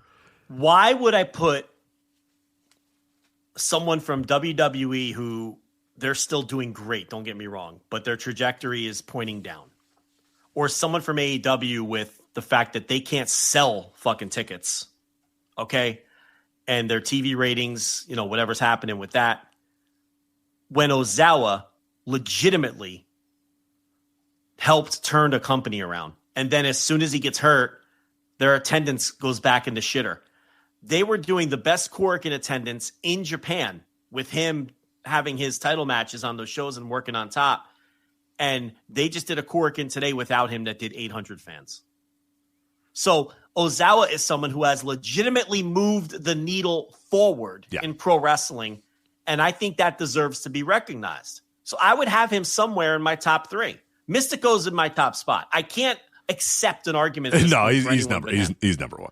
Okay, and he keeps selling out buildings, and not just Arena Mexico. And having the MJF match, forget it. That solidified it. But you could be boring and stick Cody in there. Yeah, did Cody draw more money than Ozawa this year? Z's boring, Of course he did. But last year was the year to vote for Cody. The year before was the year. This guy changed the trajectory of a struggling company, and it's right back to struggling when he's out. That's the idea of an MVP. And he was over, and the matches were good enough. I don't love the style of match he works, but he's a good enough worker. That guy's going to be in my top 3, somewhere below Mystico. And I think it's fair. And I hope when the results come out that he's somewhere there, down ballot, like finished in 7th or something at least, Because, when we chronicle the history of wrestling, people look back at these awards and people will look back and say, oh, yeah, this was the year Ozawa broke out. The year of Ozawa, yeah. Mm-hmm. So, like someone saying Rollins, Meltzer was talking about Rollins. Why would I ever vote for Rollins? Boring. Why would I do that? I would rather make sure this guy gets, as long as I'm getting the winner right. So, what would be the point of voting for someone in AEW with the state of their business? Nah, it'd be dumb. What AEW has the MVP of wrestling this year? No, they don't. And I'm not saying Ozawa is the MVP of wrestling. That's Mystico. But Ozawa has done more to turn his company around than anybody in AEW has. You want to argue Hangman and dig into fucking pay-per-view buys year over year. Okay, fine. But again, that's stick him in there too then if you want. I don't know, but I'd have Ozawa on my ballot. So anyway. This show. Kenta and Masa Kitamiya. So Masa Kitamiya wins the N1. A very dry N1. And this match was really built around the return, doing a cowboy gimmick of his name's escaped me. The NXT fella, the guy, Inamura. The guy, Inamura. Yeah, a little bit of a surprise to see him show up in the crowd and he's wearing like a Stan Hansen cosplay. And I'm like, oh, all right. Yeah, so he's in his cowboy Halloween costume watching at ringside, and then he gets involved in the match, and I'm just like rolling my eyes. And this was the second match on the show that had that Western style run in with the referees knocked down, because they did it with Ozawa earlier in whatever match that was. The Shun Skywalker and Takashi Sugiura versus Hayata and Tetsuya Endo tag. Ozawa came in with his cast on, his foot and everything, and threw a kick with the cast and went, fuck, that was stupid. Yeah. It was funny, very funny. Yeah, he's like, he jumped in, hit the guy with his boot, which, that would hurt, but then he realizes, damn, that hurt a lot to me too. Fuck, yeah, that shouldn't have done that. He has a lot of charisma. He does. The guy's loaded with charisma. So Inamura in his little cowboy hat gets involved here. Kenta retains. Yeah, the match was fine. I don't know, a little 3-star match. I thought it was decent. I thought it was pretty decent. Yeah, it's fine. And then Kenta and Inamura have a face-off afterwards. And I don't know what they were saying, because they were mostly speaking Japanese. But it bugged the hell out of me that the crowd was just in stitches. Because we know Kenta has kind of turned into like a stand-up comedian in his twilight years. So he was obviously doing a lot of shtick and making jokes, and these people were just bellowing over in laughter. They were laughing at Inamura, and I'm just thinking to myself, you need this to be a world title program to draw some money, and we're out there doing shtick and making people laugh, and it was just bugging the shit out of me. That's not what I want out of Kenta. When Kenta came into Noah, he was old Kenta again. Not a smile to be found, hitting people with the go to sleep. Looking for a dojo kid to kick in the face. Where's a dojo kid so I could stiff him? I want one. Yeah, and not who he was physically prior, but the meanness had returned. And man, was this post match pissed me off. And it's like, this didn't make me want to see them wrestle. Let me see if there's the guy in Japan that writes for Voice of Wrestling who goes to all these shows. Let's see. Are they going to yuck it up when they get in there and have their title match? I mean, and then Inamura picks him up and feigns like he's going to give him a big throw, and then he puts him back down. No, hit him with the fucking throw. And then stand over his body and his lifeless body like Ali standing over Sonny Liston and talk some shit.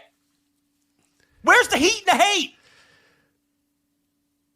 So it looks like the fans were laughing because here's the translation from this guy who goes to all these shows and takes all these pictures and stuff. VoiceOfWrestling.com, by the way, does some good job on there. He says, Kenta responded, "Let me speak for everybody here in the crowd. What's up all of a sudden? What's up? What's up? You've only been gone a year and you're acting like you've been brainwashed by America." So essentially making fun of the cowboy get up. Yeah. Guess what should happen? Inamura should fucking lariat his head off, right?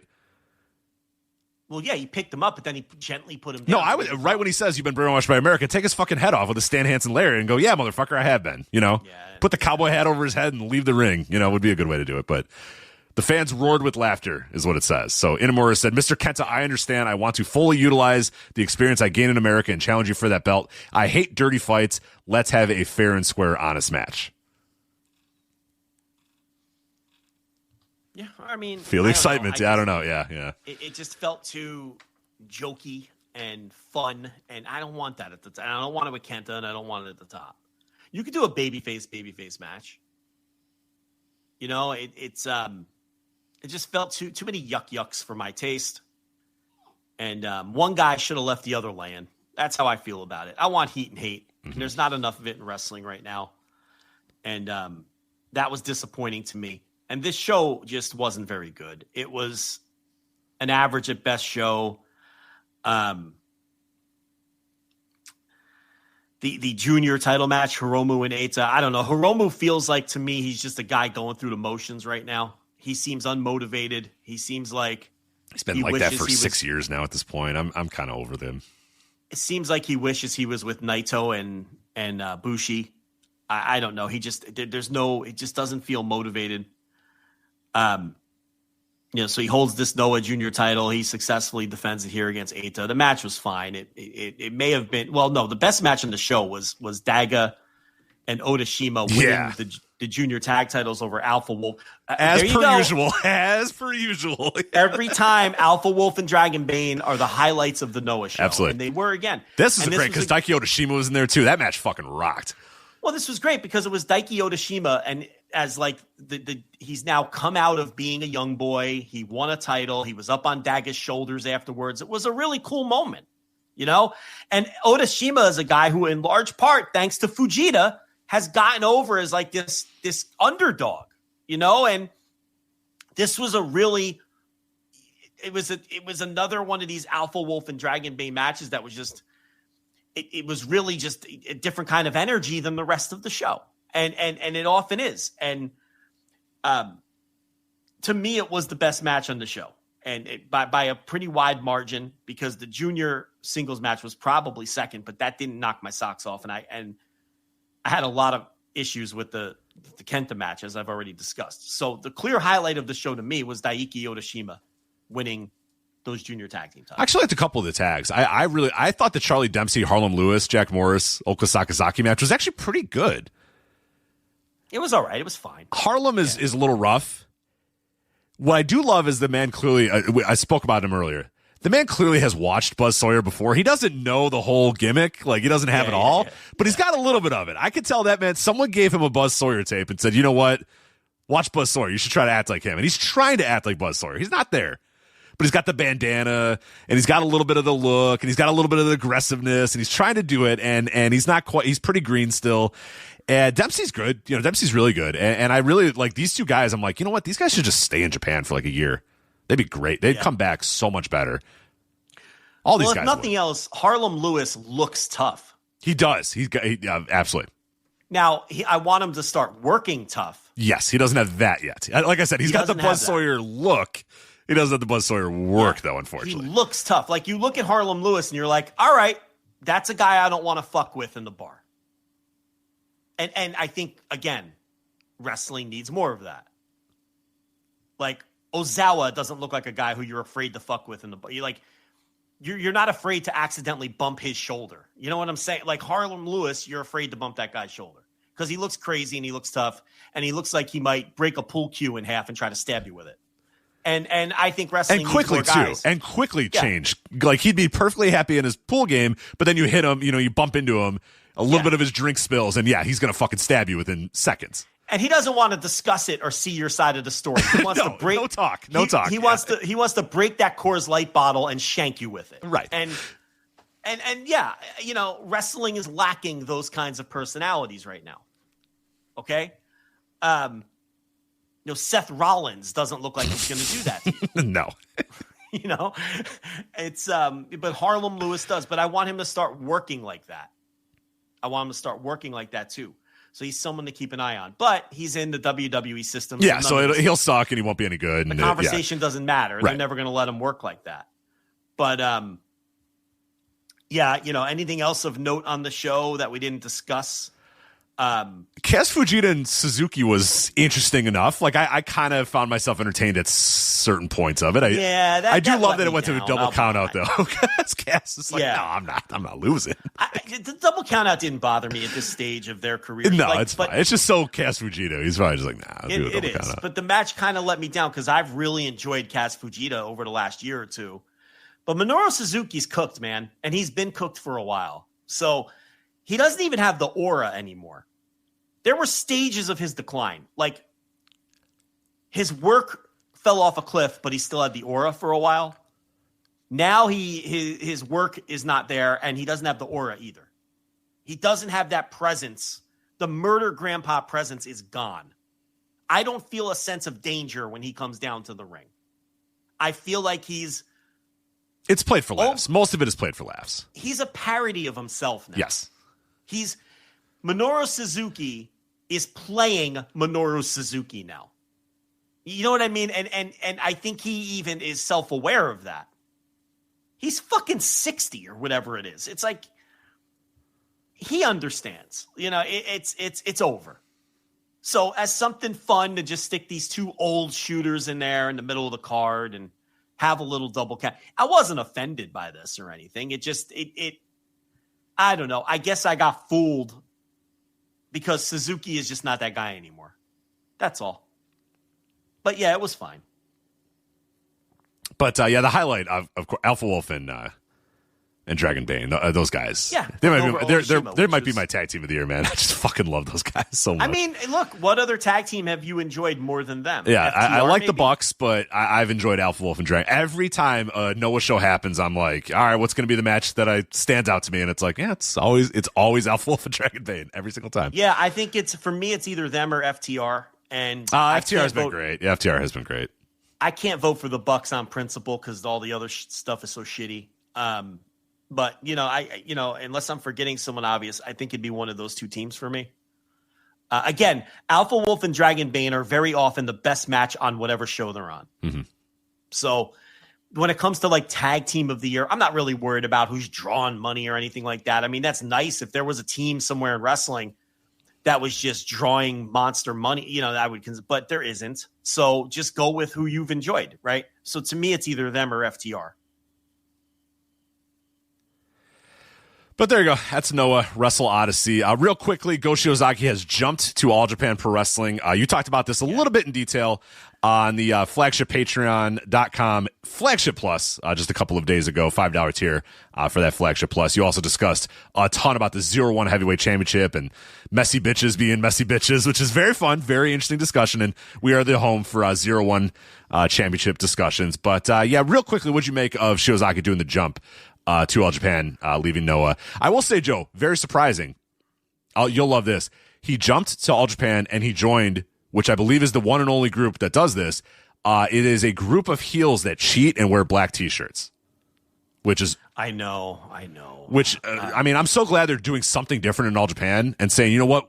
Hold on a minute. Wait, guys, I got an idea. Let's have a group of guys and they're heels and they cheat and they wear black shirts. Let's try. It's wild. It's wild, but why don't we try it in this company and see what happens? So All Japan, thank God, bucking the trend and going with a heel unit that wears black T-shirts. So Rich is talking about Havoc. That's Odyssey Jones, Zion, Shotaro Ashino, and now Go Shiozaki. That's the All Japan group he has joined. Look, when we talked about Go becoming a free agent, I think maybe we worked ourselves into a shoot and we overthought this. Of course he was going to end up in All Japan. I just didn't know if they had any money for him.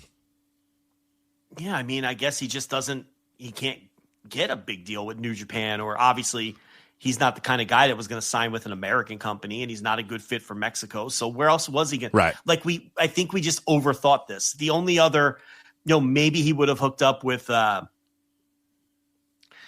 maybe like DDT, like Jun Akiyama did. But again, that's kind of the... Well, and now we've seen that there's a lot of bad feelings about the Noah thing. So I was just going to say, and it's like, and so I don't know what kind of, plus it's under the same umbrella as Noah and all that. So I think if you're no cyber fight organization, I think he was persona non grata in all of cyber fight, it looks like. Right. With all the messy shit that's come out afterwards and all the old school heat that he has with. So no Gambari, no Gambari pro for Go Shiozaki, unfortunately. So the bottom line is this was always the obvious outcome. Right. And we really just kind of, I think we were all kind of hoping he'd end up in New Japan because he really would have brought something different to the table, someone new for the top mix, but wasn't meant to be. I don't get the sense that this like New Japan ever has really respected him much. Remember, he had that brief feud with Katsuyori Shibata and it was super one-sided. Yeah. It was just like, I think about that. And the fact that they never really would use him as an outsider very often. I don't get the sense they respect him. You start to get the idea that maybe he's a weird guy. Yeah, I was going to say, a lot of people don't like him. Is he just an asshole or a weirdo or something? It's possible that he's just a weird guy. Maybe he's just either super old school because of when he came up and who he came up under. He just doesn't seem to be a guy who has a lot of allies in pro wrestling. When your top ally might be Nakajima, that's a problem. That's another, think of it from that standpoint. Yeah. Like, his top ally might be the biggest outcast in all of Japanese wrestling. Yeah, when your best friend in the business is the guy that has to do GLEAT because literally nobody else will take him. That probably says a lot, maybe. Yeah, so this was the obvious outcome. And look, All Japan, if it wasn't the light and pop era of the company, I think I'd be a little more excited about this. But All Japan has not been a good or fun watch in a long time. Now, they put the title back on Kento Miyahara, and I think that's a positive step. And maybe Go, because Go wants to work physical. If you remember that great GHC title run he had a few years ago. That was a super physical run that really exacerbated his physical issues, right? Because he kept hurting himself, his bicep and everything else. Then the 0-1 run with the 0-1 title, those matches were like fucking bar fights. Right. I mean, those were super physical in front of 125 matches. People, too. It wasn't like, he was working his ass off in front of a very small crowd. So if that's how he wants to work and he really has no care for his body and he's a guy who's constantly hurt, maybe he will kind of help end the light and pop era of All Japan and bring some physicality to the table. I don't know, because All Japan has gotten way too fucking grab ass for me. Mm-hmm. I don't like the debut. The debut in Havoc, and I haven't seen the angle and everything. I don't love who he's aligned with already. That already worries me a little bit. Yeah, I mean, I need to watch the shows. I want to give it a chance. But I think I'm with you. I'm soft with you. How's that? Yeah, that's fair. But I want to give it a chance. And, I'm going to dive in and get to some All Japan this week, because it's been crazy with the amount of shit that we've had to watch. And, there's been a lot to watch and catch up on. And you're not even watching a lot of the garbage I'm watching with fucking NXT and everything else. And you blew off the WWE show, which I guess I have to review on my own now, because I'm not wasting these fucking notes. No. If you watched it, please, for God's sakes, talk about it. Man, you worked me I've been working you a lot. You worked me into a shoot with that shit, making me watch that, and then we're not even reviewing it. But yeah, this was the obvious outcome. I mean, when you step back from it, it's like, oh, of course that's where he was going to end up. It's a shame that New Japan doesn't seem to be interested. And then all the assorted drama that I talked about on the Flagship Plus with not turning in the 0-1 heavyweight title, Marufuji subtweeting him, and then him subtweeting Marufuji back, and then Atsushi Katoge showing up in 0-1 to hand in the title on behalf of Go Shiozaki, and then subtweeting Marufuji and basically saying, defending his boy. So now we're going to have Katoge against Masato Tanaka for the 0-1 title in November 10th, I think. I forget the exact date. I believe it's November 10th. Yeah, November 10th. I think. I'll try to confirm it, but I believe that's the date. So that settles that. Go's argument was, hey, look, the company got sold again, and I never did business with these new guys. Yeah. And the people I was doing business with are gone, so I just shrugged my shoulders and kept the thing, is basically what he said. I do regret to inform you, though. I know as you were kind of working things through, you were like, well, the big match can happen on the New Year's show. 0-1 lost the New Year's show in the divorce. Well, yeah, I did mention that, too. I said that, they didn't even have a New Year's show last year, but it's like, to fucking have one. What's stopping you from having a show? You know what I mean? Why can't you just? And they might, yeah. Their last announced show is that November 10th one, and then they don't have anything after that announced. So whatever, your first big show of the year. Then it doesn't have to be on the fucking first. But the point is, they'll crown a new champion in November after all this messy shit that went on social media, and and Katoge is now the leader of Team Noah. And he even feels like an outcast to some degree. All those old school Noah guys do in new Noah. They all feel like the whole company kind of turned over in a weird way. And now it's just like the other guys look like they're and they're always like in openers and stuff. And you're like, oh yeah, that guy's still there. And they do nothing with any of them. And it's just, so, obviously, and Hayabusa even chimed in like, hey, where the fuck's our title? And he has a point. Like, where is our title? Where's the champion and where's our title?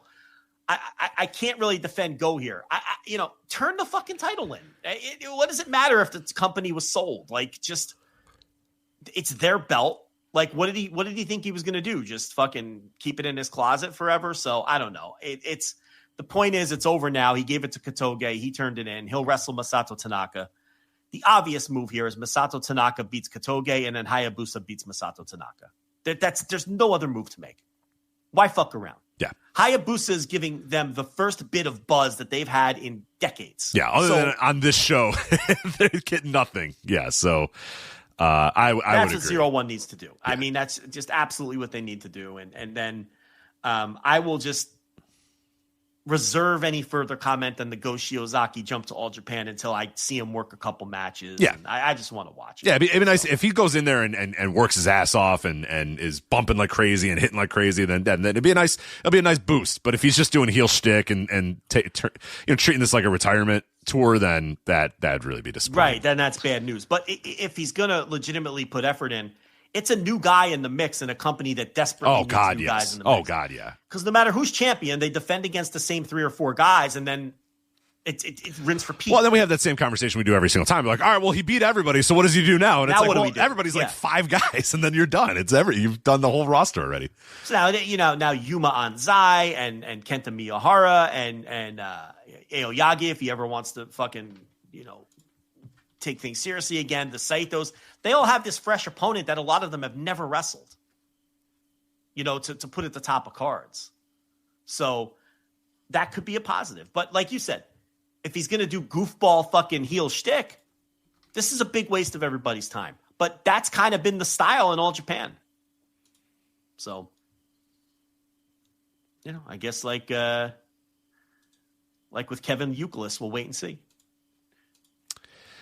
All right. You want to do you got 5 minutes. You want to do Crown Jewel Perth?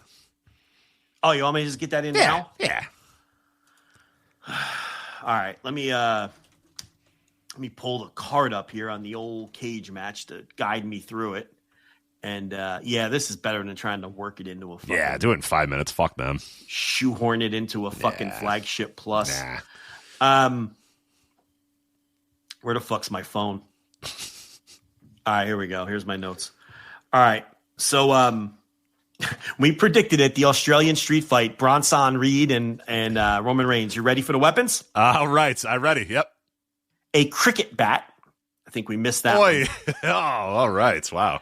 But they did use the oddly shaped Australian rules football ball. They did use that. They did. Okay, you're not lying. Like I have no way to know if you're lying or not, so I'll just assume you're telling the truth. But they did. They used the Australian rules football. Yes, they did. Okay. They broke that out. It's not quite circular. It's not quite a football. It's somewhere in between. So Roman cut a mid-match promo, but like a literal mid-match promo with the microphone. Not a community theater mid-match promo. Quite literally. Yeah. All right. I don't know which one you think is worse, but he. That's it. Yeah, I don't know. I know. I'd almost prefer the subtlety of doing it in the match. Like I can't believe I'm asking for the subtlety of Bloodline era Roman Reigns mid-match promos, but literally grabbing a microphone and cutting a promo, that's pretty rough. So they did it. One thing I liked, every time Roman tried to pull a table out from under the ring, Bronson Reed would cut him off, throw the table back under the ring for heat. So then the whole crowd would boo because Bronson Reed was denying them the table. Right. So yeah. I like that. Those were clever spots. So then this thing broke down into something that wasn't a match anymore because you had the Usos and you had the fucking Vision. Really? So it was no longer a match, and it was just the typical bullshit that you get with a Roman Reigns match. And yes, they really are doing which Us can Roman trust again, which we did for 2 years, 2.5 years. So let me try to get that because I didn't watch the show. Yeah. So Roman Reigns has cousins, yes, who are brothers, yes, Jimmy and Jey Uso, okay, and the brothers Jimmy and Jay, Big Jim and Main Event Jay, yes, of course. Yes. So who are brothers and they're cousins with Roman Reigns, if I have that correct, right? Yeah. So one of the Usos is like, yeah, this guy's cool, and the other Uso, the brother, and they're brothers, and they're cousins, Roman Reigns. Well, no, it's not repeated to that extent. They're like a tag team now. Uh-huh. But Roman doesn't know what to make of this, and their help is backfiring, and it's drama between Roman and his cousins, which we did for 2.5 years. Great. So we're repeating the same shit because Big Jim is a big old nothing, and they couldn't get anywhere with him. And Main Event Jay, the Yeet Man, you've done everything you could do with him. Right. And once that bell rings, he's got nothing. So you're his fake world title and like, all right, so we're just totally going backwards.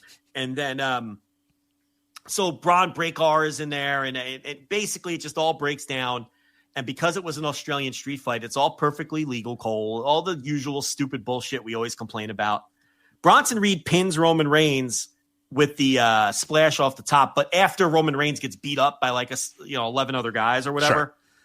And and Michael Cole's just screaming, "Holy hell! Bronson Reed has beaten Roman Reigns. He's on the short list. He's the only person to beat Roman Reigns in the last 16 months." like going on and on when it was it was basically a barrage of other people that helped him. Yeah.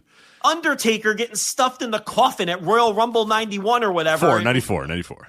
Yeah, by fucking Tenryu and the fucking head shrinkers. And fucking, Jeff Jarrett. Jeff Jarrett's out there. Crush is out there. Yeah. And I'm not making any of that up. Those are the real people that were out there. And like, you know, it's just so stupid. Great, yeah, like, Kabuki, Tenryu, Jeff Jarrett. Kabuki of all people. Crush. Like, I'm trying to think of everybody, but yeah. Yeah. Like the great Kabuki who was spitting mist in Kevin Von Erich's face in 1982. Like that's who was out there. So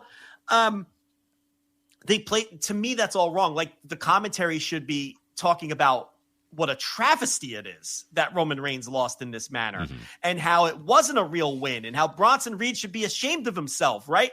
But no, Michael Cole is putting over Bronson Reed like he's fucking Ivan Koloff beating Bruno and MSG. Right. Well, they used to do that with Roman when he was cheating. They would, another impressive victory by Roman. It's like, no, he cheated to win. You as an announcer can call it out. We saw it, but yeah, they're fucking stupid. It's a bad company. So I hate it so much. It's just so dumb that it subverts all of the psychology of this. The psychology of this is Bronson Reed couldn't beat Roman Reigns. What are we doing? Why am I getting worked up over WWE? You're coming up to your time, too, so hurry it up. All right. Stephanie Vakir defeats Tiffany Stratton. It was a match. People are going nuts for this match. No, people are overrating a WWE match. I am stunned. Trust me when I tell you this was a gentlewoman's 3. It was fine. There was nothing wrong with it, but it was nothing to go out of your way. And she wins the Crown Jewel title. And she did a promo saying to the crowd, we made history together because I won this title belt that everyone's going to forget about again. Well, it doesn't leave. It doesn't leave the area. It just gets defended again at the next year Crown Jewel. Yeah. It's just so overwrought and over the top how they have to think everything's a fucking... There was no moment here. Yeah. It was no moment. Heyman's in the back with the Vision with Bronson Reed and Braun Breaker. He tells them not to help Seth tonight. Seth has to prove that he's the better man than Cody Rhodes, and he will. So Heyman walks away, and then Braun says to Bronson Reed, but what if Seth loses? And Heyman steps back into the frame, making Paul Heyman with the jowls, yeah. Yeah, his fucking jowls bouncing like a pog, taking back shots. And he says, then you know what you'll have to do. Yeah, so, yeah. Why am I recapping this? So you don't have to go to this much detail. Just get it over with. I have the notes. Yeah. I have the notes. I'm using the notes. I did all this work. John Cena, AJ Styles. Listen, I know people want me to bury this. I'm not going to bury it. Was it for me? No. Did I think it was great? No. Do I think it's some kind of all-time historical match? Absolutely not. Do I think they went out there and had some fun? And do I think that this crowd in Perth had a lot of fun with them? I do. And that's fine. What this really was, it came across to me like an old school, like a house show match where two guys have had the same match for 20 straight days. They got a big crowd in a hot town. And they're like, you know what? Let's do something different and have some fun tonight. And we're big enough stars to where Blackjack Lanza can't tell us that we can't. You understand the vibe? Yeah, of course. And then they go out there and they're like, let's just do all of our friends' moves and like rib them on the square. And that's what they did. They went out there and just had fun. I could come on here and shit on this, but I don't want to. I don't think it's... Look, WWE fans are just so thirsty for great matches, and we talk about this all the time.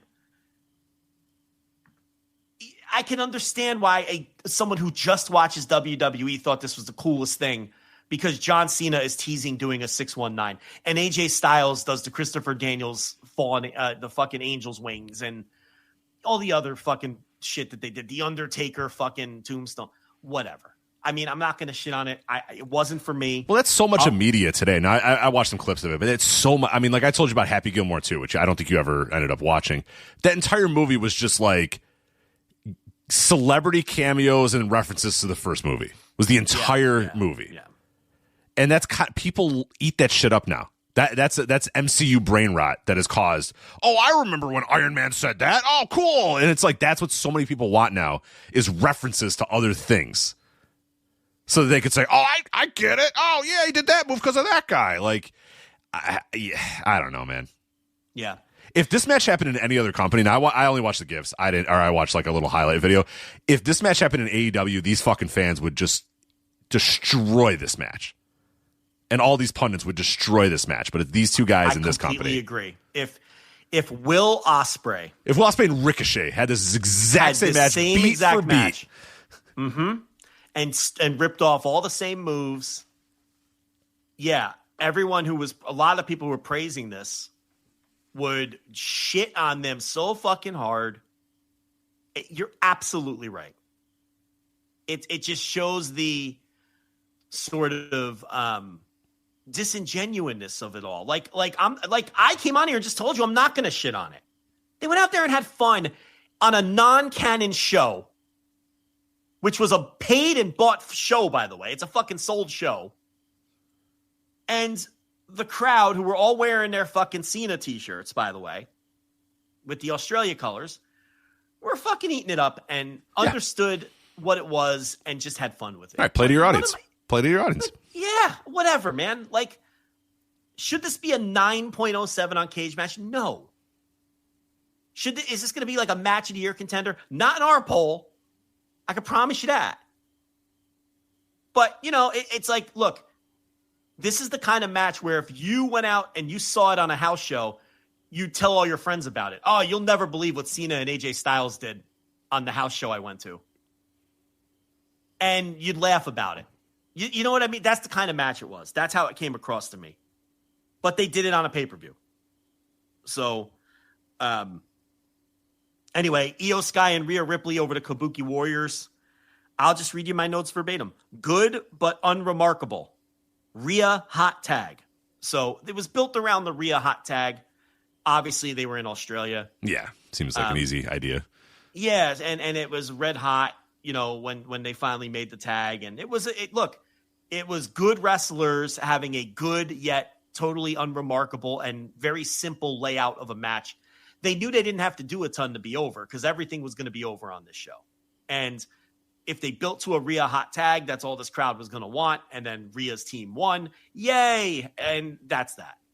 You know what I mean? It was fine. Seth Rollins beats Cody Rhodes. And really the only match of the first match and the last match were the only matches that felt like they were in the canon of the storytelling of the promotion. Everything in between was just, let's go out there and just have some fun. Right. So Rollins beats Cody. I thought the work was really good in the match. Obviously, Rollins hurt himself doing that coast-to-coast Rob Van Dam-like dive off the top rope. Some people were asking us, is this the most dumb jock wrestler behavior Seth Rollins has ever? Because he's like the antithesis of dumb jock wrestler, but is him doing a coast-to-coast diving headbutt the most dumb jock wrestler shit he's ever done? Yeah, and then he hurt himself. Doing it. So, he gutted out the rest of the match. He hit Cody with a Rolex watch. This story they've been telling, and Cody, I think he bled a little. And he wins the match. Now, the funny thing is, because he got hurt, they did the turn on Raw the following Monday anyway, where they had the Vision turn on him. But the reason I brought up that Heyman promo earlier is it seemed like the plan was only to turn on him if he lost. Do you see what I'm saying? Right. But because he got hurt, they're like, oh, fuck, this guy's going to be out a while.